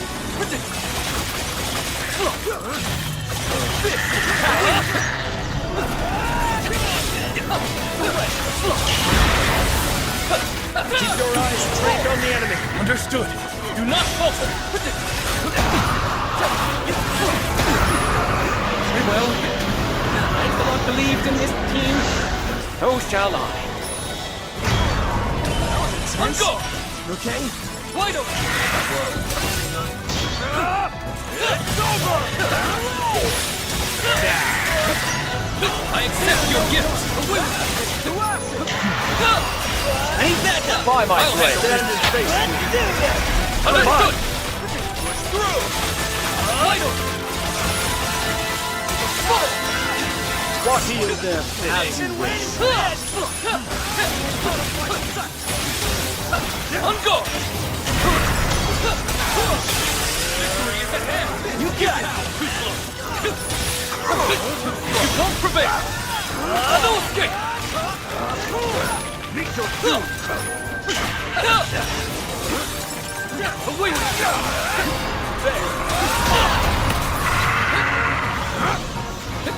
It's done!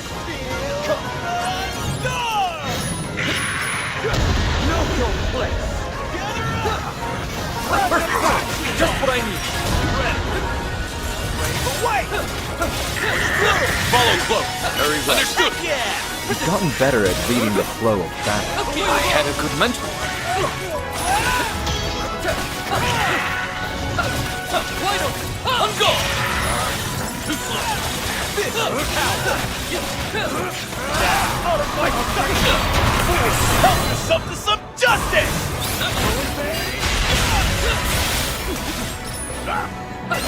Mercy! Cease your barking. Lancelot, I won't let you down! By Boozle! Victory! Sparta Vega! For glory! Absolute zero! Good attack! Fight is one. Stay focused! Stay vigilant! We need to gain distance, and quick.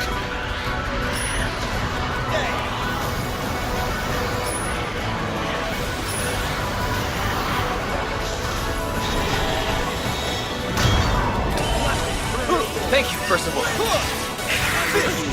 Guiding light.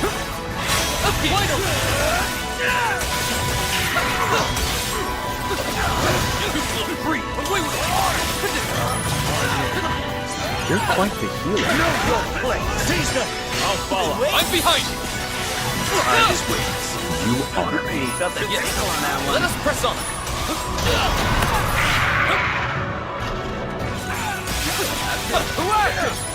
Wide open! Red! Full!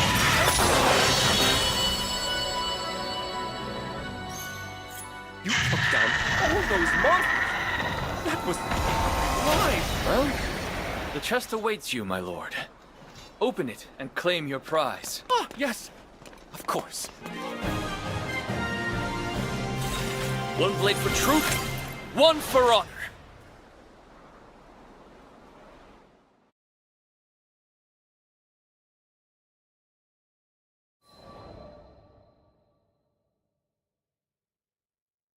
After numerous trials, we arrived at last in front of a lone treasure chest. If it hadn't been for your help, Sir Lancelot, I wouldn't have made it this far. I fear I won't ever be able to repay this debt. There is no debt between us, but do not trouble yourself about me. Look now to your prize. With trembling hands, Ludwin undid the clasps of the chest and lifted from it a sheathed sword. The blade of my forebears. It's, lighter than I thought it would be. Carefully, he drew forth the weapon. What's the meaning of this? It's just a hilt! Ludwin was the very picture of distress. But I saw through the riddle at once. A sword with no blade. A weapon that could neither defend nor slay. It was a message left by the first lords of Grosgard for their scions. Gently, I cleared my throat. Perhaps, my lord, it was meant to be a hilt, and a hilt alone. What? Why would my ancestors bequeath unto me a hunk of metal? You will find the answer to this puzzle, as you have to all the others. Slowly, Ludwin's grip on the blade relaxed, and he began to turn it over in his hands. Fine. I'll give it a bit more thought. Sir Lancelot, do you really think his lordship will be able to figure it out? On our way back, Hans fell in beside me to take whispered counsel. What does your heart tell you? You have been at his side all these years. Hans made no reply, but I saw the shadow pass from his face and a soft light come into his eyes.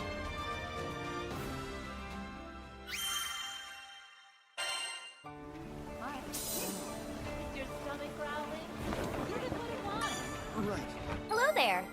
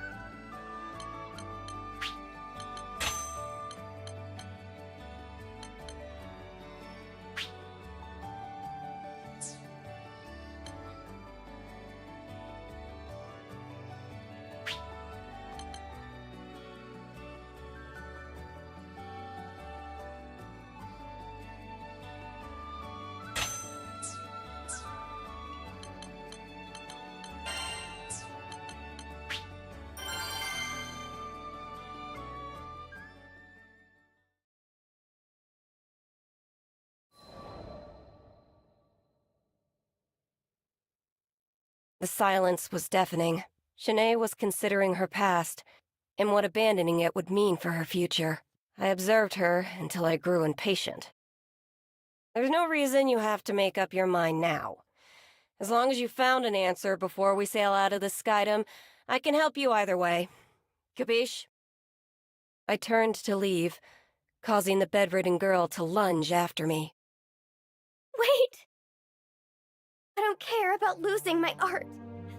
If it will free Heimel to live his life, then my choice is clear. Her tears were pierced by a genuine smile. She bore the pain of losing her creative soul and the joy of gaining a liberated brother. Even with my infinite understanding of the universe, I could not say which of those emotions was stronger. You sure you don't want to talk to him first? She shook her head. I felt a small pang of regret. I led her down this path because I, on some level, felt we were alike in our suffering. But the truth was, I had an, I won't say easier way out. The same solution applied to Shanae's problem would be far more complicated. If anything, I felt like I understood Heimel's position more. He would simply want what was best for his sister. Just like how my own sister had wanted what was best for me. After leaving the studio, I made a list of all the materials the procedure would require. It was going to be a pain in the homunculus to gather everything, so I enlisted the crew to help. I had my sights set on the Pillar of Vayoi. Due to the high concentration of arcane energy, the materials found there made for powerful alchemical reagents. Wait till you see! Shanae's paintings are breathtaking, and I'm not just saying that. The world needs her talent. Curse that proud face of yours, Heimel. Look what you've made me do. Come on now. Adventure time! Cagliostro's coming for your cores, Mr. and Mrs. Spirit People! And while I'm at it, I might pick up a few alchemical reagents in the process. Let's go, gang! Let's play!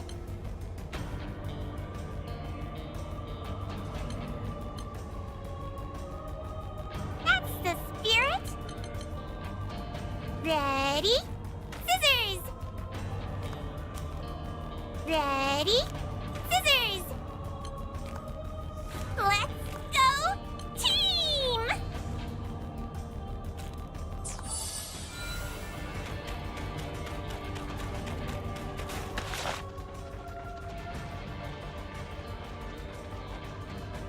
Great.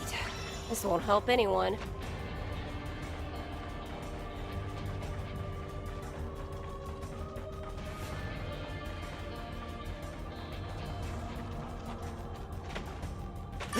Useless trash.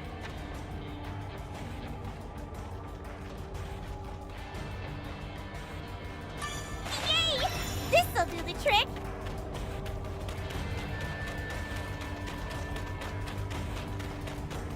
Look at all those spirits! What do you call a group of them anyway? A herd? A flock? I call them target practice. Now come on. We need dark and... Find your Dude, sounds like we're making good time.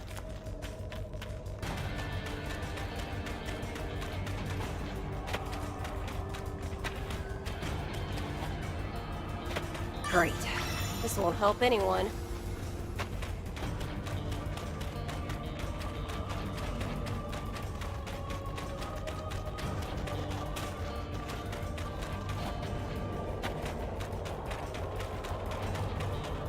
Ribbon tied. Spells ready. Components gathered. Hooray! That's it for all of our elemental components. Now, if only we can track down an effigy.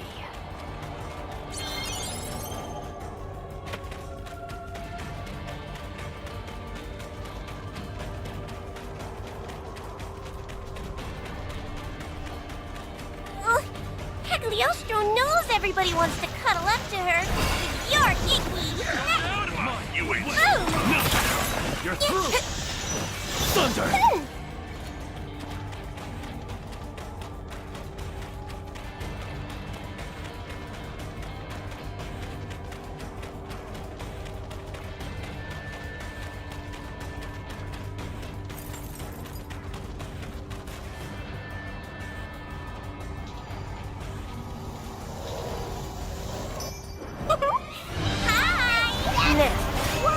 Blast you into alchemic dust. I think I'm starting to feel sorry for the spirit. Did you see me? Did I just the last one? Get him! Excellent. Throw a few spirit guts in the old extractor, and we'll have prime crystals on our hands. What now? Don't worry about it, Mr. Lizard. Wanna head back to town? Cagliostro, over and out.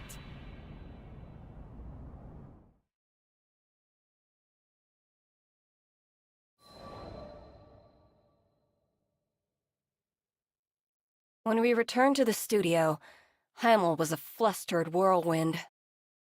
Schnee told me everything. Please, we refuse to let you change her body. We were shocked to hear his refusal. Well, Vern and Lyria were. I had been expecting it. I'd like to hear the reason from her mouth. She's the one suffering, after all. What right do you have to speak for her? He grimaced. Schnee has dreamed of being a successful artist ever since she was small. Even after the fever started, she's put her entire soul into her art. And finally... In his fervent voice, you could hear how long he'd been supporting his sister, praying for her success. And now, after years of hard work, she'd made it. She had recently been invited to participate in an exclusive exhibit, a privilege apparently afforded to very few. Finally, Schnee will be recognized for her talent. If we throw away her chance now, what will that mean for her future? Or her legacy? I wasn't sure whether he was gritting his teeth or his fists tighter. Schnee's been waiting so long for this! Why add this darkness to her life now? Because you deserve to live your life too, Heimel! Brother and sister stood opposed, on opposite sides of their future. I've never thought of you as a burden. I supported you because I love you. It's a blessing to watch you create. No one doubted his words. More than anything, he wanted Shanae's efforts to bloom into something beautiful.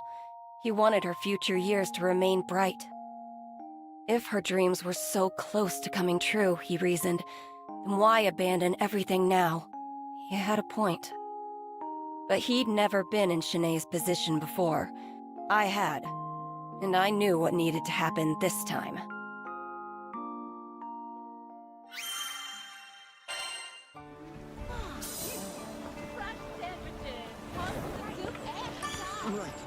Yes, can I help you?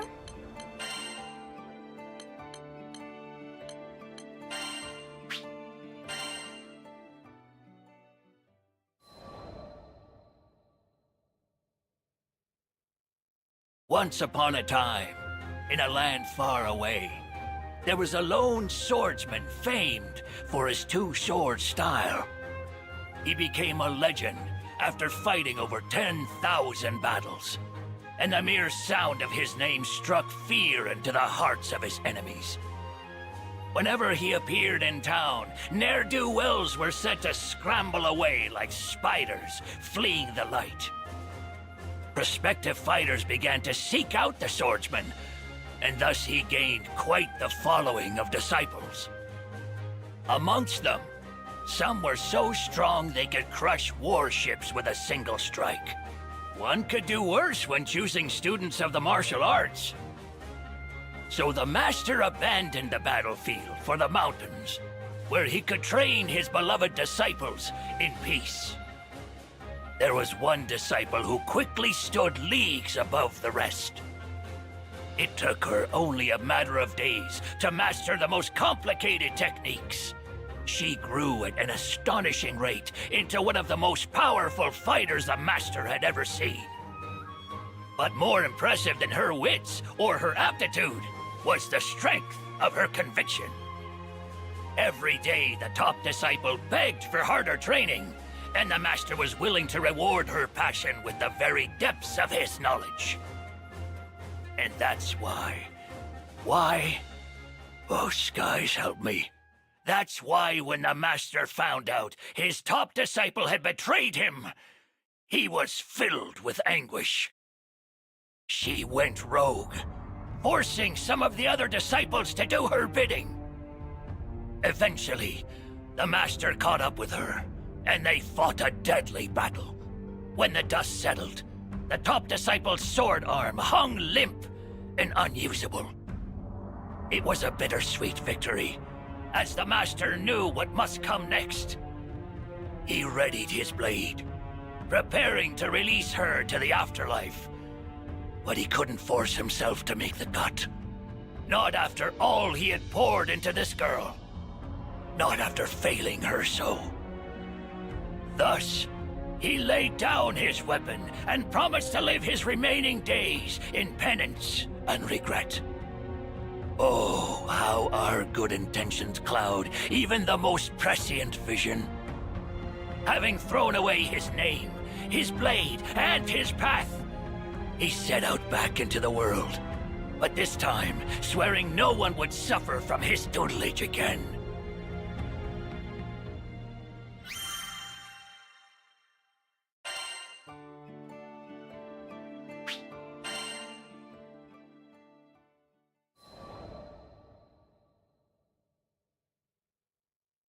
Time passed, and the swordsman found himself atop a different mountain, where he learned he had a knack for fishing.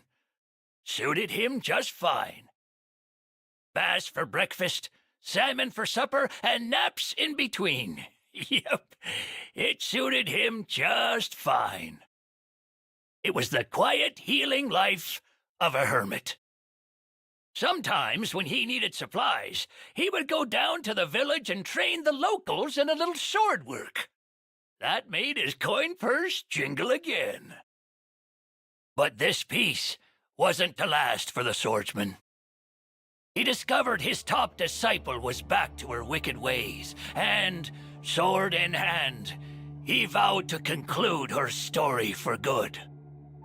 This was his true purpose for traveling with the crew, though the young captain never suspected the little Harvan fisherman was harboring such a dark secret.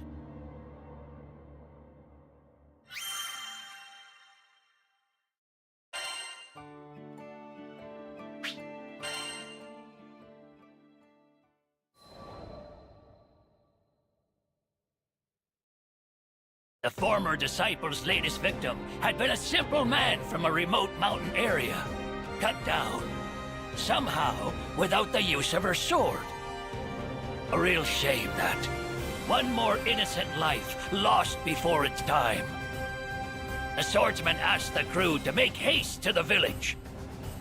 When he saw the murdered man's corpse, such was the carnage that he could barely keep from averting his eyes. It was his weakness, his cowardice, that cost this poor man's life.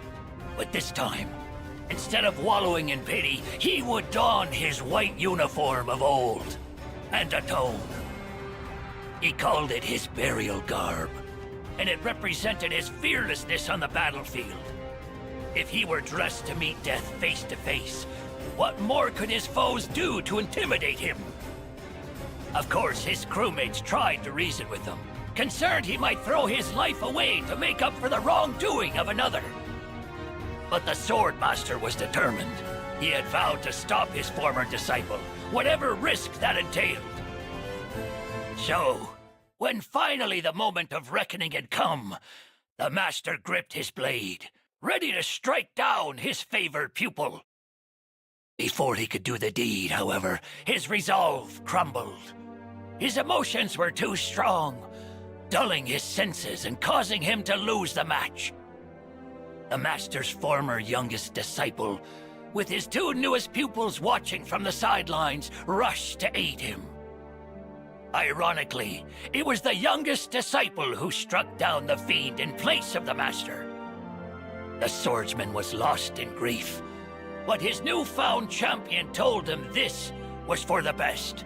After all, such an old life deserved the rest of its days to be spent in peace.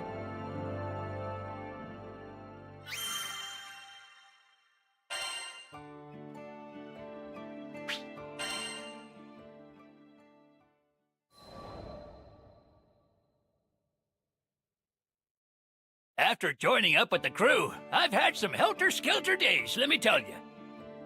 So when we arrived in Zega Grande, I knew I needed to get myself some fishing done. Reset the old noggin. Found a nice quiet pond and dropped my line. Bless me taters. Must have been hours past with no bite. Finally, I decided to pull up my rod and check if the bait was still hardy. But there weren't no bait, no hook, and no fish. Only a lonely little bobber remained on the line. Right, well, what about me traps? I was halfway through the search when I realized, blast, I left them in the lodge. What a day, what a day. But it was too late in the noon to go back for them, and I had other business to attend to, like getting back to the pond and staring out at the clear water.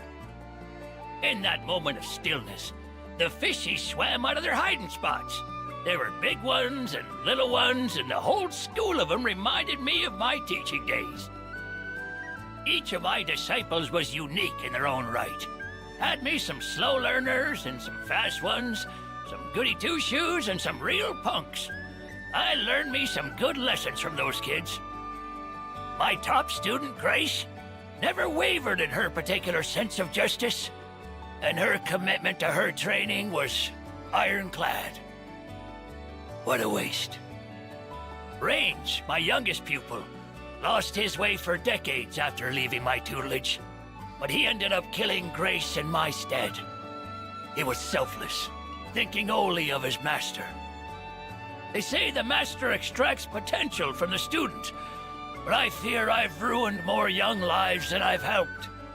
Makes a fisherman wonder how they all would have turned out had he just kept well enough to himself. I turned Grace into a monster. Not a day goes by I don't regret honing her skills. Unfortunately, she had the gift and the gumption to go far, and I exhausted all my knowledge on her. If only I had focused more on the why of my teachings rather than the what. Huh? I swore I felt a nibble at my rod, but when I pulled it up, there was nothing to be found. That's when I remembered I still hadn't hooked or baited the line. That was odd. I was getting antsy. Maybe it was because I forgot the traps, but I couldn't relax just sitting there anymore. I decided to pack up and head back into town. You see, the mind is like a creek. You want to keep it healthy, you gotta keep the waters from stagnating. But churn them too much, and you risk losing all your fish. I decided to head to Sierra's shack and replace some fishing gear, hopefully restoring my brain pond in the process. But just as I was dipping my toes into the placid waters of the lures and bait, I heard a rustle from behind. And to my surprise, they were my crewmates, picking up a package. Said they were bored at the inn and asked if they could come fishing with me. Youngsters so bored they wanted to go fishing? First time for everything, huh? While I was hammering out the finer points of fly casting with the captain, Sierra Carte piped up. Said she'd come across a pretty tasty rumor. Yep, apparently there's a legendary fisherman in this skydom that people have started calling the Fisher God. I'd heard rumors like this one before, and they always stank like fish guts. Catching 10 fish with one cast, netting a whole consortium of crabs. By yourself? Gah! If I had a fin for every story like this, I'd be a pretty scary sea monster by now. Then again, I'd be lying if I said I wasn't intrigued. There's a scale of truth to every story, so there must be a reason they call this person the Fisher God. Guess you might say my interest was piqued. Because if this fella were half as good as me, he'd make a mighty fine rival. And maybe that's just what I needed.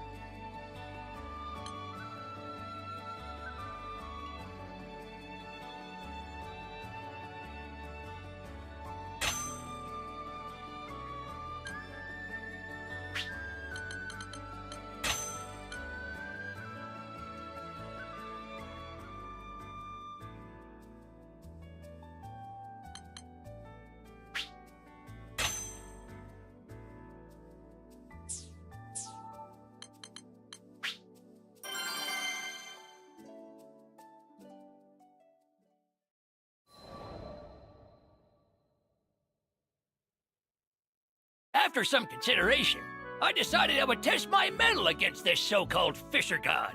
The captain, Lyria, and Varen wanted to help out too. I asked around town where I might find such a rival, but he proved to be as mythical as his title suggested.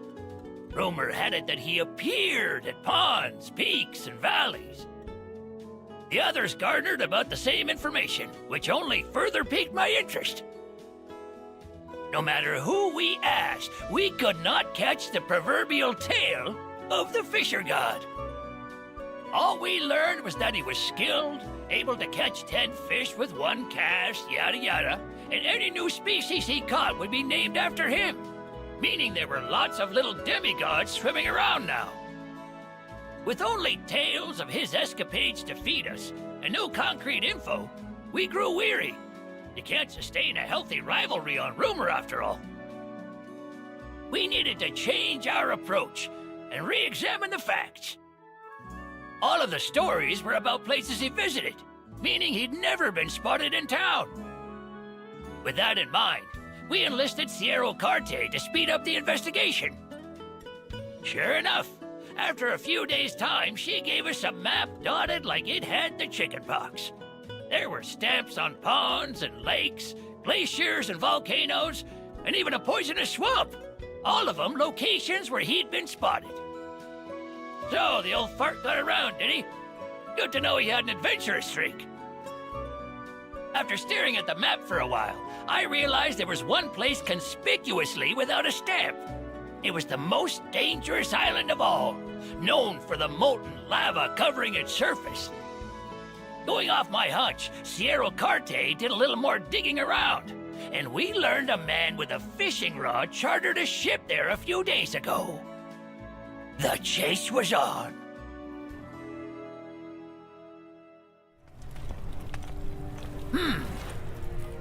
Move it or lose it, folks. Now, where's this fisher god?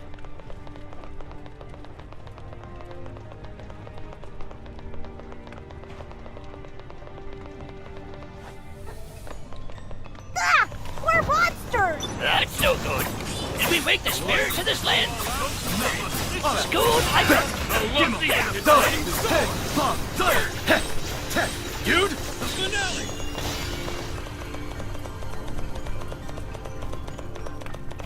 Are you really gonna fish in a dangerous place like this? Of course! We're not dealing with your average angler here. This is a fisher god we're after. Now, he should have left supplies or trash or something. Keep your eyes peeled for him. Okay, but we better be careful while we search. Want to see something really?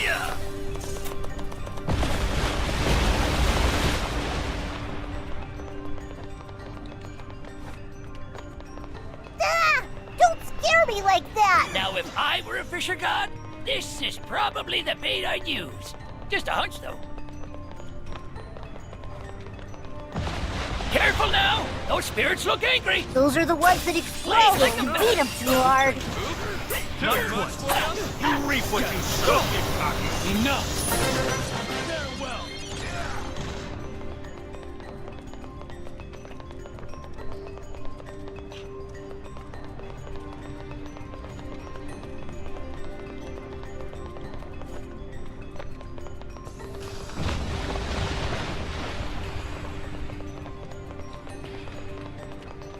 We've come pretty far. This heat is killing me. Just a matter of time before we're there. Now hop to it. Huh? Looks like somebody came through here, and they were collecting magma worms.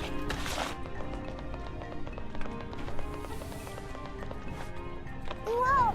I see somebody! Maybe it's the fisher god! Very well could be. Give him a hello and see what's up.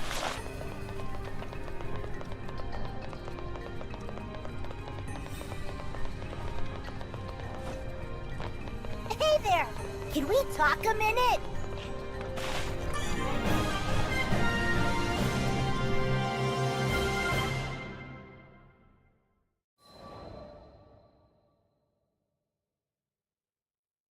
Hey, mister! What the heck are you doing out here? What's it look like? I'm fishing. What fish? You might catch a few rocks if anything at all. We fish, therefore they are. It's the deepest waters what hide the greatest prizes. The proverb left his lips like a right prophet. This had to be our fisher god. I still don't get how fish could survive in lava. And that's your problem. His answer was cryptic, but it had its own logic. The captain, Lyria, and Vern cocked their heads to the side in confusion. Clear water or molten rock? Cast the rod and catch the fish.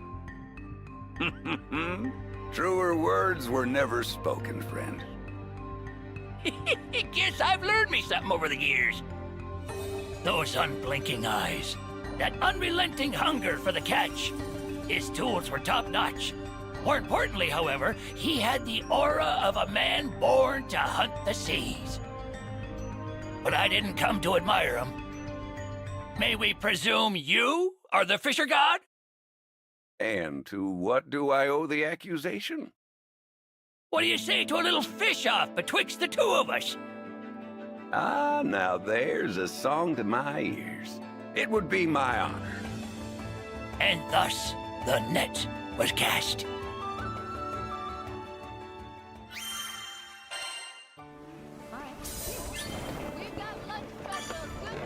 Yes, can I help you?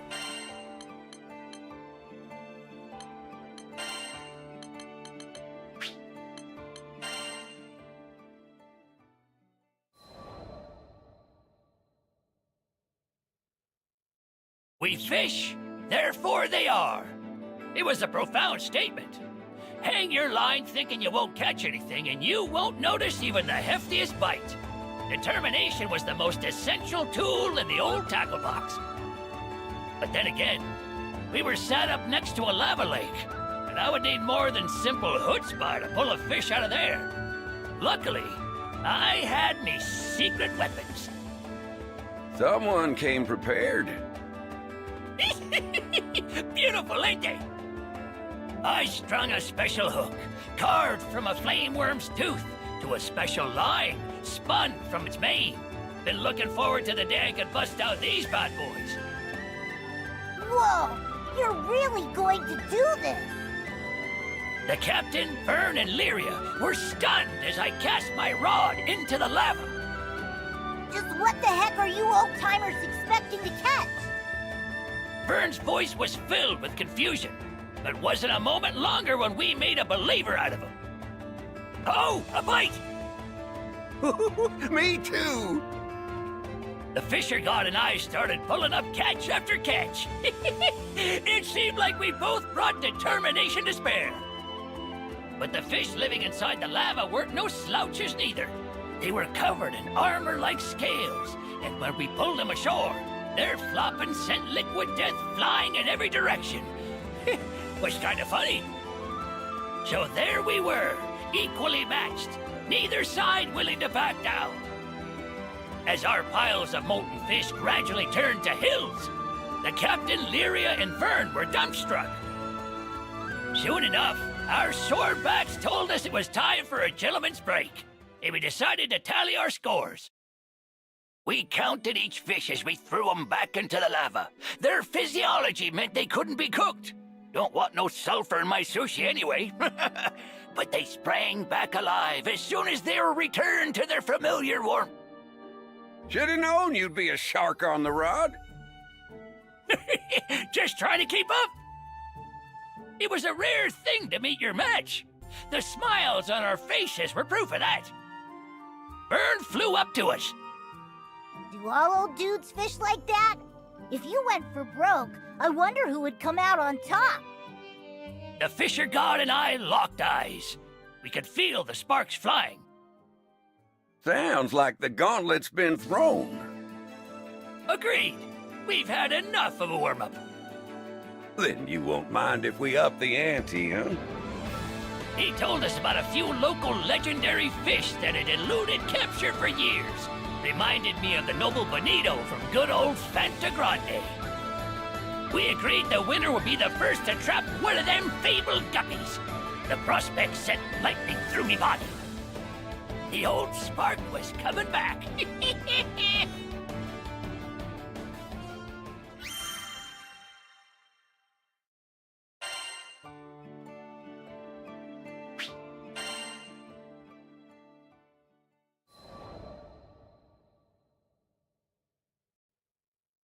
Now I just had to track me down a living, swimming myth. Couldn't be that many lakes harboring legends, right? Turns out there were few eyewitness accounts of such fish.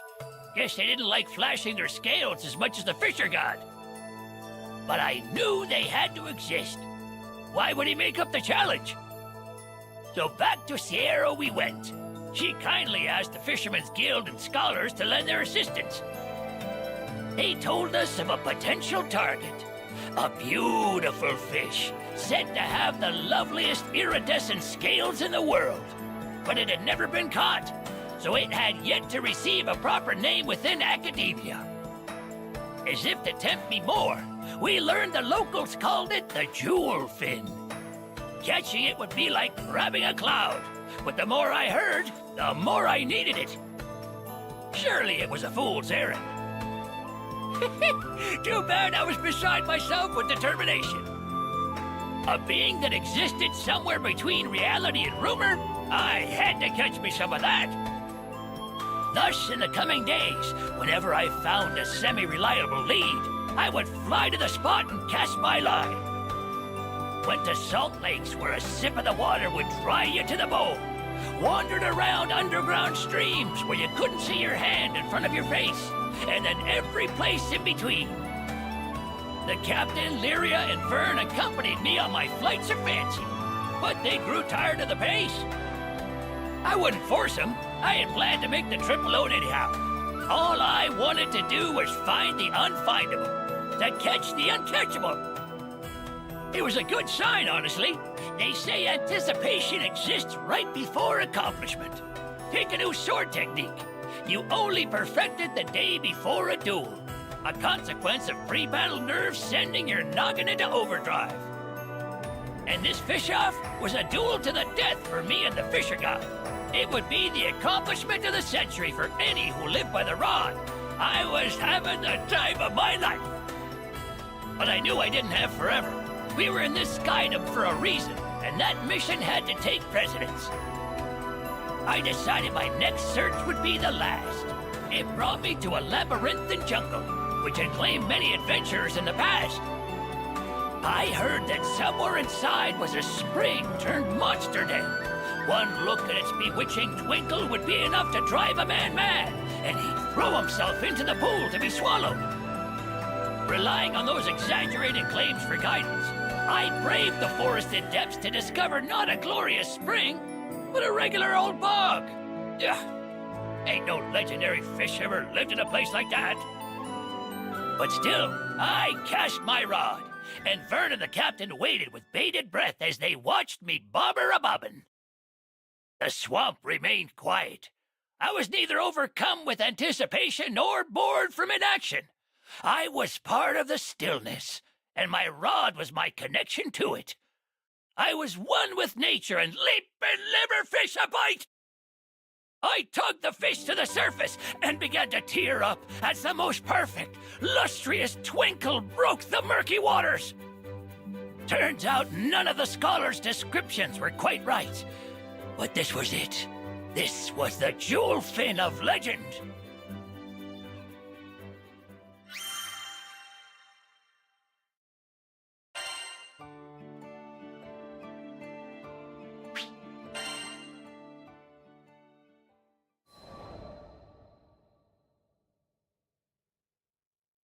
How's this for a catch?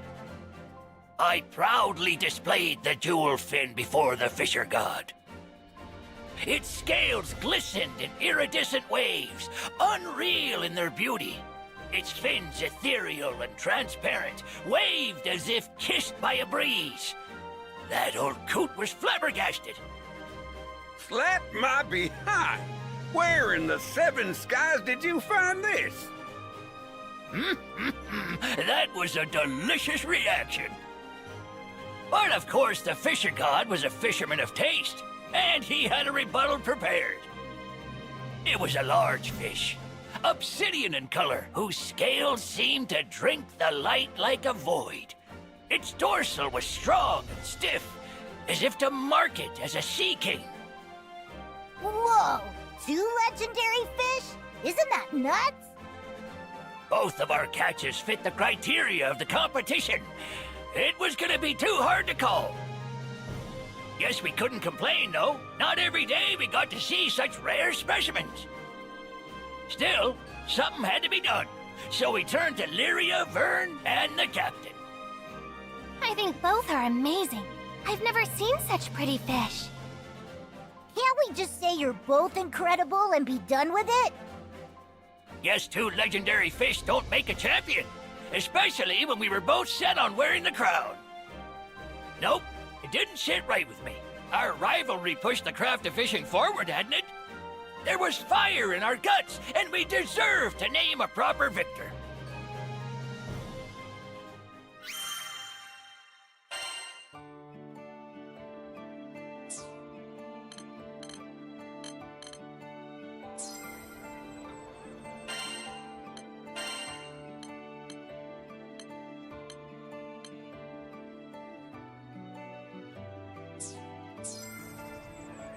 Have a nice day. It's never too early to enjoy life.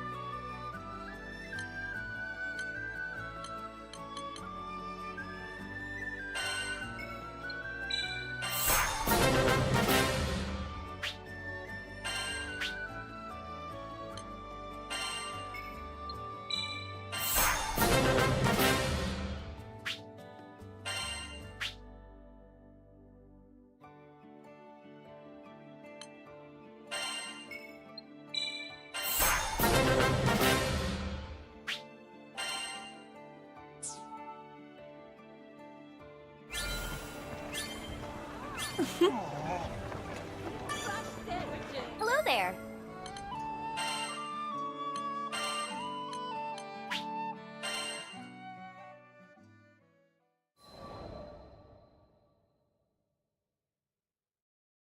Back at the dining hall, plates of wraithwing egg omelet were lined up on a table, wafting forth irresistible aroma. Is that really for us? At my nod, Al dug in. Ow! Oh, burnt my tongue. But, so good. I love it! Muffled voices caught my attention, and I looked out the window to see a gathering crowd. Though I had only collected a basket of the famed eggs, it seemed that was enough to feed the whole city. Hey, Al. Heard from your sister. Sorry, I should have noticed you were working yourself to the bone. A man who seemed to be in charge of reconstruction efforts came to our table. Gently, he explained that he had only now been made aware of Al's failing health. He vowed to encourage the workers to rest, so no one would overexert themselves ever again. Al, you okay, bud? You don't look so good. Vern, who had been flitting carefree through the air, came to a sudden stop. I smiled at his concern, which was well-meaning but misplaced. Al was going to be fine now. It was time for a celebration, and I had the perfect surprise planned. Their reactions are going to be priceless.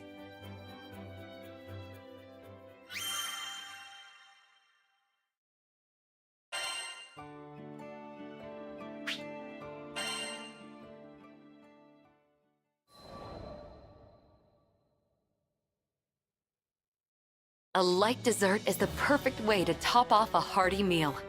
Stealing my way into the kitchen, I cooked up an original dish using spare ingredients and imagination. When I unveiled my creation, the crew gulped in what I assume was anticipation. The people of Folka, however, were more vocal with their excitement. You're saying that the very hand that defeated the Wraithwing made this dessert? Is there anything she can't do? It was enough to make me blush. But, if I may be so bold, I don't think their praise was unearned. My dish was wholly unique in its shape, color, and smell. Catalina, this is amazing! I've never tasted anything like it before. Encouraged by Lyria, every last diner snatched up their spoons. Hungrily, they lifted a bite to their lips. And the moment right after, as if someone had captured the scene in a painting, they all froze. There are times when people are so filled to the brim with emotion, not even the smallest physical movement is possible. For the diners, this was apparently one of those times. It seems I'm not such a bad chef after all. Take that, naysayers.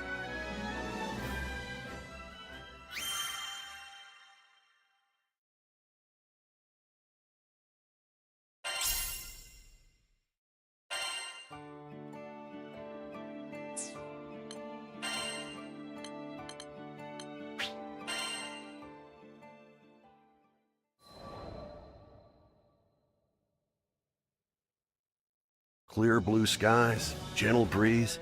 It was perfect conditions for the Nautilus's maiden voyage. As the helmsman gripped the wheel, I knew he was no longer shackled by fear. Dent, the mechanic, the merchant, even Lyria, Vern, and some of our other crewmates.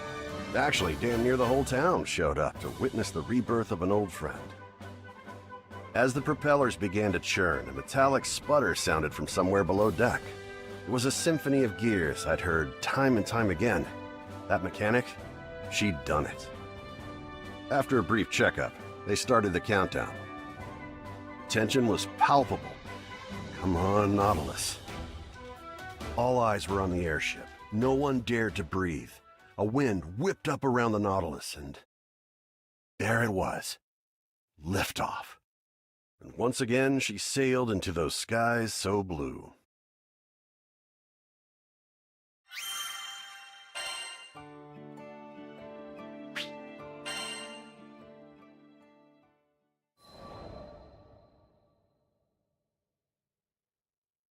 A few weeks had passed since the Nautilus took its maiden voyage.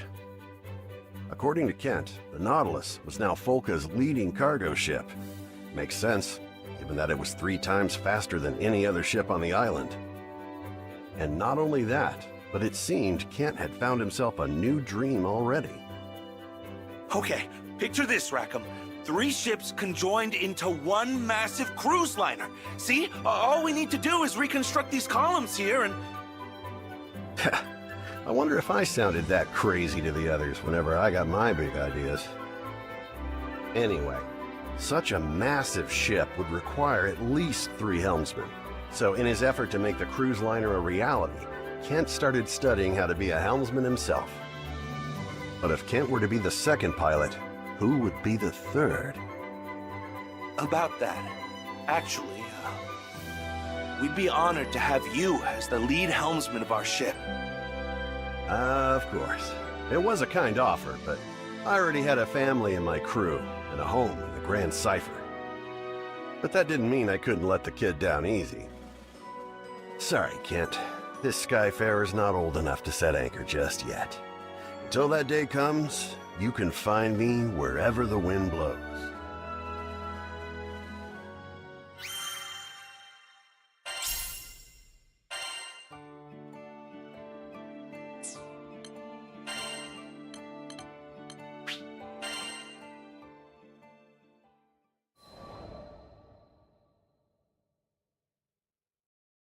The day had arrived for Lev to show his parents the magic trick he learned from me. Was he going to be able to pull it off? I had to see for myself, so I followed them to a restaurant in town and sat at a nearby table. Somehow just watching was enough to make me nervous too. I want to show you something. Come on, you can do this! It's all about sleight of hand, remember? Lev showed his parents the palm of his empty hand and covered it with a handkerchief. Then he removed the cloth just like I taught him. But when he opened his hand, there was nothing there. I thought he must have made a mistake, but it turned out I was wrong. I learned this trick so I could make others smile. You're actually supposed to have a present in your hand when you open it, but I couldn't think of what to give you. Unable to hold in the tears any longer, Lev started to cry. You both have done so much for me. I just couldn't find anything good enough. He wiped away his tears with the back of his hand, his voice quavering slightly as he fought to get the words out. I'm really sorry for running off and scaring you guys. But I was worried, because you're always so busy. It hurt when you wouldn't listen to me, and I've been so lonely. Tried not to let it get to me, but it just ended up being too much. We're sorry too, Lev. But don't worry. Soon we won't be as swamped anymore. There's supposed to be a big group moving to Folka from Seed Hollow soon. I hear at least one of them's a doctor. Once things have settled down, we'll all spend some quality time together. I'd love to go shopping in Seed Hollow as a family. That sort of thing. You'd like that too, right, dear? Of course. As long as we decide on a budget beforehand. Way to go, Lev! Seeing them all smiling together like that reminded me of Master Sokka for some reason. Once we're back in Fanta Grande, I think I'll pay a visit to Vault and tell him all about this little adventure.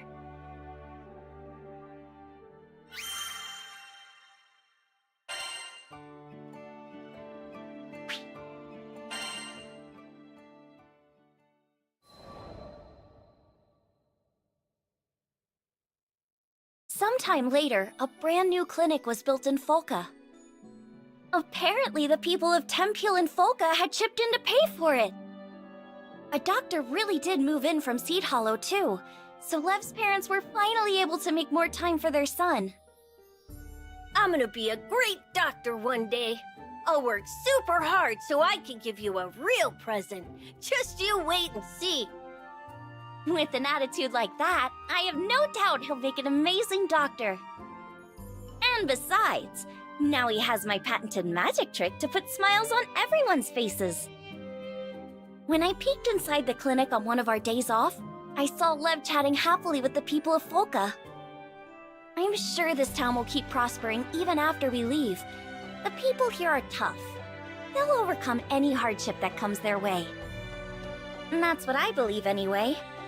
After seeing the smile on Lev's face, how could I think otherwise?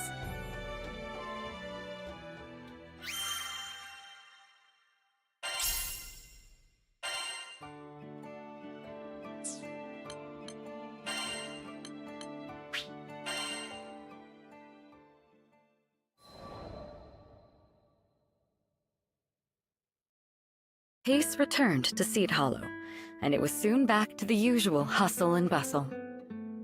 I informed the frightened repairman of the girl's true identity, the primeval god of Seed Hollow. A primeval god? Holy macaroni! That's a spicy nugget of news. How do you manage to stay so charming and informed? A lady never reveals her secrets. It's a little sad that you couldn't meet Konohana Sakuya. I know you wanted to apologize to her. I knew, somewhere deep down, that talking with her wouldn't bring back all the journeys I had with the captain's father. However, seeing all the blooming flowers across the city, it almost felt as if she was acknowledging me anyway. I may well have imagined it, but call it something of a mutual understanding between distant sisters.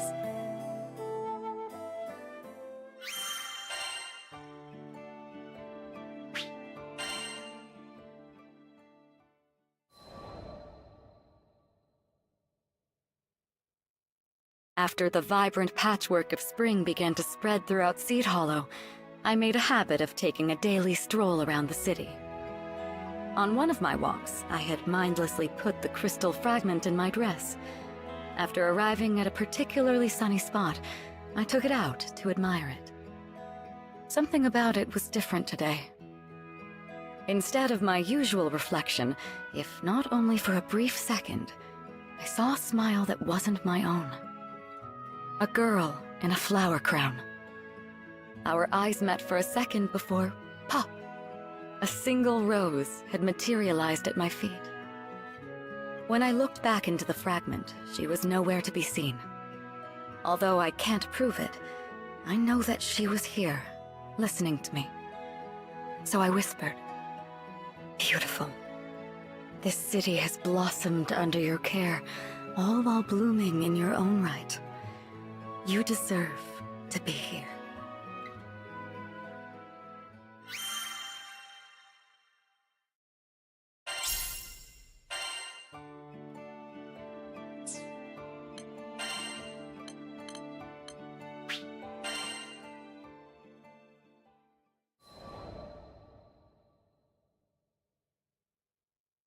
Sir Soupstock and his staff expressed great admiration for my swordplay. It's just mind-boggling, you know? You've probably trained harder than most of the best mercenaries out there. His words raised the gate on a flood of memories, washing me back to a time when I was desperate to prove myself. Yes, it took hard training and much toil to come this far, but I would have collapsed by the wayside long ago if there hadn't been people who supported me on my path. I am where I am because of them. Now, I tried to pay their goodwill forward by helping others as they helped me. So you never stopped trying to be the best version of yourself. Sir Soupstock turned his eyes toward the heavens. I wish I could be strong like you. I wish I had the guts to just go busting in through the front door, sword blazing and ready to dispense justice. Hearing this, all of his officers raised their voices in protest. But you are strong. You got it all, man. The brains, the chill, the network, and the integrity. You could search the whole sky and never find a better informant. We're proud to work for you. Couldn't have said it better myself. Sir Zaffa, who'd been watching from afar, made his way forward and clapped a hand on Sir Soupstock's shoulder. You did good, Soupstock. Just like I knew you would. Boss, It's an honor. And that was the first time I ever saw Sir Soupstock give free rein to his emotions.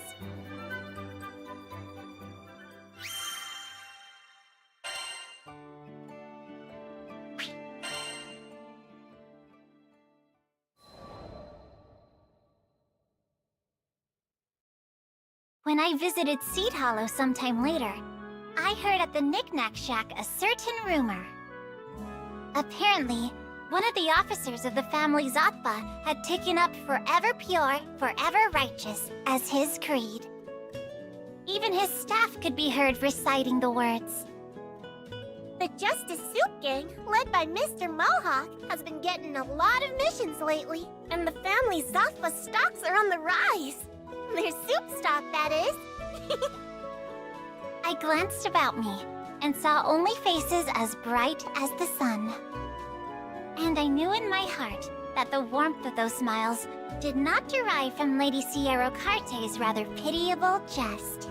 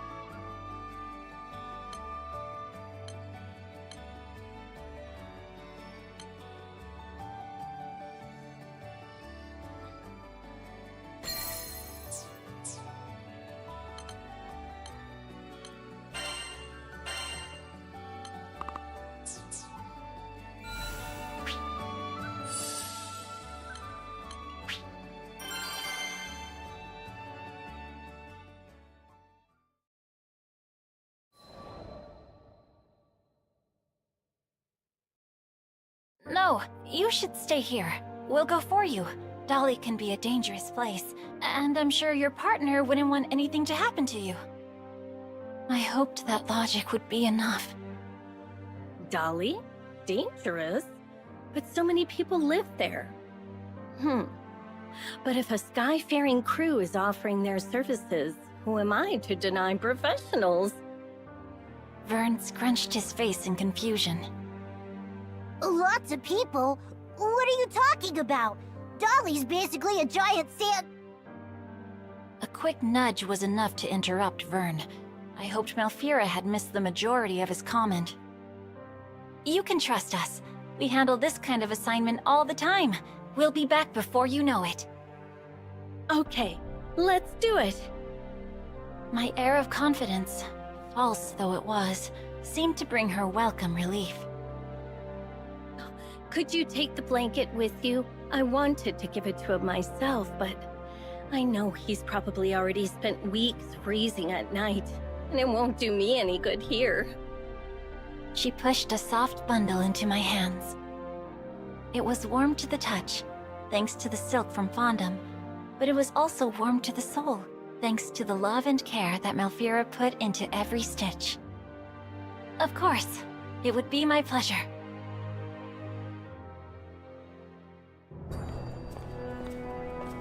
All pets on deck. According to Malfira's map, The excavation was near the central ruins. You sure you want to trust that dusty old thing? Point taken. But we can at least get a sense for the lay of the land. Now let's go. This place is crawling with monsters. Stay on your toes, everyone. You're gonna sit by the power explosion. Perfect. All right, let's pull it together. Heaven tremble. Let's slow you down. Nicola!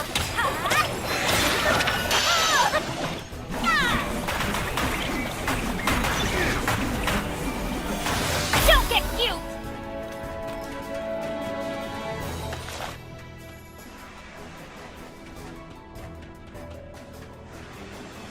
Clean this place up so we can start our search!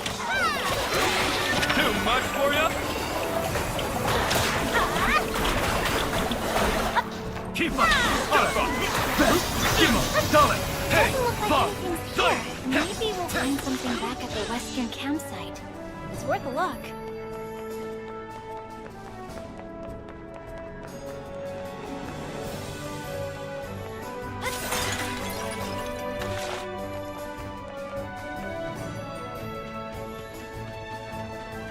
Do these guys get paid to fight us or what? Take the stage, Lucy! Hey, Sam, what's with the sand? Difficult. I'm starting to get restless. Come on, let's hurry.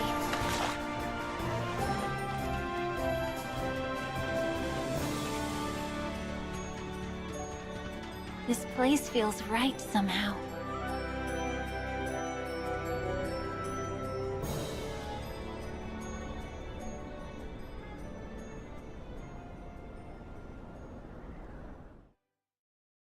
I think I saw someone over there! Let's go!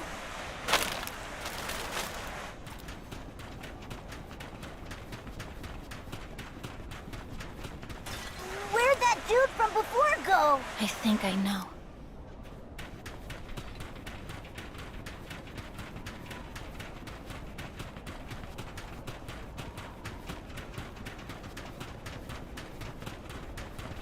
No, it can't be. I'm afraid so. He's no longer with us, but we've at least found his resting place. That's some comfort.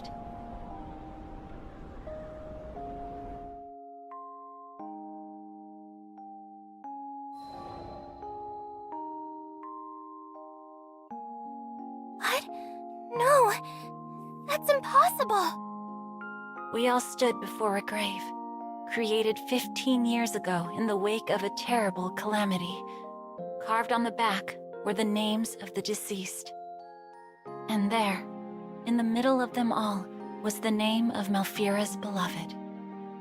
I wrapped the blanket around the stone, tying it securely so the harsh desert environs wouldn't steal it, like it stole the lives of these scholars.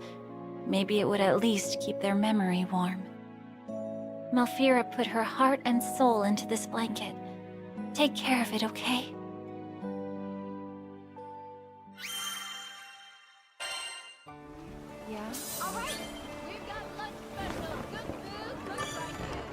Come to view the requests?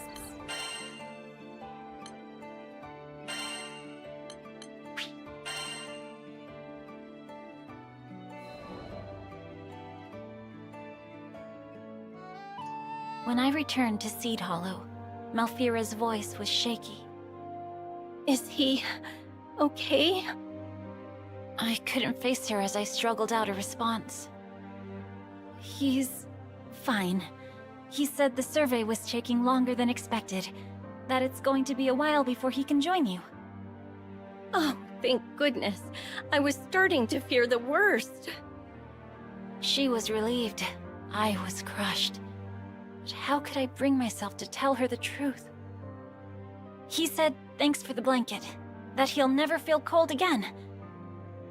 Of course he won't.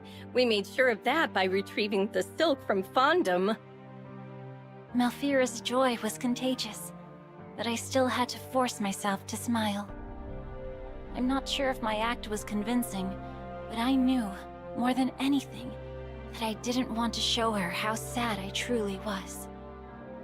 When her own grin softened, I knew my ruse had failed. If anything, my glaring lies had only cast a light on the truth she'd buried deep in her mind. Oh, I can't thank you enough for delivering the blanket. I knew I couldn't rest until it was safely in his arms. It clicked. Malfira knew what she was. She knew what I was. Hearing the sorrow evaporate entirely from her voice confirmed it. But now nothing bound her to the world, and she began to fade, like mist in the morning light. I watched, tears in my eyes, as the contours of her form blurred into abstraction. Somewhere deep down, I knew I had died. It was the day he left for Dolly. I'm not sure what happened, but I just had to wait for him, hoping he would come sit next to me one more time. I've held on to that hope for what seems like an eternity. Malfira, I'm sorry. I feel like I lied to you. Oh, hush now. I bent the truth too, didn't I? I was glad for your company. Happy to have someone to chat with. Malfira brought her hands to her chest and looked up to the infinite blue stretching above us. Do you think he liked the blanket? Do you think he's warm now? He was overjoyed. You found the best thread, stitched away in the sun, and poured your love into it. How could he not be? She smiled her last to me, more genuine and placid than ever before. Before we went to Dolly, I wanted to confirm my suspicions about Malfira. I checked with an airship engineer about airbuses to the desert. Dolly? No liner's been out that way for about 15 years now, on account of what happened and all. He explained that the last ship to Dolly was filled with scholars and their families, leaving on a journey from which they'd never return. But 15 years.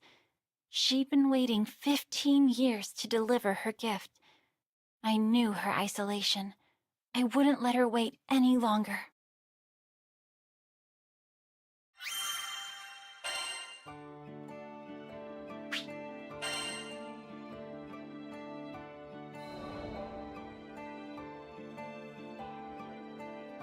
Before I was ready to part ways with Malfira for good, I decided I needed to build a new grave for her and her beloved in Dolly. I realized that she had been right. With both sand and chill nipping at your skin, the desert nights really were cold and unfriendly. Wrapping the blanket around the new gravestone, I looked up at the full moon and saw 2 shooting stars falling through the night sky like tears down a cheek. And I knew, despite the chill, this was the perfect resting place. I turned to my pets. It's okay now. They'll never be apart again.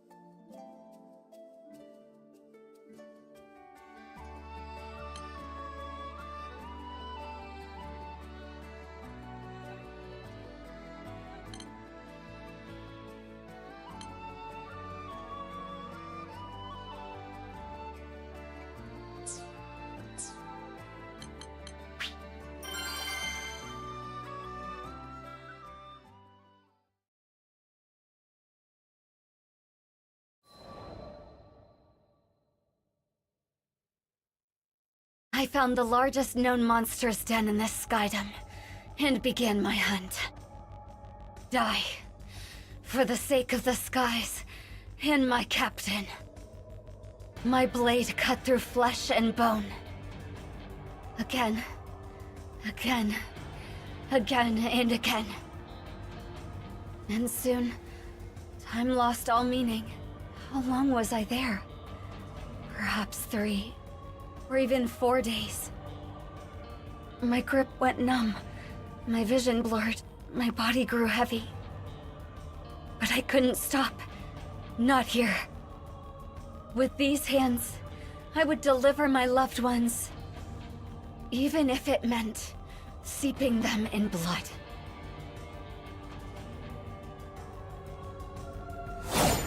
Next is 979. I must stay strong. For the captain.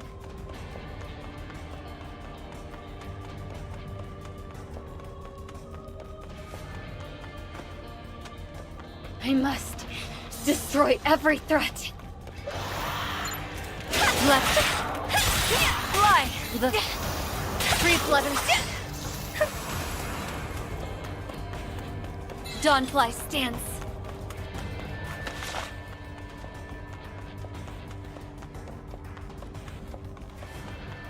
They must all be eliminated.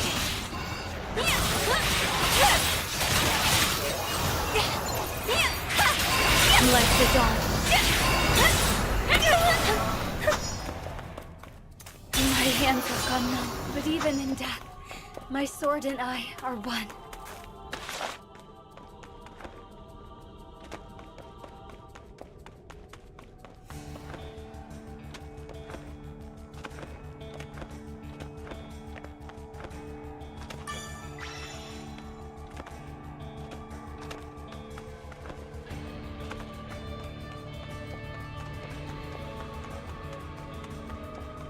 Out of my sight.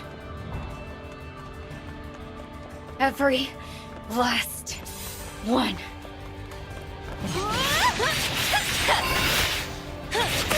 Not yet.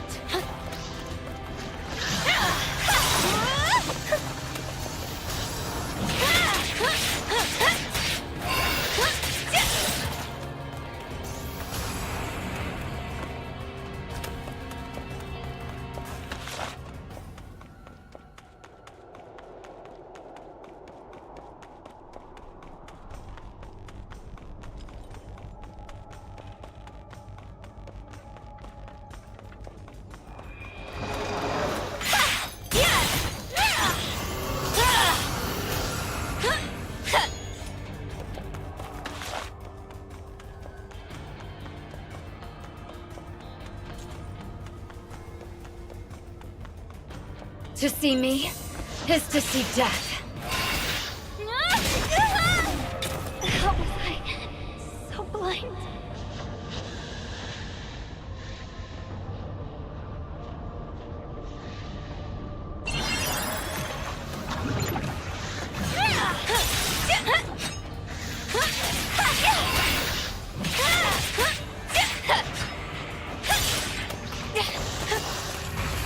No one song. Sing. Dance of the pink petals.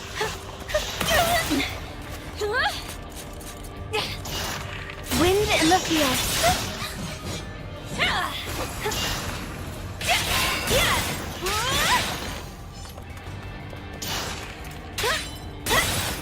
999.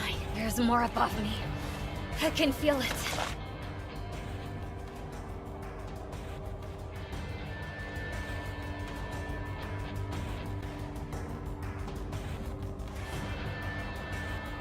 Here.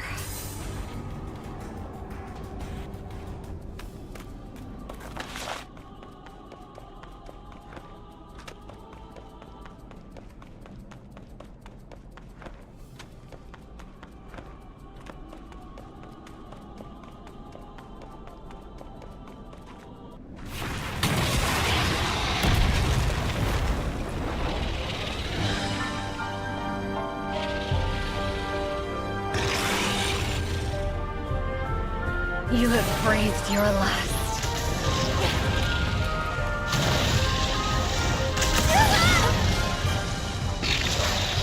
on... Pass away! Death breeds life. Come, my friend. Spread your wings. Let it come what may.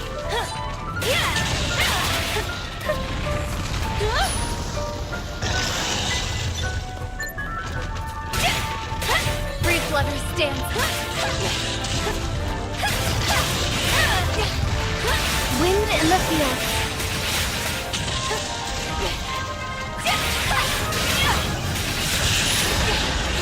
Stay vigilant.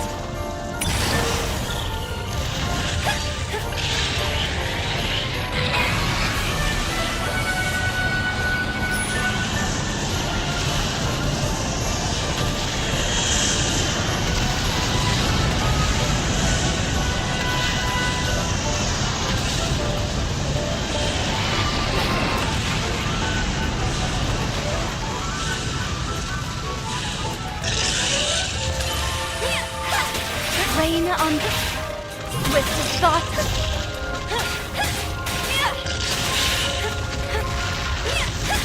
I will take your life, even if it costs me mine. Titan.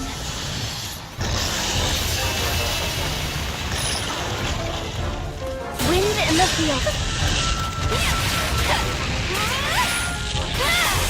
More demands blood.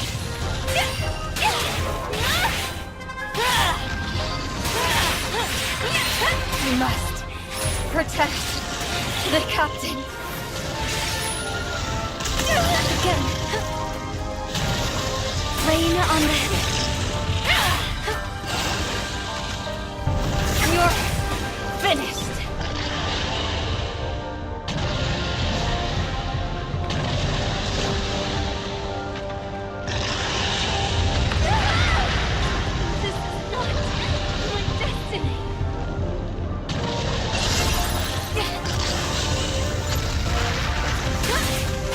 The final.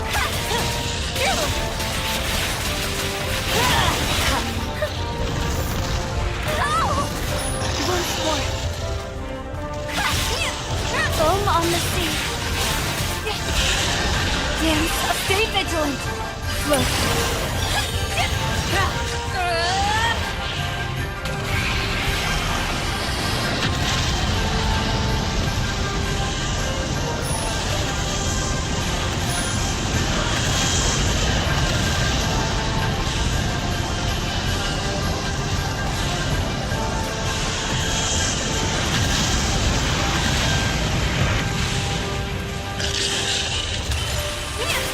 Rain on the hill. One stroke. 1,000 deaths. Butterfly effect. Moonrise!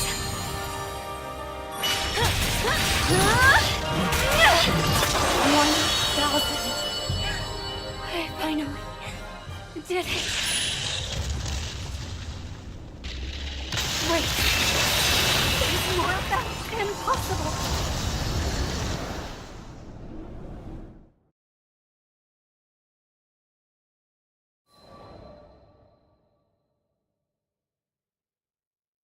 My body had reached its limit. I had managed to fend off countless hordes of monsters, but more kept creeping from the shadows. I summoned the last of my strength for one final swing. Then my sword clattered to the ground. Darkness. Monsters began to close in, claws drawn, ready to kill. I closed my eyes, waiting for it all to end. But before my mind could fade into darkness, I was roused by a brilliant flash. Nehemiah! Captain? Let's get you out of here! Quickly! You had us worried, you know? Vern, Lyria too? The captain took my hand, but I couldn't leave yet. I had to finish the job. Nehemiah, I'm so sorry we didn't notice what you were going through sooner. My heart plunged. I should have been the one apologizing. I was the one who failed. Gently, I tried to withdraw my fingers from the captain's. We heard it all from Sierra. Can't believe she's been giving you all the hard jobs. You were doing it to protect us, right? I parted my lips. They needed to understand that it wasn't Sierra's fault, that I brought this all on myself. But my arid throat could not push out a voice. After a moment of silence, the captain pressed down on my hand. Narmaya, I want to protect those closest to me, same as you. So if something's on your mind, don't keep it to yourself. We're here for you. And just like that, I was overcome with the emotions I had tried so hard to suppress. How could I have been so blind? Not a single one of us could protect the crew, but that's okay, because all of us could protect each other. The whole is greater than its parts. The captain's grip was firm and led me blinking into the sunlight. There, I saw worry etched into the faces of the crew. I realized that, by putting myself in harm's way, I hurt those who cared for me. Those who loved me, those I wanted to spend my days with, now and forever. But the course I had been following could only lead to isolation. The captain still hadn't let go of my hand, though the grip of those calloused fingers was firm. I felt a gentle kindness in their warmth.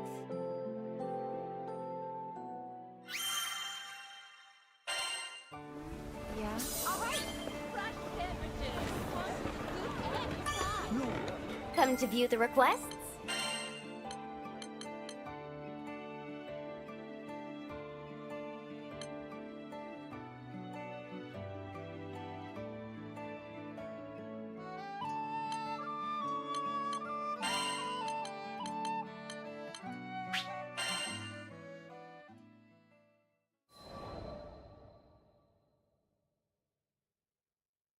Captain, are you hungry?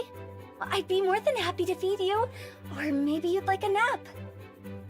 I always thought I had to be strong for my loved ones, never truly realizing they were my strength. We supported each other. We lessened the burden of sorrow and shared the light of joy. Lyria, you've got a bit of cream on your cheek.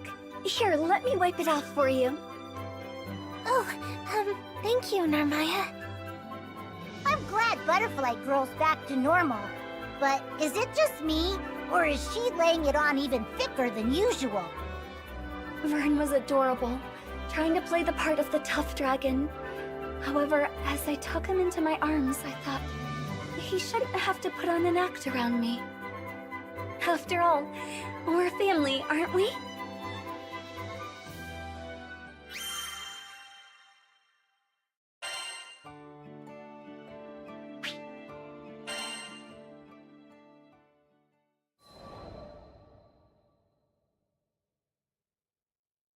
On a bright, quiet day, I had a sparring match with the captain. I once locked myself away from the world in the pursuit of strength, training in solitude. But I've since found that I train best with those I love around me, to lend me a guiding hand or an encouraging voice. The captain held nothing back during our session.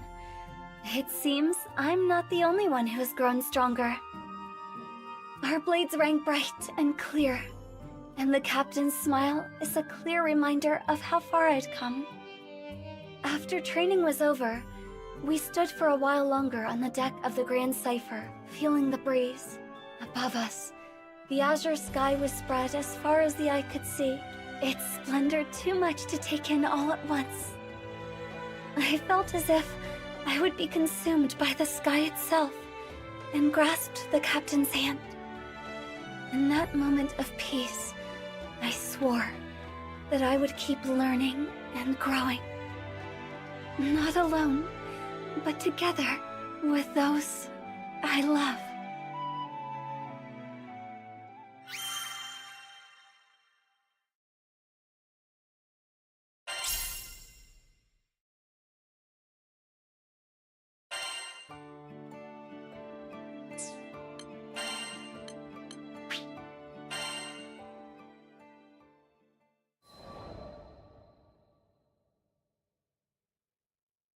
The third day after we had returned, Ludwin came calling. I've got it!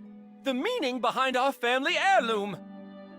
With great reverence, he laid his hand on the hilt, which was sheathed at his hip. At last, the pieces of the puzzle are gathered and the picture is whole. The tome in the mountains, the message in code, the chest guarded by monsters, and the sword without a blade. Ludwin laughed dryly. Sir Lancelot, I love this land, passed down to me by my forebears. I love its gentle rills, its rolling hills, its honest laborers, and its noble warriors. I would do anything to keep them from harm. But he could not fight his own battles. He spoke of one such conflict that occurred within his dukedom. He was forced to flee to safer grounds, while the blood of his people mingled with the dirt. The guilt ever gnawed at him, robbing him of his happiness and repose. In the midst of his troubles, Hans told him of a legendary blade. The young lord grew convinced that this sword would bestow upon him the strength he needed to protect his own. I wanted to be everything for my people. A great warrior like you, and also a wise general, and a benevolent lord. But now I see that one person does not make a country. I am the hilt which guides the sword. And the people are the blade, which are its strength, leader and follower. One is lost without the other. Emotion stirred within me, and I drew a trembling breath. My lord, we are more alike than you think. There was a time when I blamed myself every time I lost a knight. I tried to shoulder the burdens of my kingdom alone, thinking I was protecting everyone. But I was wrong, for my fall would have meant the ruin of all. Ludwin nodded. You're right. I'm done tearing myself into pieces, trying to play 100 roles at once. My people are counting on me to guide them, and so I shall, with this sword. He drew the hilt from its sheath. Look to your own duties, and trust your comrades to fulfill theirs. That is all we can do. I won't ever forget this lesson, Sir Lancelot. I swear upon my ancestors that from this hour henceforth I shall dedicate myself to becoming the fair and wise lord that Grossgard deserves. The clouds of doubt were gone from Ludwin's eyes. He had found his path at last. And I had been reminded of something important. It was true that leadership and responsibility acted as shackles, but they were also anchors, providing safety and stability on a sea of uncertainty.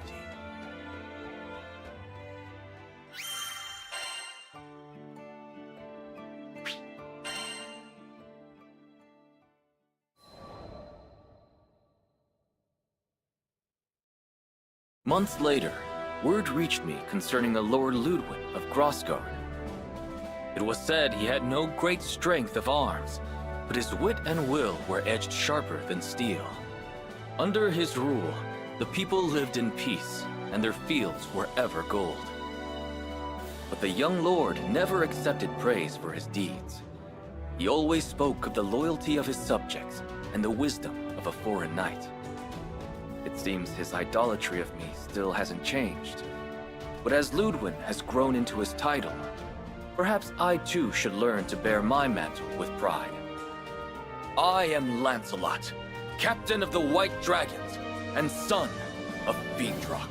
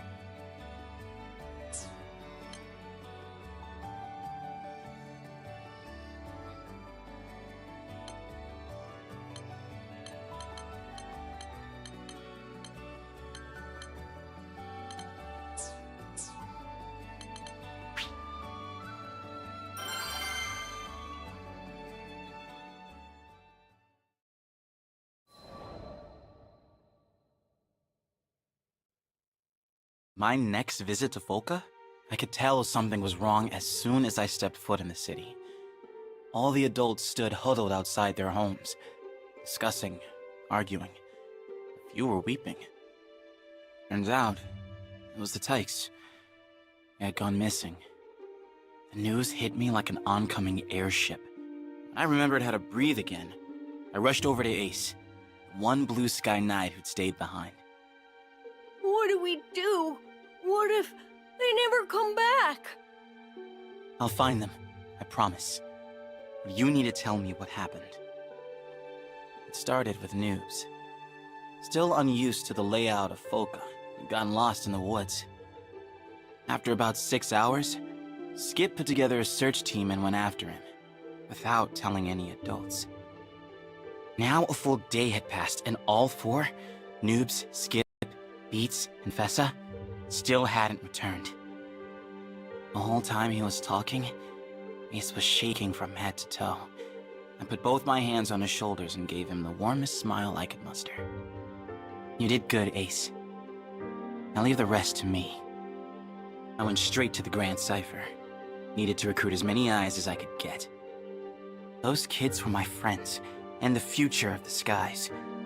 I wasn't going to let anything happen to them. Hold on, guys. I'm coming for you. There have to be traps. Keep your eyes peeled.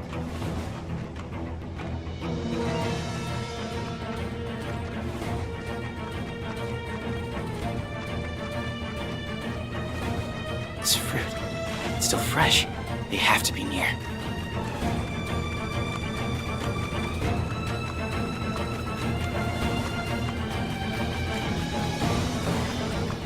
They'll be fine. I know they will. Out of my way! Now! Come on, suckers. Let's see what you got. No! Shut it down! Dollar! Hey! Paw! Guy! Dude!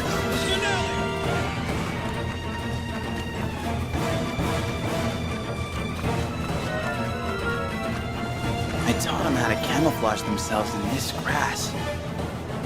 They probably head out for monsters around here. You don't think the monsters have already gotten to them? No, they're okay. They have to be. It's raining enough!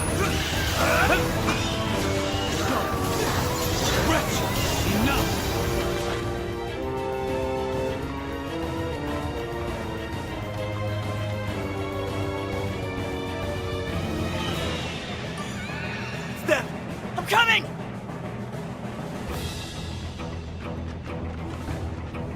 Malcolm! Hey, pick on someone your own size.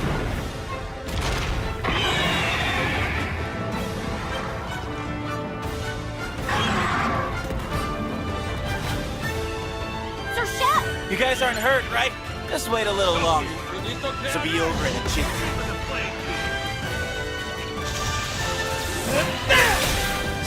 Oh no, I'm defenseless. Oh, here's a little fish raining sword! Here's the front strike! Let me have it! Let's do this! Keep it up! Well said. Nothing to tickle on that one. We should put some distance between us.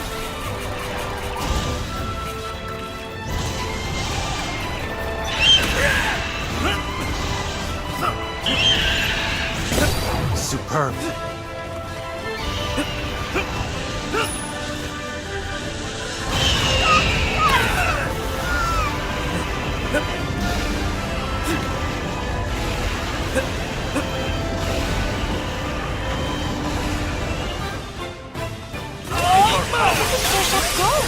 It's like he's a real knight!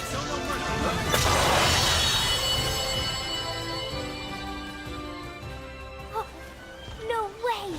He won! Looks like the little squirts are doing just fine. Yeah, I think I need a moment.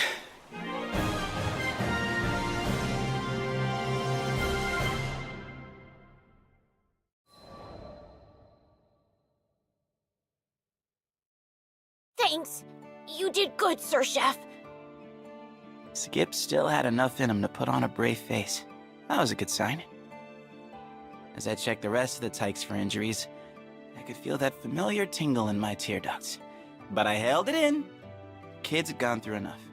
Without a grown man showering them in snot. I'm so glad you pulled through. The Blue Sky Knights really are amazing. Captain Skip immediately lightened the mood by trying to fit his hands around my biceps. Whoa! I had no idea you were so strong. Byrne, who'd been hovering nearby, crossed his paws. You think those tree trunks are just for show? Vane's a trained knight, vice captain of the White Dragons. The White Dragons? Wait, Sir Chef, you were an actual knight? Oh no. The upturned eyes of betrayed innocence. The ultimate technique. I started to sweat. I mean, yes, technically, but I hadn't actually lied to them, but hiding the truth was just as bad. I steeled myself for the eruption, but it never came. Wow, a real knight? You need to let me interrogate you for my notes later. No wonder you kick butt. Dude, awesome! I should have known. Those kids would never turn on a friend.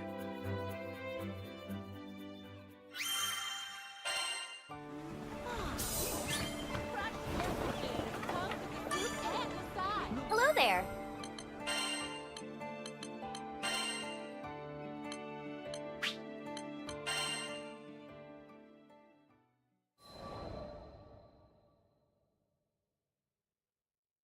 Wish I could say all's well that ends well, but unfortunately it doesn't work like that. As we started back for Folka, I decided the kids and I needed to have a serious talk. Alright, spill it. Why'd you all go into the woods alone? Noobs was in trouble, and, you know, it's the duty of a knight to help people. I just thought we had to save him. Skip spoke down to his shoes. I felt my heart drop. It's the duty of a knight to help people. Those had been my words, so I was to blame for this whole mess. Skies above, why do I always... But before I could chase this dark train of thought any further, a small tug on my sleeve brought me back. All those survival skills you taught us really helped. Yeah, thanks to you, we were able to properly locate food and water, and hide from monsters. I was so proud of them. But now was not the time to encourage their recklessness with praise. Do you realize how worried everyone was? If anything bad happened, your friends would be hurt big time, and not to mention your families. Yes, as knights, you have a duty to protect. But as people, you have a duty to your loved ones. So remember, the Tykes chimed in for this next line. Know when to ask for help. Okay, now it was time to be proud. Crouching so I was eye to eye with the Blue Sky Knights, I held out my pinky. It's a promise, okay? An oath between knights.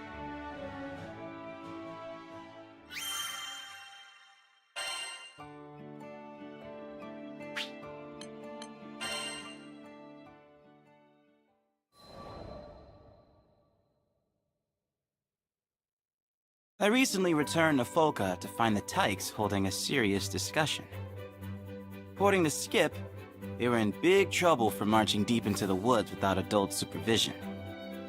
As punishment, the Blue Sky Knights had to disband. The kids didn't look too upset, though. Au contraire. Skip stood feet apart, head high, one fist reaching for the sky. Today, we form the Order of Vane. Guess they'd found a loophole. I mean, what did the grown-ups expect? These kids were joined at the hip. No one's found the hideout yet. I say we train there till we're all super cool knights like Vane. Kids and their stupid dreams, right? You know, I never thought that one day I'd have a group of mini-me's, which is nice, but also kind of scary. Because what if you set a bad example, let them down the wrong path, on and on? It's enough to make you want to run and hide. But that's not what knights do. We stand our ground. We support each other. And with the best friends in the skies looking out for me, I know I can become just the kind of hero these kids deserve.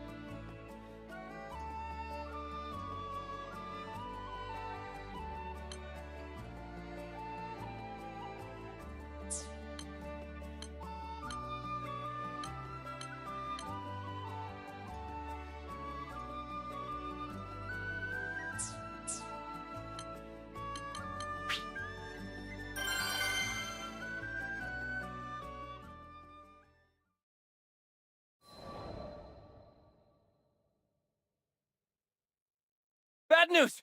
Those Avia rats are back! The day that would test the valor of the Corps came sooner than expected. I looked up at the soldier, who had burst breathless into the guardhouse. Report. An armed group thought to be connected with Avia is occupying the mines of Tempeel. They've taken the reconstruction workers captive, including several residents of Folka. It would be a dangerous rescue for the Corps, who were yet untried in combat. But the soldiers quickly showed me they had not failed their training. Captain Percival, let's fight back! We're ready! We can save those hostages! No. I sensed something strange at work. It had been the aim of the ruined church to bolster their ranks with new converts from Folka. Why then would they occupy their mines and threaten their people? Surely it was not for ransom. The adherents of Avia held their faith high above the jewels of the earth. This had to be a trap. Of course, trap or no, the Corps could easily overthrow Avia, as long as I led them. But I could not stay in Folka forever. And so I said, do not let confidence consume your wisdom. Your duty is to protect your people, not to prove your strength. You do not know the designs of your enemy, nor whether your might can contend with theirs. You must call for aid. I saw that my warning had disheartened the soldiers. I could not blame them. They had struggled so far, only to learn that they still fell short. But glory must not be bought with blood. The lives of the islanders came first. Drawing myself up, I strove to lift their spirits. Your city needs you. There is much work to be done. Learn what you can from those that escaped the mines. Muster the defenses. Let your people know they are safe. Yes, sir! But Captain Percival, the clock is ticking. What if the Skyfarers and reinforcements from Seed Hollow don't make it in time? I could not hold back a smile. Do not worry. I know a crew of Skyfarers already at hand.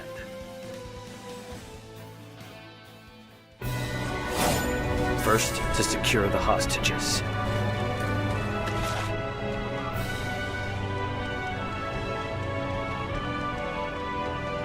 Wait! That hair! It's the rooster head from Folka! To arms, brethren! Sentries. You will wish you never saw me. Back to you! Reap what you There must be more of them.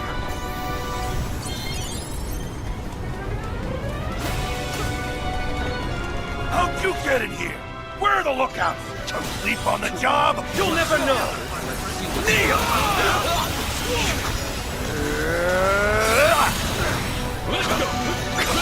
Too few of them. Their main force must be headed for Folka. Perhaps I should turn back. No. I must have faith in my comrades.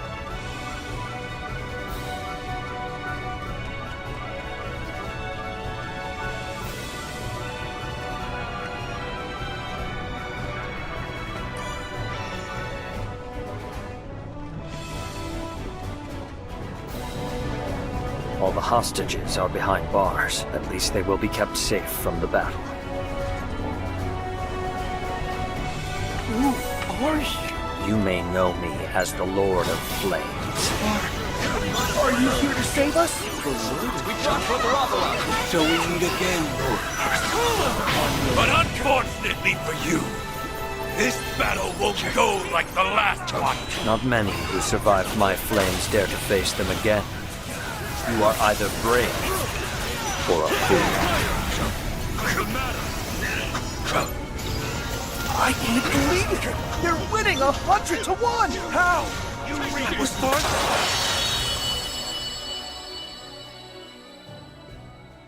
It will take more time to bind these Crusaders than it did to defeat them.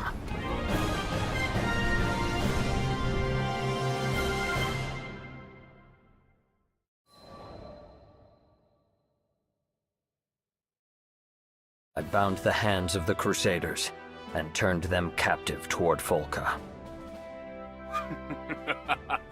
Why, here's a stalwart little interloper.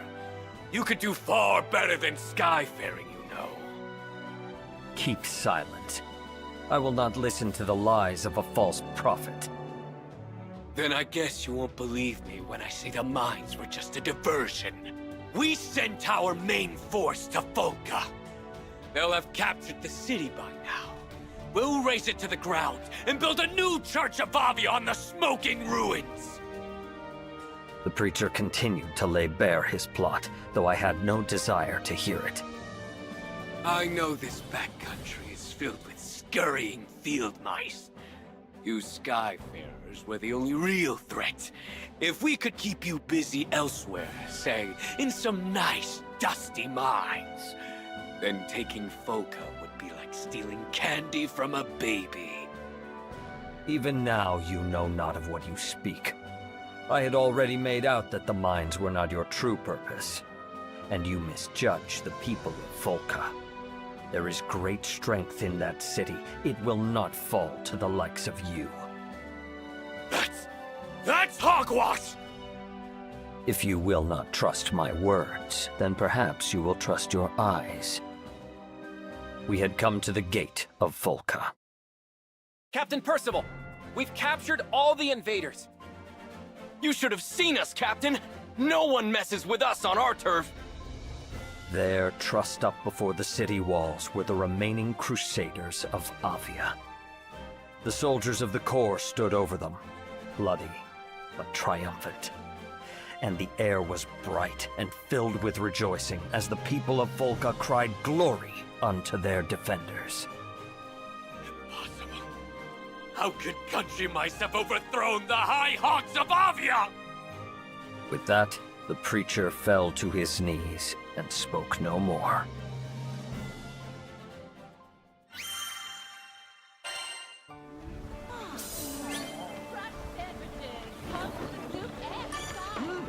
Come to view the requests?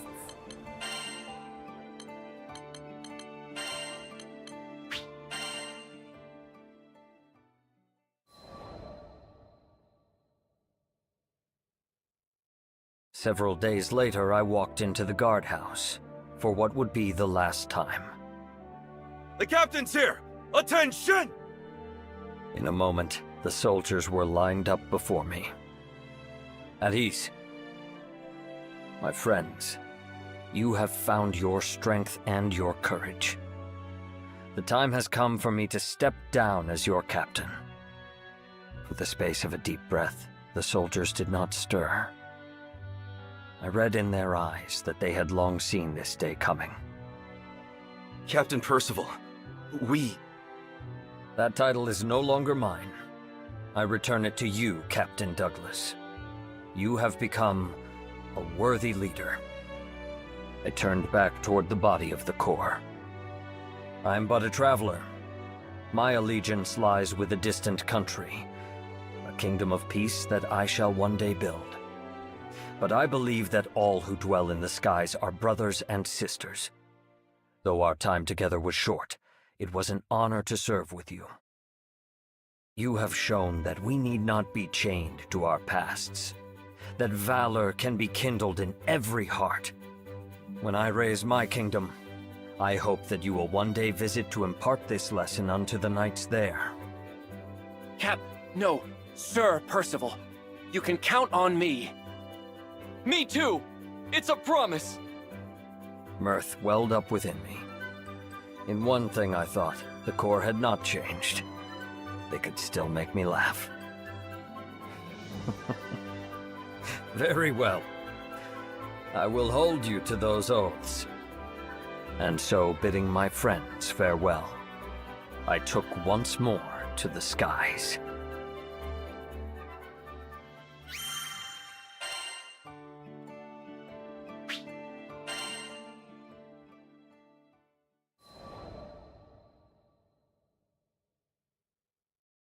It was many months before I could return to Folka. This city is still the same. A gentle breeze danced with the grass. Sunlight streamed from between the leaves of trees, paving the streets in green and gold. But snakes dwell even in the quietest of gardens. Peace presided over this land only because there was a valiant Corps to keep it. I was once captain of the Vulcan Defense Corps, and though our paths led on to different ends, they would ever be my friends and comrades. In my heart, I saluted them. Wait, aren't you? Well met. I was not surprised we crossed paths. Folka was a small city, and I knew the Defense Corps kept vigilant watch. I am glad to see you doing well. We sure are. Even got a generation of new recruits trained up. So, when do you think you'll be inviting us to your kingdom? I responded with a wry smile. It will be some time yet, but I shall not rest unless it be in a country of peace. Until that day, wait here, and serve your city well. You're gonna make it, Percival. I just know it. In the meantime, I better practice my curtsy, huh? I regarded Captain Douglas and his corps. Here were soldiers that had once lived in shame, but courage had been kindled in their hearts, and like candles they now passed its light to others. So does one good turn give rise to another, and valor begets valor. Perhaps the rise of my kingdom was not so far off after all.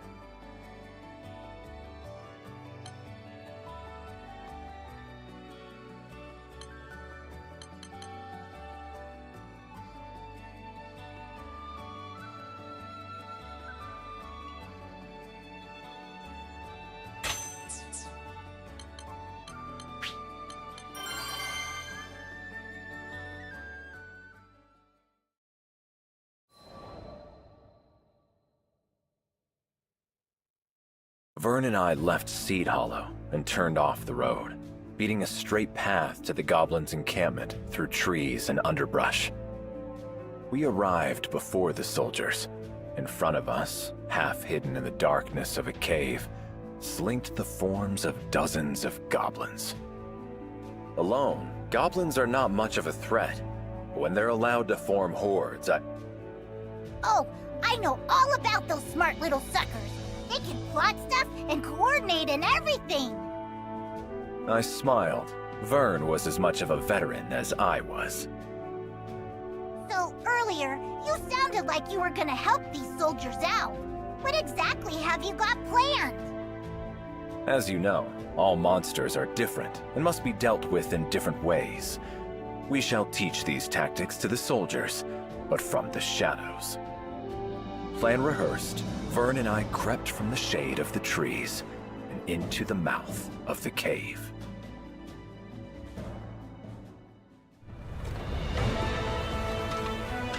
Ready? Our mission awaits.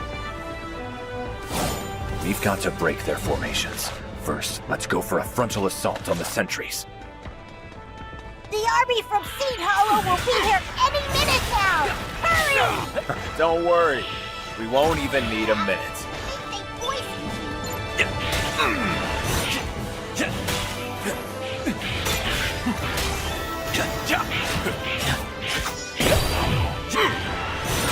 Too slow. We made it! Be gone! Looks like the soldiers are still prepping for the fight. Perfect. That gives us just enough time to thin down their main ranks. More gobbles! Man, there's a lot of them! Well, let's fix that, shall we? Turn the tide!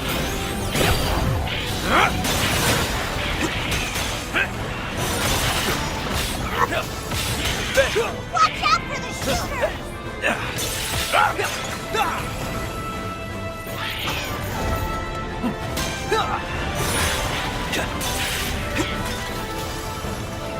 I can't believe they had so large a force. It's a good thing we came. This is power!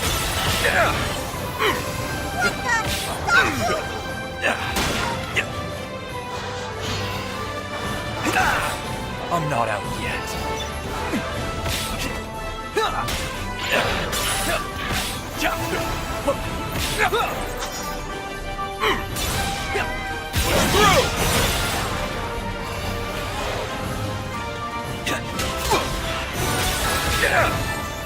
Reinforcements!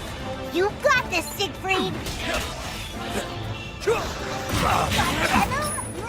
Pour it out now! Bear with!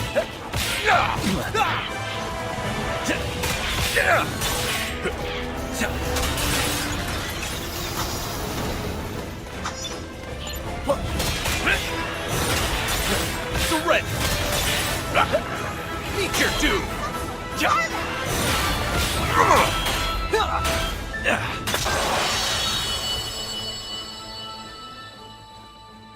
Nice work! I think the soldiers can pick off what's left. I think there are a few more goblins hidden, but likely not enough to reverse the tide. We had still better conduct a search, just to be safe. Let's go in deeper. Look! It's a goblin soldier! And what are those? It's little sidekicks? I don't think Seed Hollow's forces will be able to handle this. We should at least bring down the goblin soldier. So leave all the small fry alone? Got it. Don't want to rob Seed Hollow's finest of a job. Just try to hit you from far away.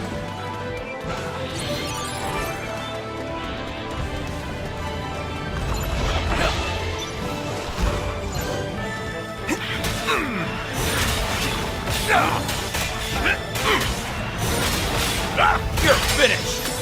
Enough! Agreed. Just the goblin soldier, remember?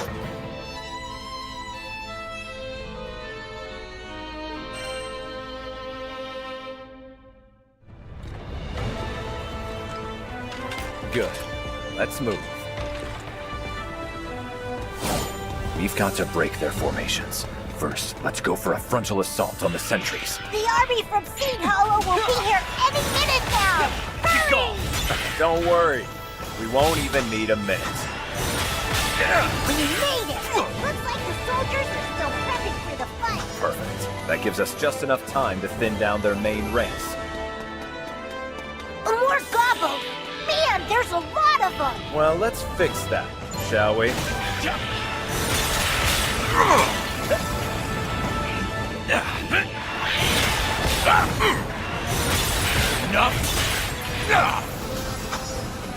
I can't believe they had so large a force.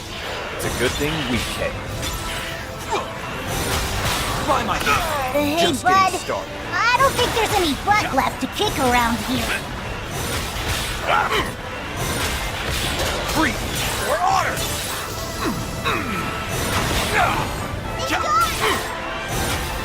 Reinforcements! You got this, Siegfried!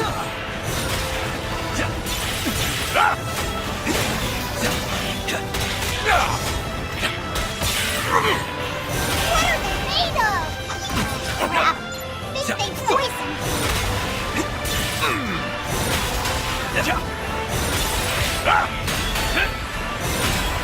Too slow.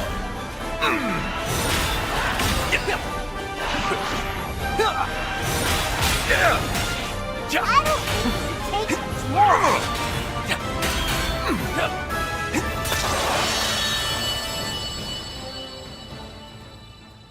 Nice work! I think the soldiers can pick off what's left. I think there are a few more goblins hidden, but likely not enough to reverse the tide. We had still better conduct a search, just to be safe. Let's go in deeper. Look! It's a goblin soldier! And what are those?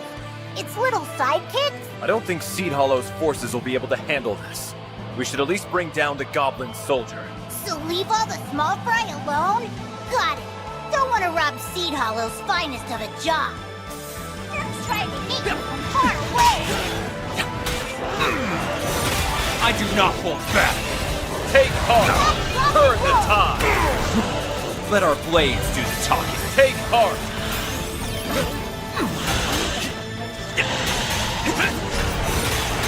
Bear with.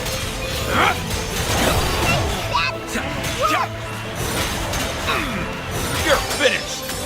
By my blade.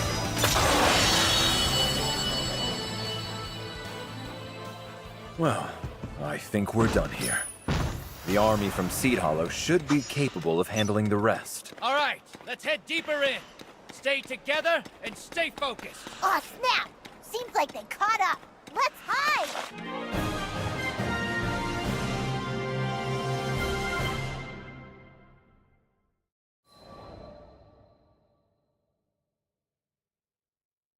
Holy Bahamut! We did it!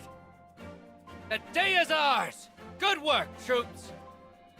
Vern and I crouched behind a craggy boulder and watched as the soldiers strode about the battlefield. Not a goblin was left. The voices of the triumphant rose up and resonated about the high, cool walls of the cavern. All went well. I guess, but those soldiers took a heck of a beating.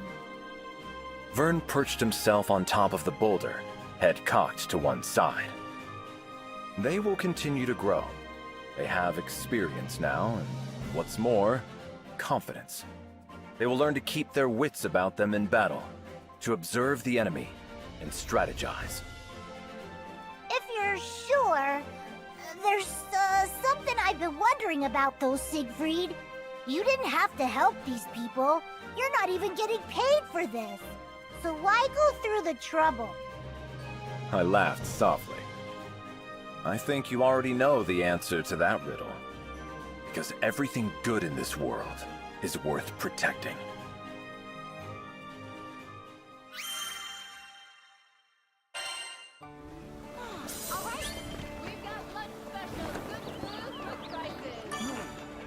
Hello there.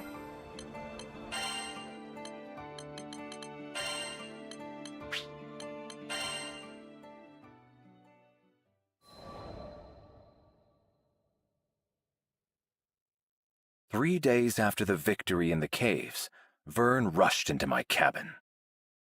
Dude, he's here! The captain of Seed Hollow's army is here! Here, on the Grand Cipher. My eyebrows drew themselves together. I was quite certain we hadn't been seen. Do you think he figured us out? No, that shouldn't be possible. I had lived and worked in the shadows for many years. I knew how to remain invisible. Let us meet him in any case. It would be discourteous to turn him away. Agreed. We're lots of things, but rude ain't one of them. Vern led me to a spacious room on the Grand Cipher, where our guest sat perched on the edge of a comfortable chair, his hands upon his knees. He stood up quickly when we entered. It's, been a while. He wouldn't quite meet my eyes. As the young man swallowed rather loudly, I recalled his last words to me. We can handle monsters without you swinging in to save the day. It has. I still regret my actions in the forest. Is that what you've come to talk about? No. He shook his head vigorously. I'm here to thank you. You saved my life and the lives of my comrades. So, our presence had been noticed. I swept my cloak back in a deep bow. I apologize for interfering yet again. Oh, no, please, stop with the apologies. You're just making me feel worse. Listen. He explained. 3 days ago, Seed Hollow's army had been called upon to drive back a horde of goblins.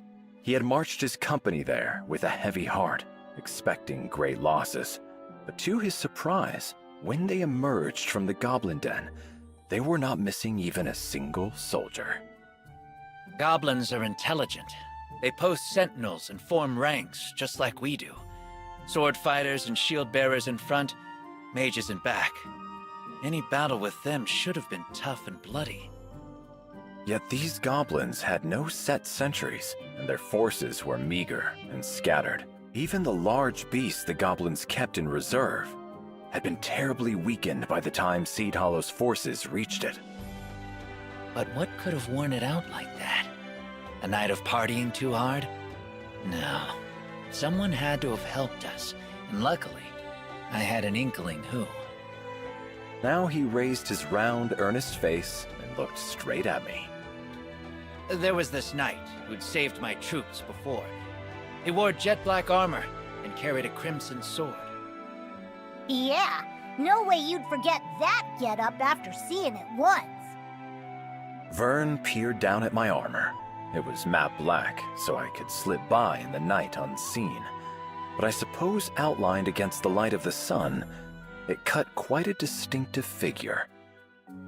The rest really wasn't that difficult. Went with that description to a merchant who deals with a lot of foreign traffic, and learned about a former knight captain. I see. Years away from the battlefield had dulled the army's swords. This I already knew. But now I realize it had allowed them to build rapport with their people, winning them trusted eyes and ears throughout their country. If anyone should be apologizing, it's me. Before I could stop him, he went down on one knee. That day in the forest, I was frustrated and ashamed by the weakness of my troops. So I took it out on you. I'm sorry. You saved my soldiers not only once, but twice. And the second time around, you even made sure we learned from the experience. I really don't know how to make it up to you. Vern and I looked at each other, surprised by the sincerity in his voice. Your kind words are more than enough, and your forgiveness. The young man opened his mouth, but I shook my head. Whatever the circumstances, I still trampled your pride underfoot. What's pride when compared to life? To speak the truth, I thought Seed Hollow's forces poorly trained and disorganized, from an outsider's perspective at least. By placing a hand beneath the man's elbow, I silently bid him rise. But I see now that you have strength and wisdom that was hidden to me. With you in command, I have no doubt your company will go on to accomplish great things. That means a lot, coming from you. He smiled, the tension melting from his frame. But the fact remains that I let my soldiers get out of practice.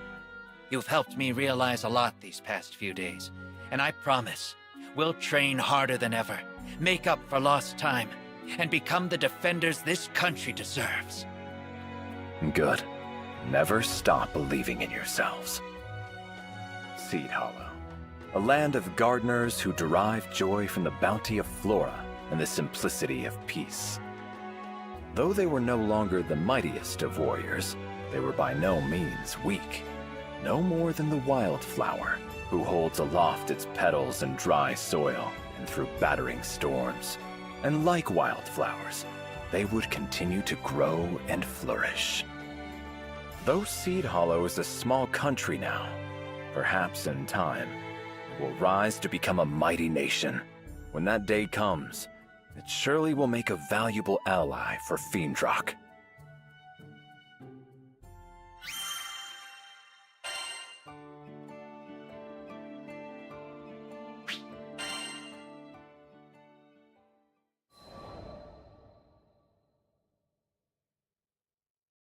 Hey, is it just me, or have we been getting less monster hunting missions recently?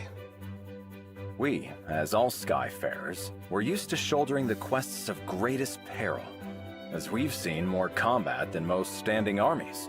However, though Zega Grande was as plagued by monsters as ever, we'd had a quiet few days. I think I can explain. Lyria raised her hand, eager to impart valuable intelligence. Apparently, Seed Hollow's soldiers have been super on top of things lately. A monster appears, and before the Crew Alliance can even draft up a mission, they get in there and solve the problem. Good for them, but less work for us means less jingle in our pockets. Vern drifted to me from across the room, and positioning his snout by my ear, spoke in a whisper. Guess they really got their act together, huh? It would certainly seem so. I looked up at my small comrade in training. We exchanged a secret smile. Well done, troops. Well done.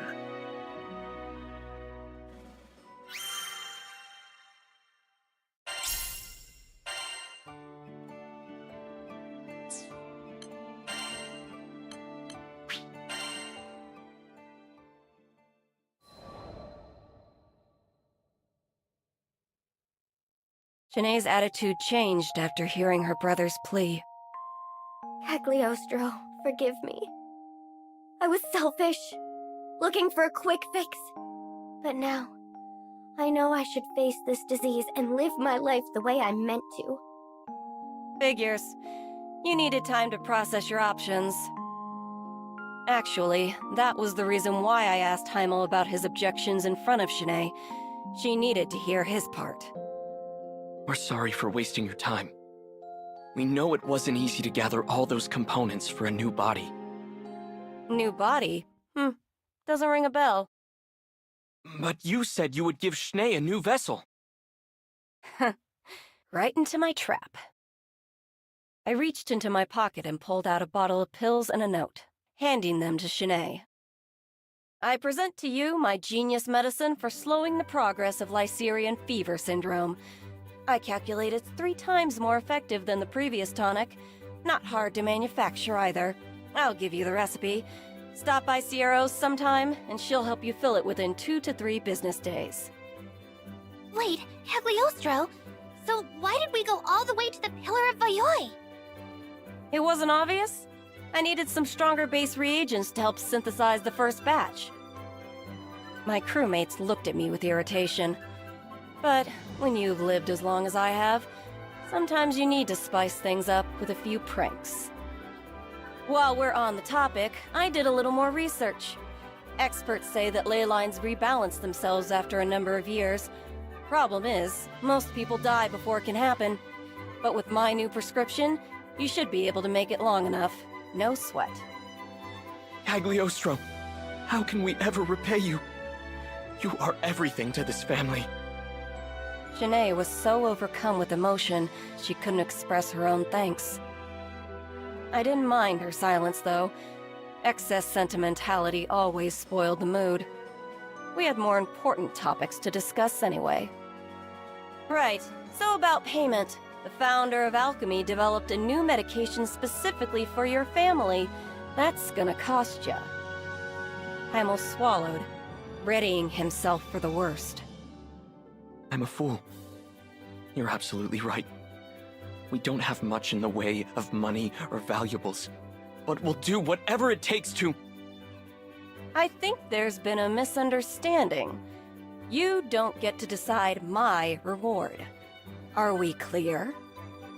Shanae and Heimel both nodded in fearful silence.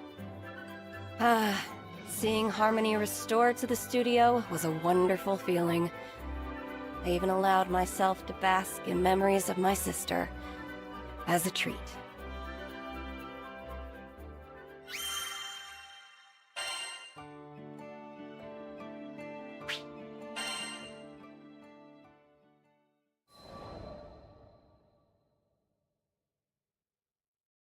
Sometime later, I was visiting Sierro's shop in Folka.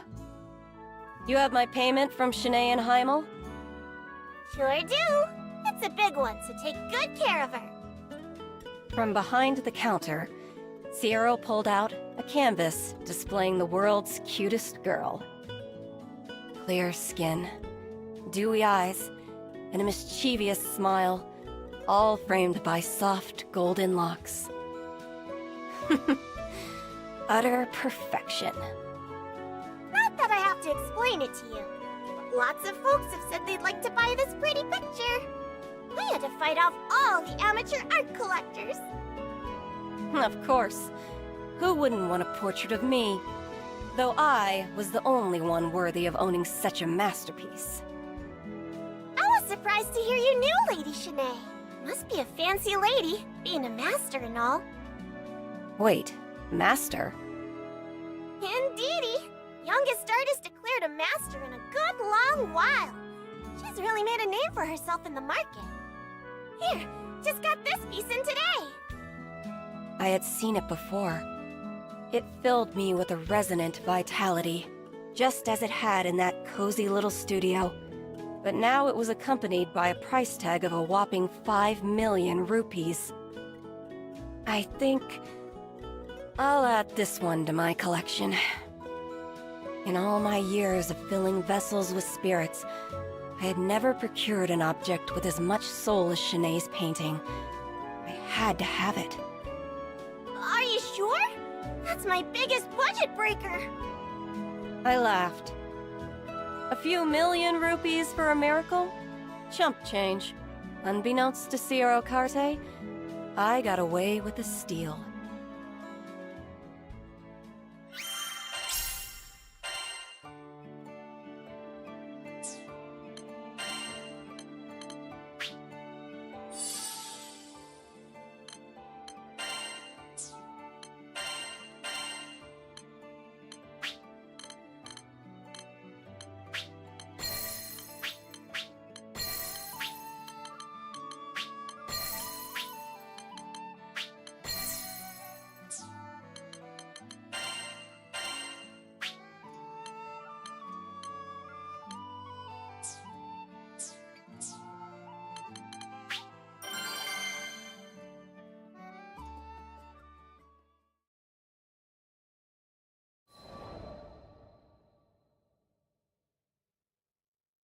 Fern saw the determination plain on our faces. You guys aren't gonna let this go, are you? Game's back on then. Lyria pondered for a moment and made a suggestion. How about whoever fishes up the most happiness? That could be interesting. A genius suggestion. This island was under Avia's control, terrifying the population. It would be a saintly move to give them cheer with a side of full bellies. It was settled. We would go with Lyria's suggestion. He who could bring the most happiness to the island would take it. After a nod to one another, the Fisher God and I set out to do some real fishing.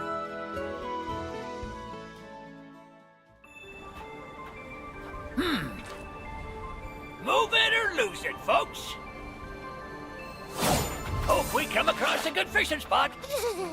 In this blizzard, how are you gonna even see your rod?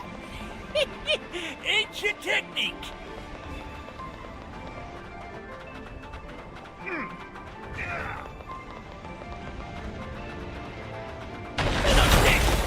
What? I can hear running water. You think this here hole has a river at the bottom?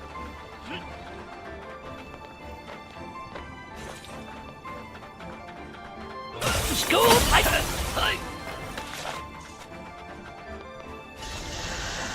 We're just looking to fish. But if you want to be a sushi platter, step right up. How's about we hit it? Oh! They'll never see it coming. Read like a book.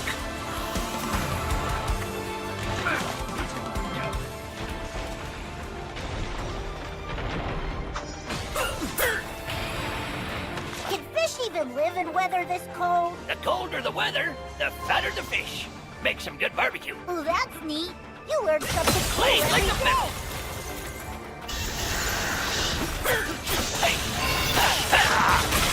How about no? Heaven trembles! Read like a book.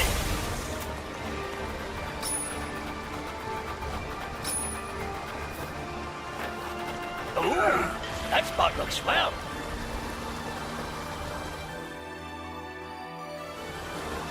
This place is perfect. Let's get started. Holy crap! Looks like the monsters caught our scent. Curse their timing. Well, clean them up right quick.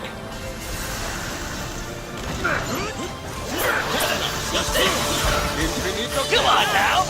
Sucker. Let's slow you down. And keep trying. Got him in my course.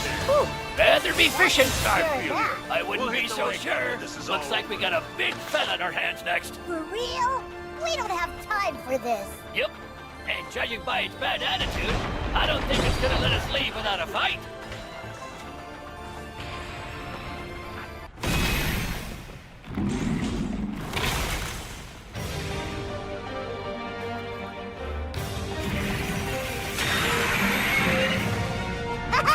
It's right there! Now this here's a sight for sore eyes.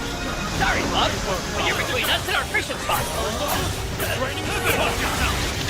Swimming in the shadows. Oh! It's taken all that damage, but that hasn't slowed it down a bit. Better try to finish it off before we get it.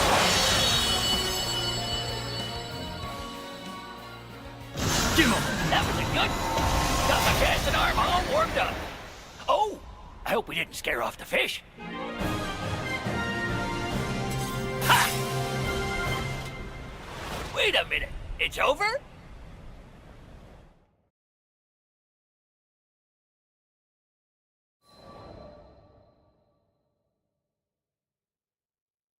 Results day had arrived. Residents of Seed Hollow were gathering, waiting to see what bounty we could share. Feast your eyes. I have caught the elusive brave scale. The fisher god took to the podium. The largest fish in this skydom strung up behind him. The crowd was wowed by the sheer scale of the thing, and I was no exception.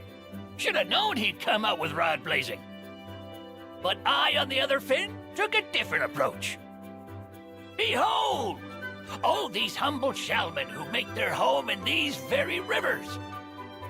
I sure wasn't gonna win through size, but maybe superior numbers would do the trick. Next, the fisher god and I began to fillet our catches, sharing sushi, soup, and ceviche of all sorts with the crowd. The Brave Beam is delicious. And how do you beat that impact? The shellman is just as good. It's so fresh and it's been served at the optimal temperature. Absolutely perfect. Everywhere we looked, there were people enjoying our efforts. Even the crew were getting their fill while they could. But since it was a competition, next up was evaluations. Members of the crowd were to vote on whose catch made them feel better, both in flavor and in general happiness. One after the other, the votes piled up for the Fisher God. It was starting to look hopeless. But there was a special reason I chose to serve the Shellman. I wasn't panicking just yet. Shall we call it there, friend? I gotta hand it to you, Fisher God. You serve some delicious fish. But let's see how it plays out. While I was talking, a cute little scamp, snot running down his nose and everything, cast a vote for me. You didn't want to vote for the big fish, sweetie? It was too big and scary. I like the small fishies. The Fisher God's breath caught for a moment, and I knew he understood my plan.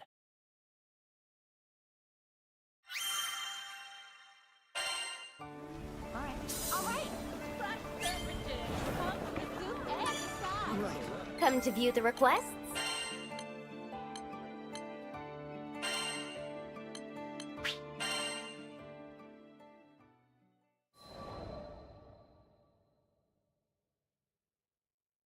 The Fisher God bowed his head and admitted I was the winner. But before I could humbly accept his withdrawal, Vern voiced honest confusion. Looking at the votes, you're the clear winner, aren't you? Not at all. Without this master of the rod opposite me, these results wouldn't have been possible. He spoke from the heart. Moved me a bit to hear that he understood me through and through. It's ordinary fish, ones we consume daily, that bring us health and happiness. Delicacies shine because they're a rare treat, but well-being is built on something more than rarity. Hearing that youngster speak, I understood what Yodarha was trying to tell me. In fact, I couldn't surmise for myself as proof of my hubris. He continued. I guess what I'm trying to say is, a child's smile will do more for a village's well-being than all the legendary fish in the sea. That's what I should have been aiming for. A smirk sat on his lips as he turned to me. Congratulations, Yodarha. Even had I won this competition, I concede in our fish-off. You are the rightful victor. I've learned much from our duel. I thank you from the depths of my heart. Never in my days had I met a more worthy gentleman. And you, good sir, helped this old minnow rediscover his love of the sport. After the voting had concluded, the townsfolk were still savoring our dishes. Both Brave Bream and Shalman were a hit. The satisfied smiles of the people were evidence of this. But as all good things must come to an end, so too did the feast. Despite the mountain of fish we started with, not a single fillet was left. I turned to the Fisher God, a gleam in my eye. And though he just admitted defeat, his eye held the same twinkle. You want a race to see who can get this place spick and span quicker? We were no longer rivals. We were brothers of the rod. And this little competition would tide us over till our next real match.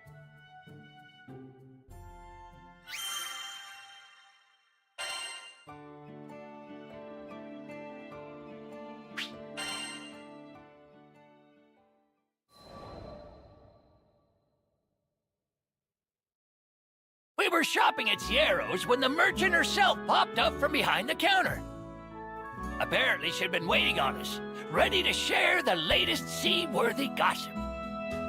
A certain rumor swam earlier this month. You see, people are saying there are 2 Fisher Gods working this skydom. Would you know anything about that?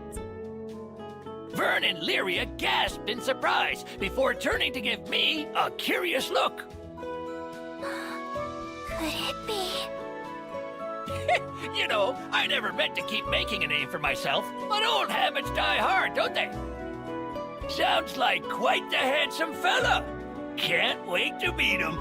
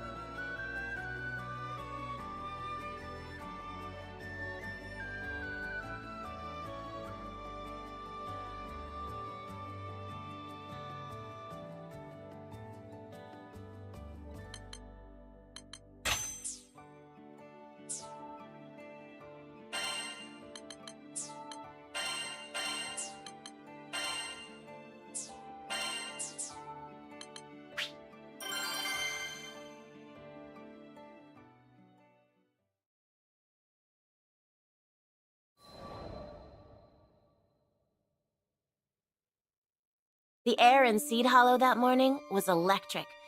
I hadn't felt that amped up in a good while. Time to get this show on the road. Roger that. Vasaraga had met up with me right on schedule. I sucked in a lungful of the morning chill to calm my nerves. Good morning, Zeta. Good morning, Vasaraga. Morning. You're up awfully early today. Where are you guys going? He must have sensed something big was in the works. The concern in his voice was clear as day. A couple of rough customers challenged us to a serious fight. I want to come too. Can I, please? It wasn't like him to try to tag along. He knew better than that. No can do, little man. This isn't a game. But I've been practicing my sword swings every day. I can help you beat them. Of all the days he could have picked to be fussy, why did it have to be today? Sparring and actual combat are worlds apart. Pride goeth before destruction. It was obvious from the frown on Vaughn's face that he wasn't going to take no for an answer. I need you to be good and listen to us, all right? We left Vaughn behind and made a beeline for Seed Hollow Castle. We stepped into its great hall, where Magliel and her sword veil were already waiting. Allow me to extend my utmost gratitude for taking the time to indulge my invitation. Can the formalities. I came here to throw down, not listen to boring speeches. I didn't think the castle would be okay with us doing battle within its walls. Well, no one else was using the hall. Let's just say those who helped with the castle's restoration are afforded special privileges. This woman, for all her pomp and circumstance, was no joke of a warrior. I was curious as to whether your weapons are deserving of their legend. My fellowship prides itself with collecting only the most prized armaments. I knew there had to be more to this call-out. I'll get straight to the point. We are interested in purchasing your seal weapons. Allow me to appraise their performance during our little skirmish. In other words, she was making us an offer we couldn't refuse. Even though this isn't a fight to the death, don't come crying to me when you get your asses handed to you. Magliel didn't respond. She simply smirked and an arsenal of magic swords materialized around her. I tightened my grip on our vest and took a deep breath. I thought back to all the times Vasaraga and I had cheated death. It made me feel invincible. This victory belonged to us. Let's do this, Zeta. Hell yeah! The words were barely out of my mouth before I was leaping into the fray.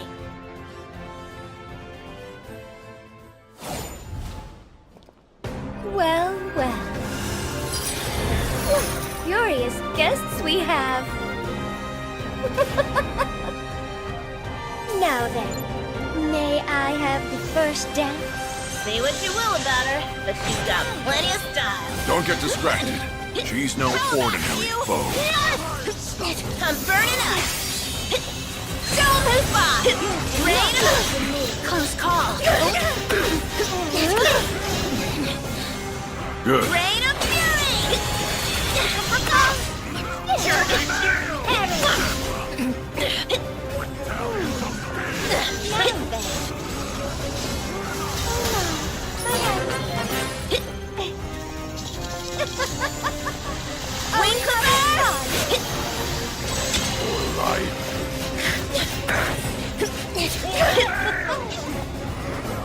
No place to hide. Who's my next victim? All right, then.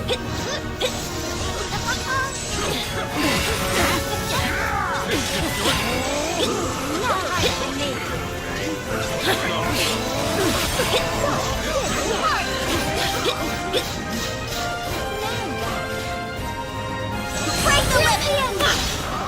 Jerk!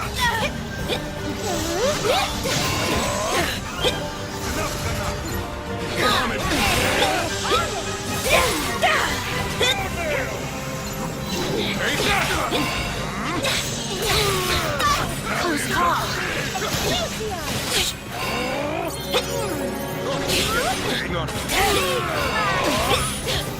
Enough. Good try.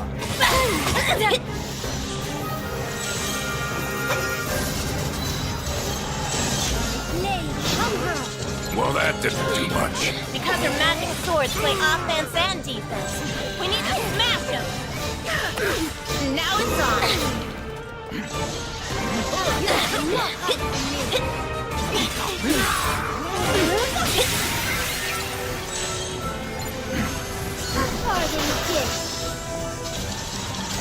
You can't stop! Come on, Jerk!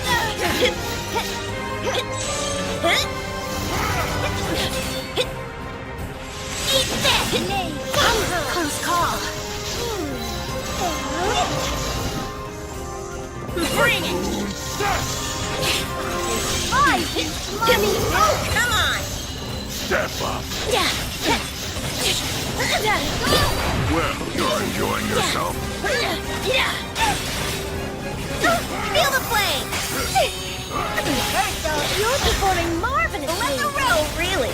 I haven't even gotten started yet. That makes two of us.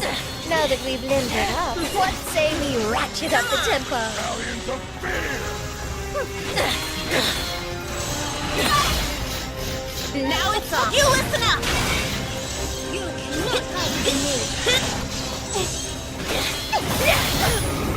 Bring it, all right, son! Over here! You can't This stop should fear! shut you up! Show 'em who's boss!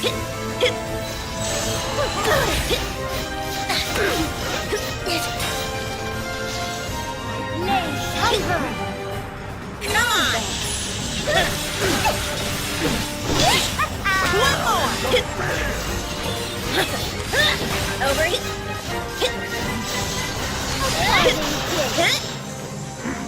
No place to hide!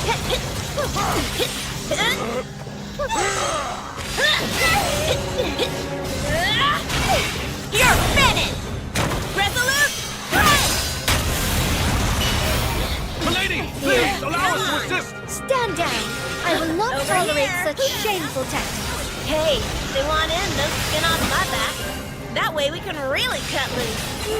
All right, then. Your words, not mine. Behold the quintessence of the sword veil! Just my luck.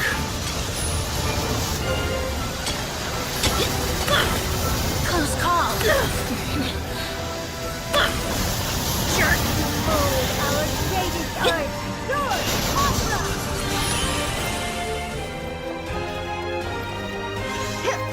This Break the... cannot be. I beg your pardon! Rain up. You cannot hide from me! All right, then.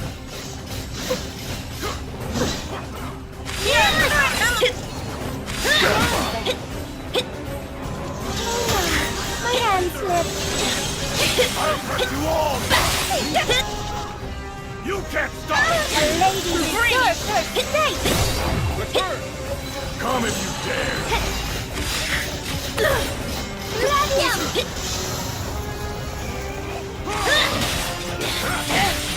Here, over here. A parting Good.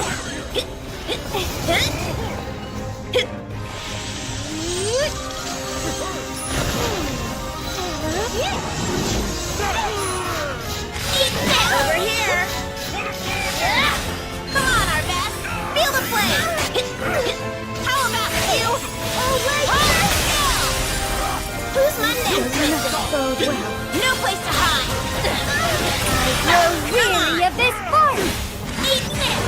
Heed me! Glorious weapons of yore!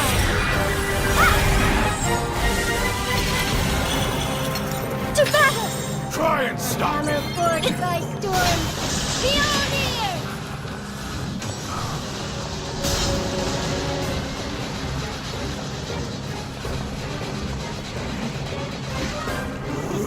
Wrested from demons! Break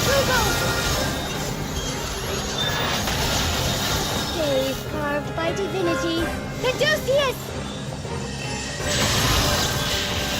Over Sleever!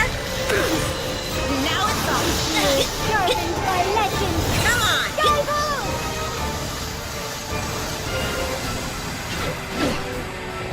The stage is set for the big bang. Come on. You're next!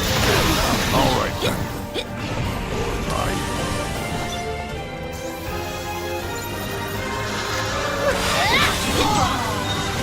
Skyfarer battles are amazing! Hold on, Bond! What are you doing here?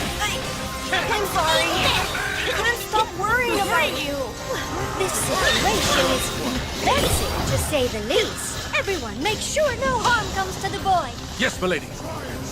Thanks, Ada. Jerk! Not bad.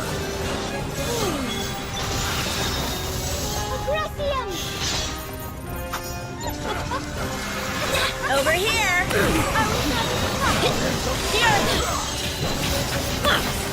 Close call. Now it's on. Take this! My hand slipped. Servant of whirling death. Dance! Burn off!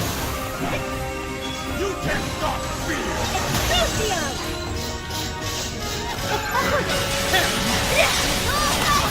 Close call. All right then.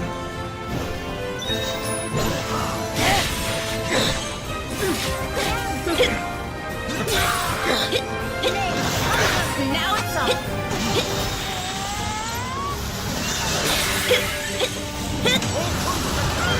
Don't panic. I'm almost there. Payback time.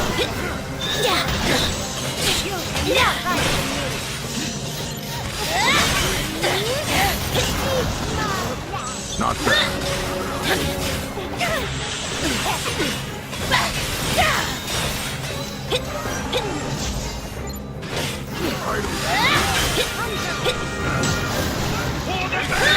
Come on.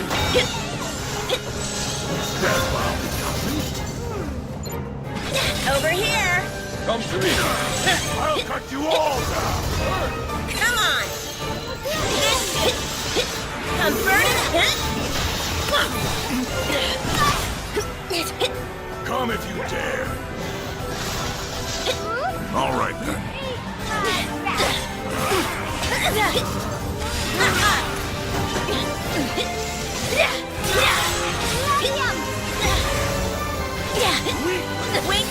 Primal souls, temper this blade. Break the limit. Rain of fury. Feel the flame. On it. Has no equal. We're on it. Chaos detonation. Hell yes, we are. Shove it.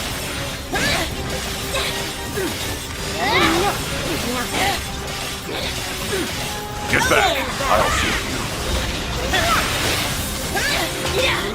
Shove it.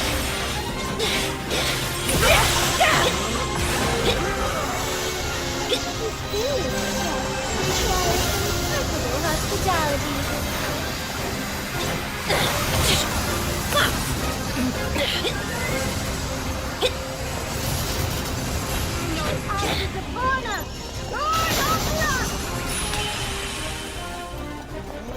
No place to hide.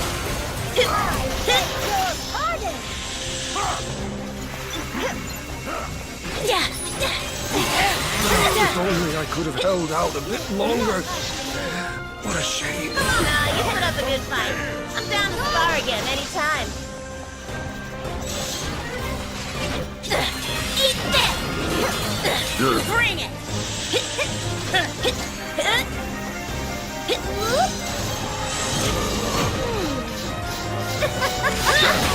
Are we having fun? Now it's on. For life. Who's my next? Stay with me. You can die now. It's all over.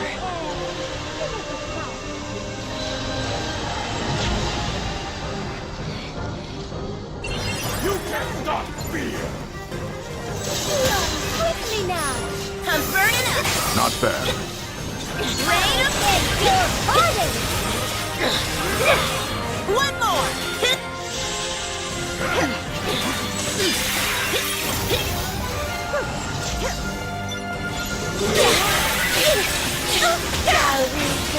mulligan? You're through! Over here! Bring it! The earthquake is over! How about you? RTL! Break the limit! Eat this!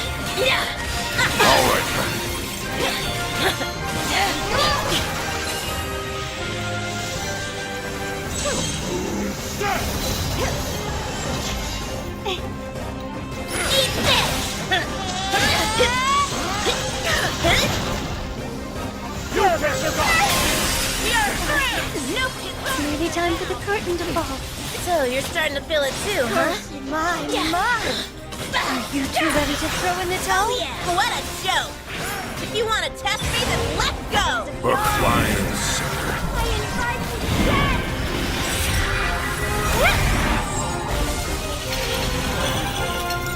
Dance of death! Darn mallet whose belly quakes in thunder! Smash them all!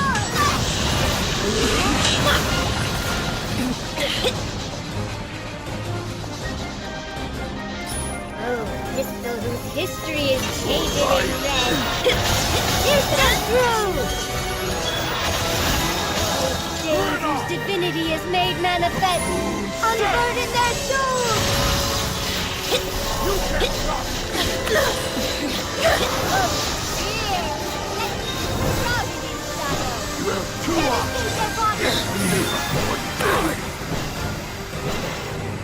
Now it's on!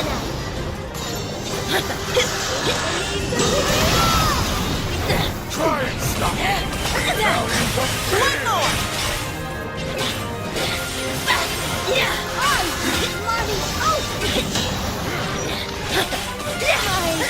Selection! Good. Who's my number? I'm coming now. Gotta get back up.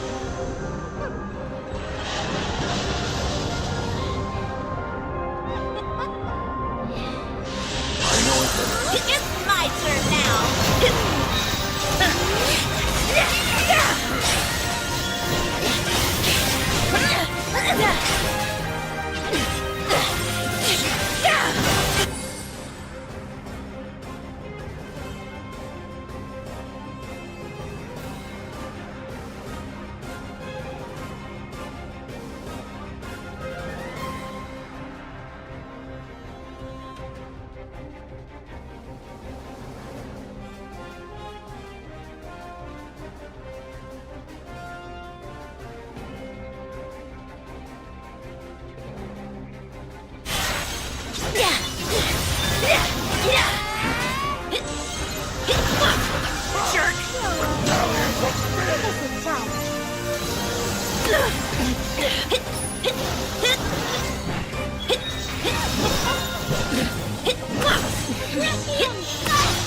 Jerk!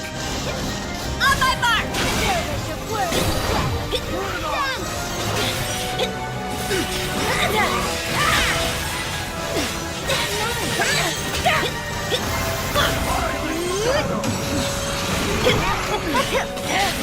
Keep up!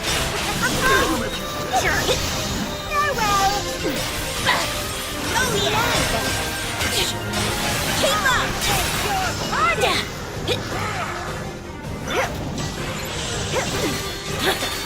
Don't panic. I'm almost there.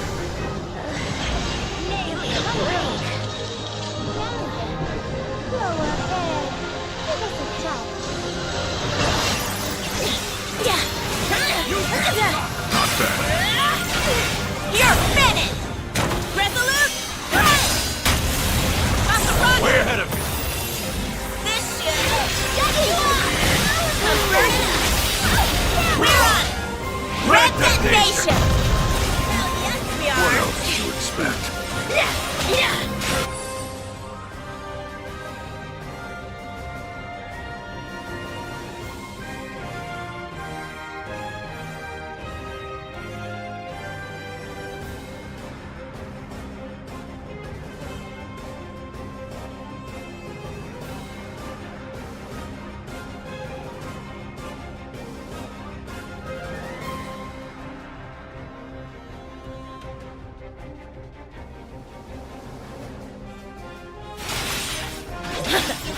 Come on! Yeah. Italian.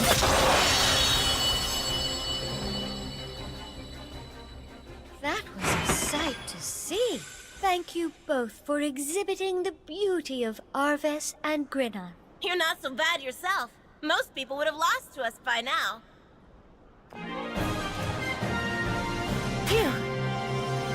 Easy peasy.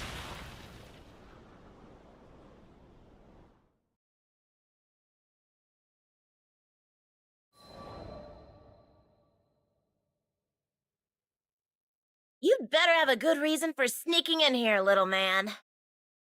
I didn't want you getting hurt. That's all. Oh, why didn't you stay put like I told you to?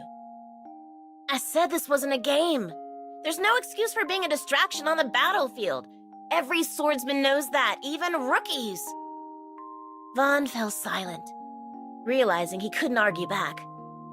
He just stood there with his head hanging down. Crap. Was I too hard on him? But here's the thing about warfare. If you're all valor and no discretion, you're gonna end up in a coffin real fast. I messed up. I'm sorry. Vaughn looked so miserable. It was like watching a kid choke down bitter medicine. What could I say to soften the blow? You made a mistake, but your intentions were true. It takes courage to own up to one's error and apologize. Vasaraga gently clapped the boy on the shoulder with his rugged mitt. Vaughn quickly perked up after that. Vasaraga's like a giant teddy bear when it comes to kids.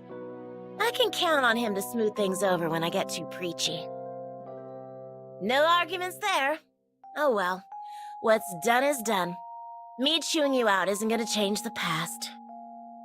Thanks, Vasaraga. I needed that save. Hold on, Zeta. Don't move. He reached up and applied a cool, damp salve onto my right cheek.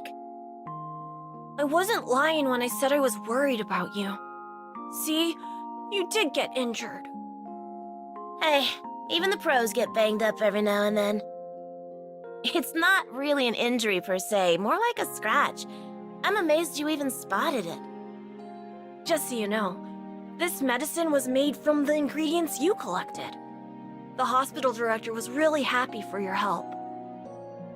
Sheesh. When was the last time someone coddled me this much over a tiny cut? I had to admit it felt nice. Thank you, Vaughn. I think we're about done here. Come on, Vaughn. I'll take you home.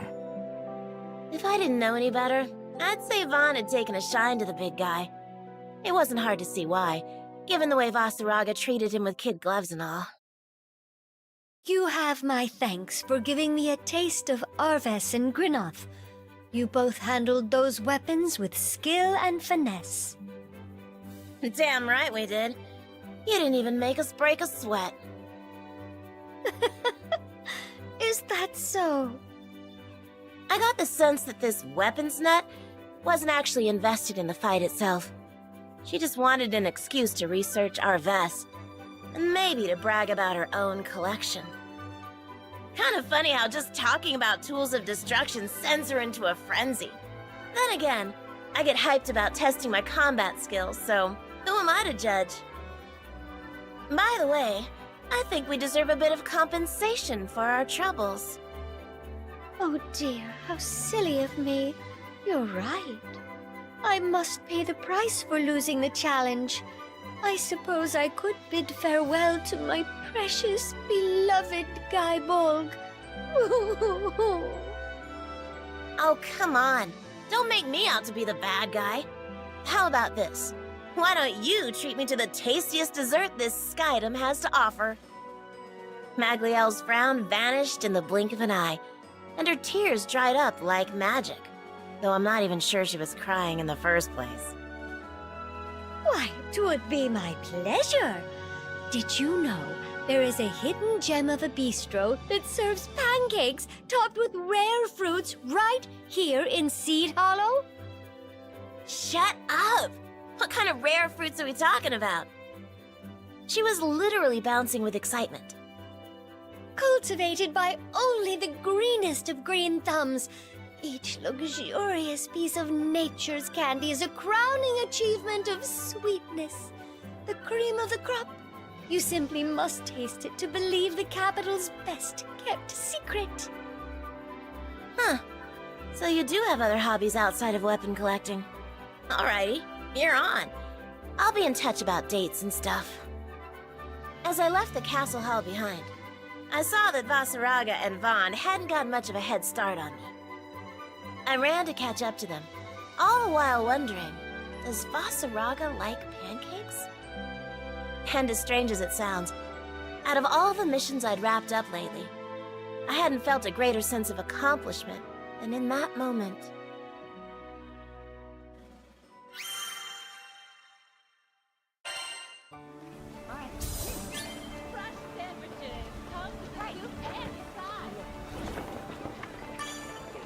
Hello there.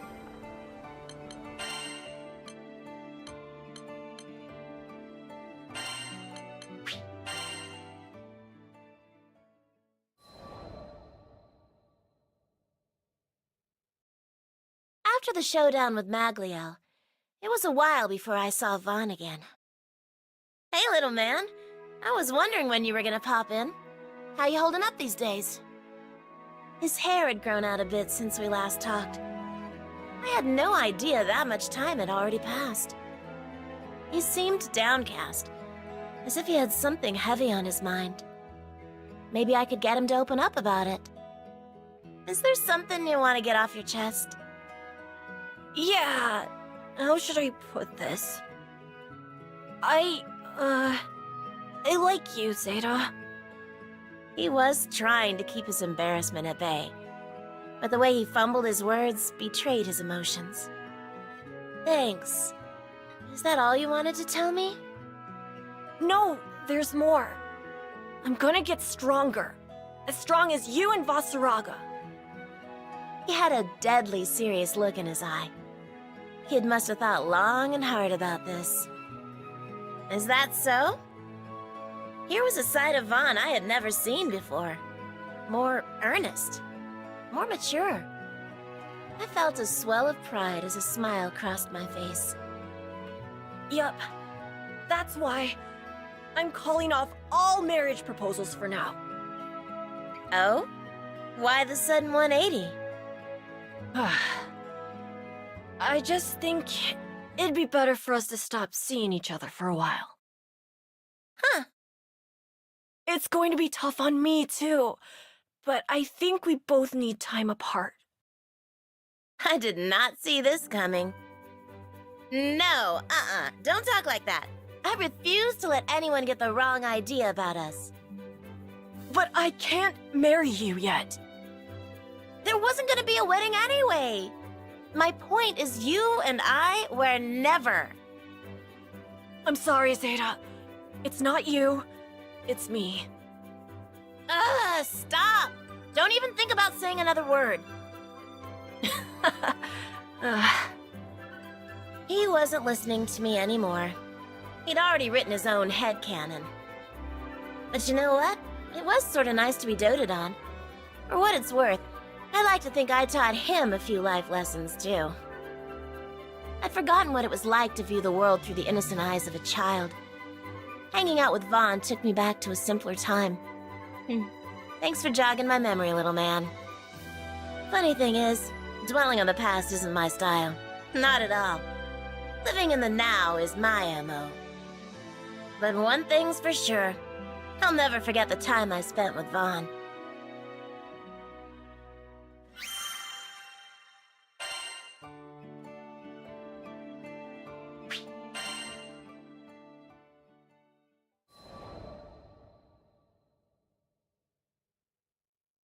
Dear Zeta, I'm doing well. How about you? Thanks to all the hours I put into sword practice, the dojo accepted me as a disciple. I'm on my way to becoming a man worthy of your hand. I'm sorry you have to wait, but someday I'll take the stone you gave me to Folka and have it made into a ring. Take care of yourself. Sincerely, Vaughn. P.S. I don't mind if you see other people if it's just a fling. You cheeky little brat. You just keep doing your thing, Vaughn. It's funny how you don't miss someone until they're gone. Regardless, I was happy to hear that Vaughn was doing well for himself. It's okay to see other people, huh? That's a good one. It's such a nice day today. The breeze was subtle, and there wasn't a cloud in the sky. Just as I was beginning to take in the morning calm, a lone figure appeared on the deck of the Grand Cipher. Greetings, Ada. Are you ready for the best pancakes of your life? You better believe I was ready. Nothing gets between me and my dessert. Now let's just say when I arrive in Seed Hollow, and a certain lovelorn puppy dog comes sprinting over to propose to me, my answer to him would be, "In your dreams, little man." Today is my first day off in forever, and I'm gonna party it up.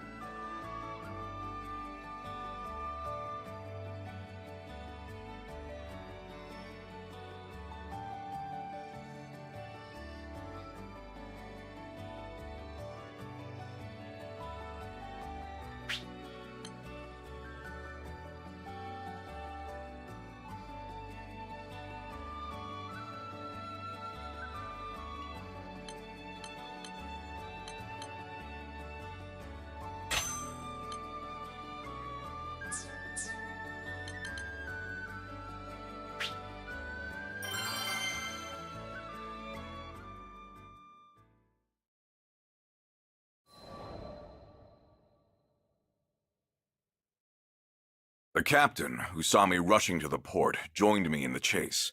Sierra Carte, who was always in the right place at the right time, heard a rumor about an Aviath battleship sighting. We took after them immediately, driving the Grand Cipher as hard as we could to close the distance. Found you. After we crested a cloud bank, their ship came into view. In a contest of speed, a mere battleship was no match for the Grand Cipher. We soon pulled alongside our quarry and boarded their vessel. I assume you're the draft that's been stalking our new shaman? Let Irene go. I'm afraid that's out of the question. The tension in the air grew palpable. That device she wears incinerates life. For now, the dark flame only affects plants. But with a little more time, the shaman will consume all life in Zega Grande. Lady Lilith will have her salvation, one way or another. You call that salvation? Maybe these fools didn't understand Lilith's true goals. Or maybe they were just bending the truth to satisfy their own cruel desires. Regardless, they were hazards that needed to be taken care of. She shows remarkable compatibility with the Dark Flame. We will use her to fulfill Lady Lilith's wishes once and for all. At the expense of Irene and this skydom? Not on my watch.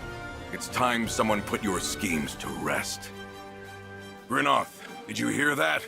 We've got work to do. Lend me your strength.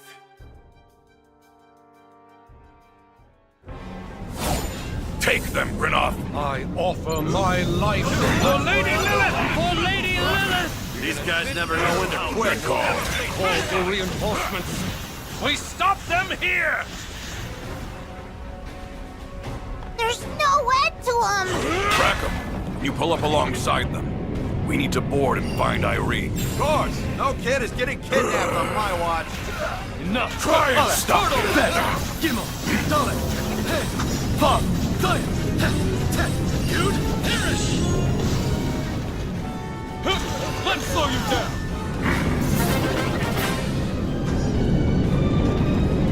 Oh, look!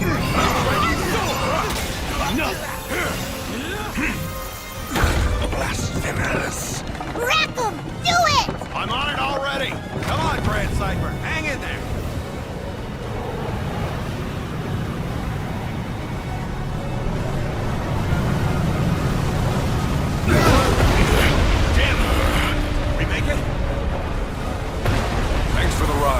I'll handle the rest. Let Irene go. The shaman shall be our salvation! Defend her to the end!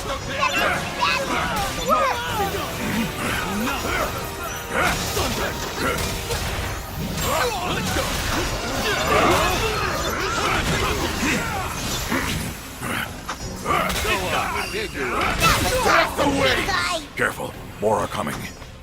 It's too late to beg for mercy now, outsiders! Our salvation will be as Lady Lilith foretold. You even know what Irene wishes for? That's what the shaman has a duty to embody Lady Lilith's teachings. Guess we gotta knock some sense into them the hard way. Sorry, Lady Lilith. Accursed outsiders! Asaraga, did you come for me? You're safe now. Let's get you home.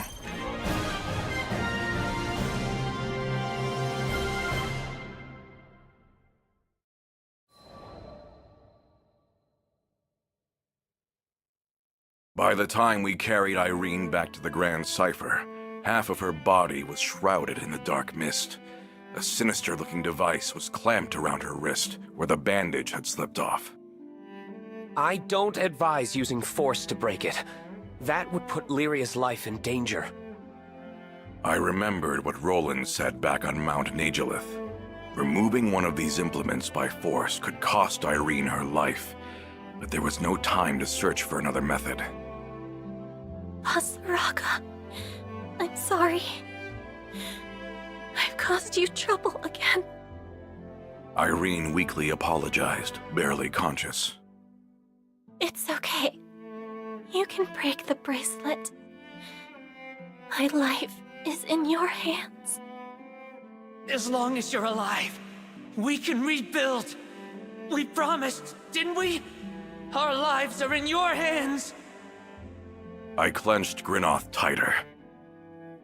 Irene had already accepted her end, but I swore to protect them. I swore to protect them all! With my heartbeat thundering in my ears, I focused my entire being on the device. Grinoth and I became one as I swung down. We cut through the dark mist, and a burst of blinding light swallowed everything.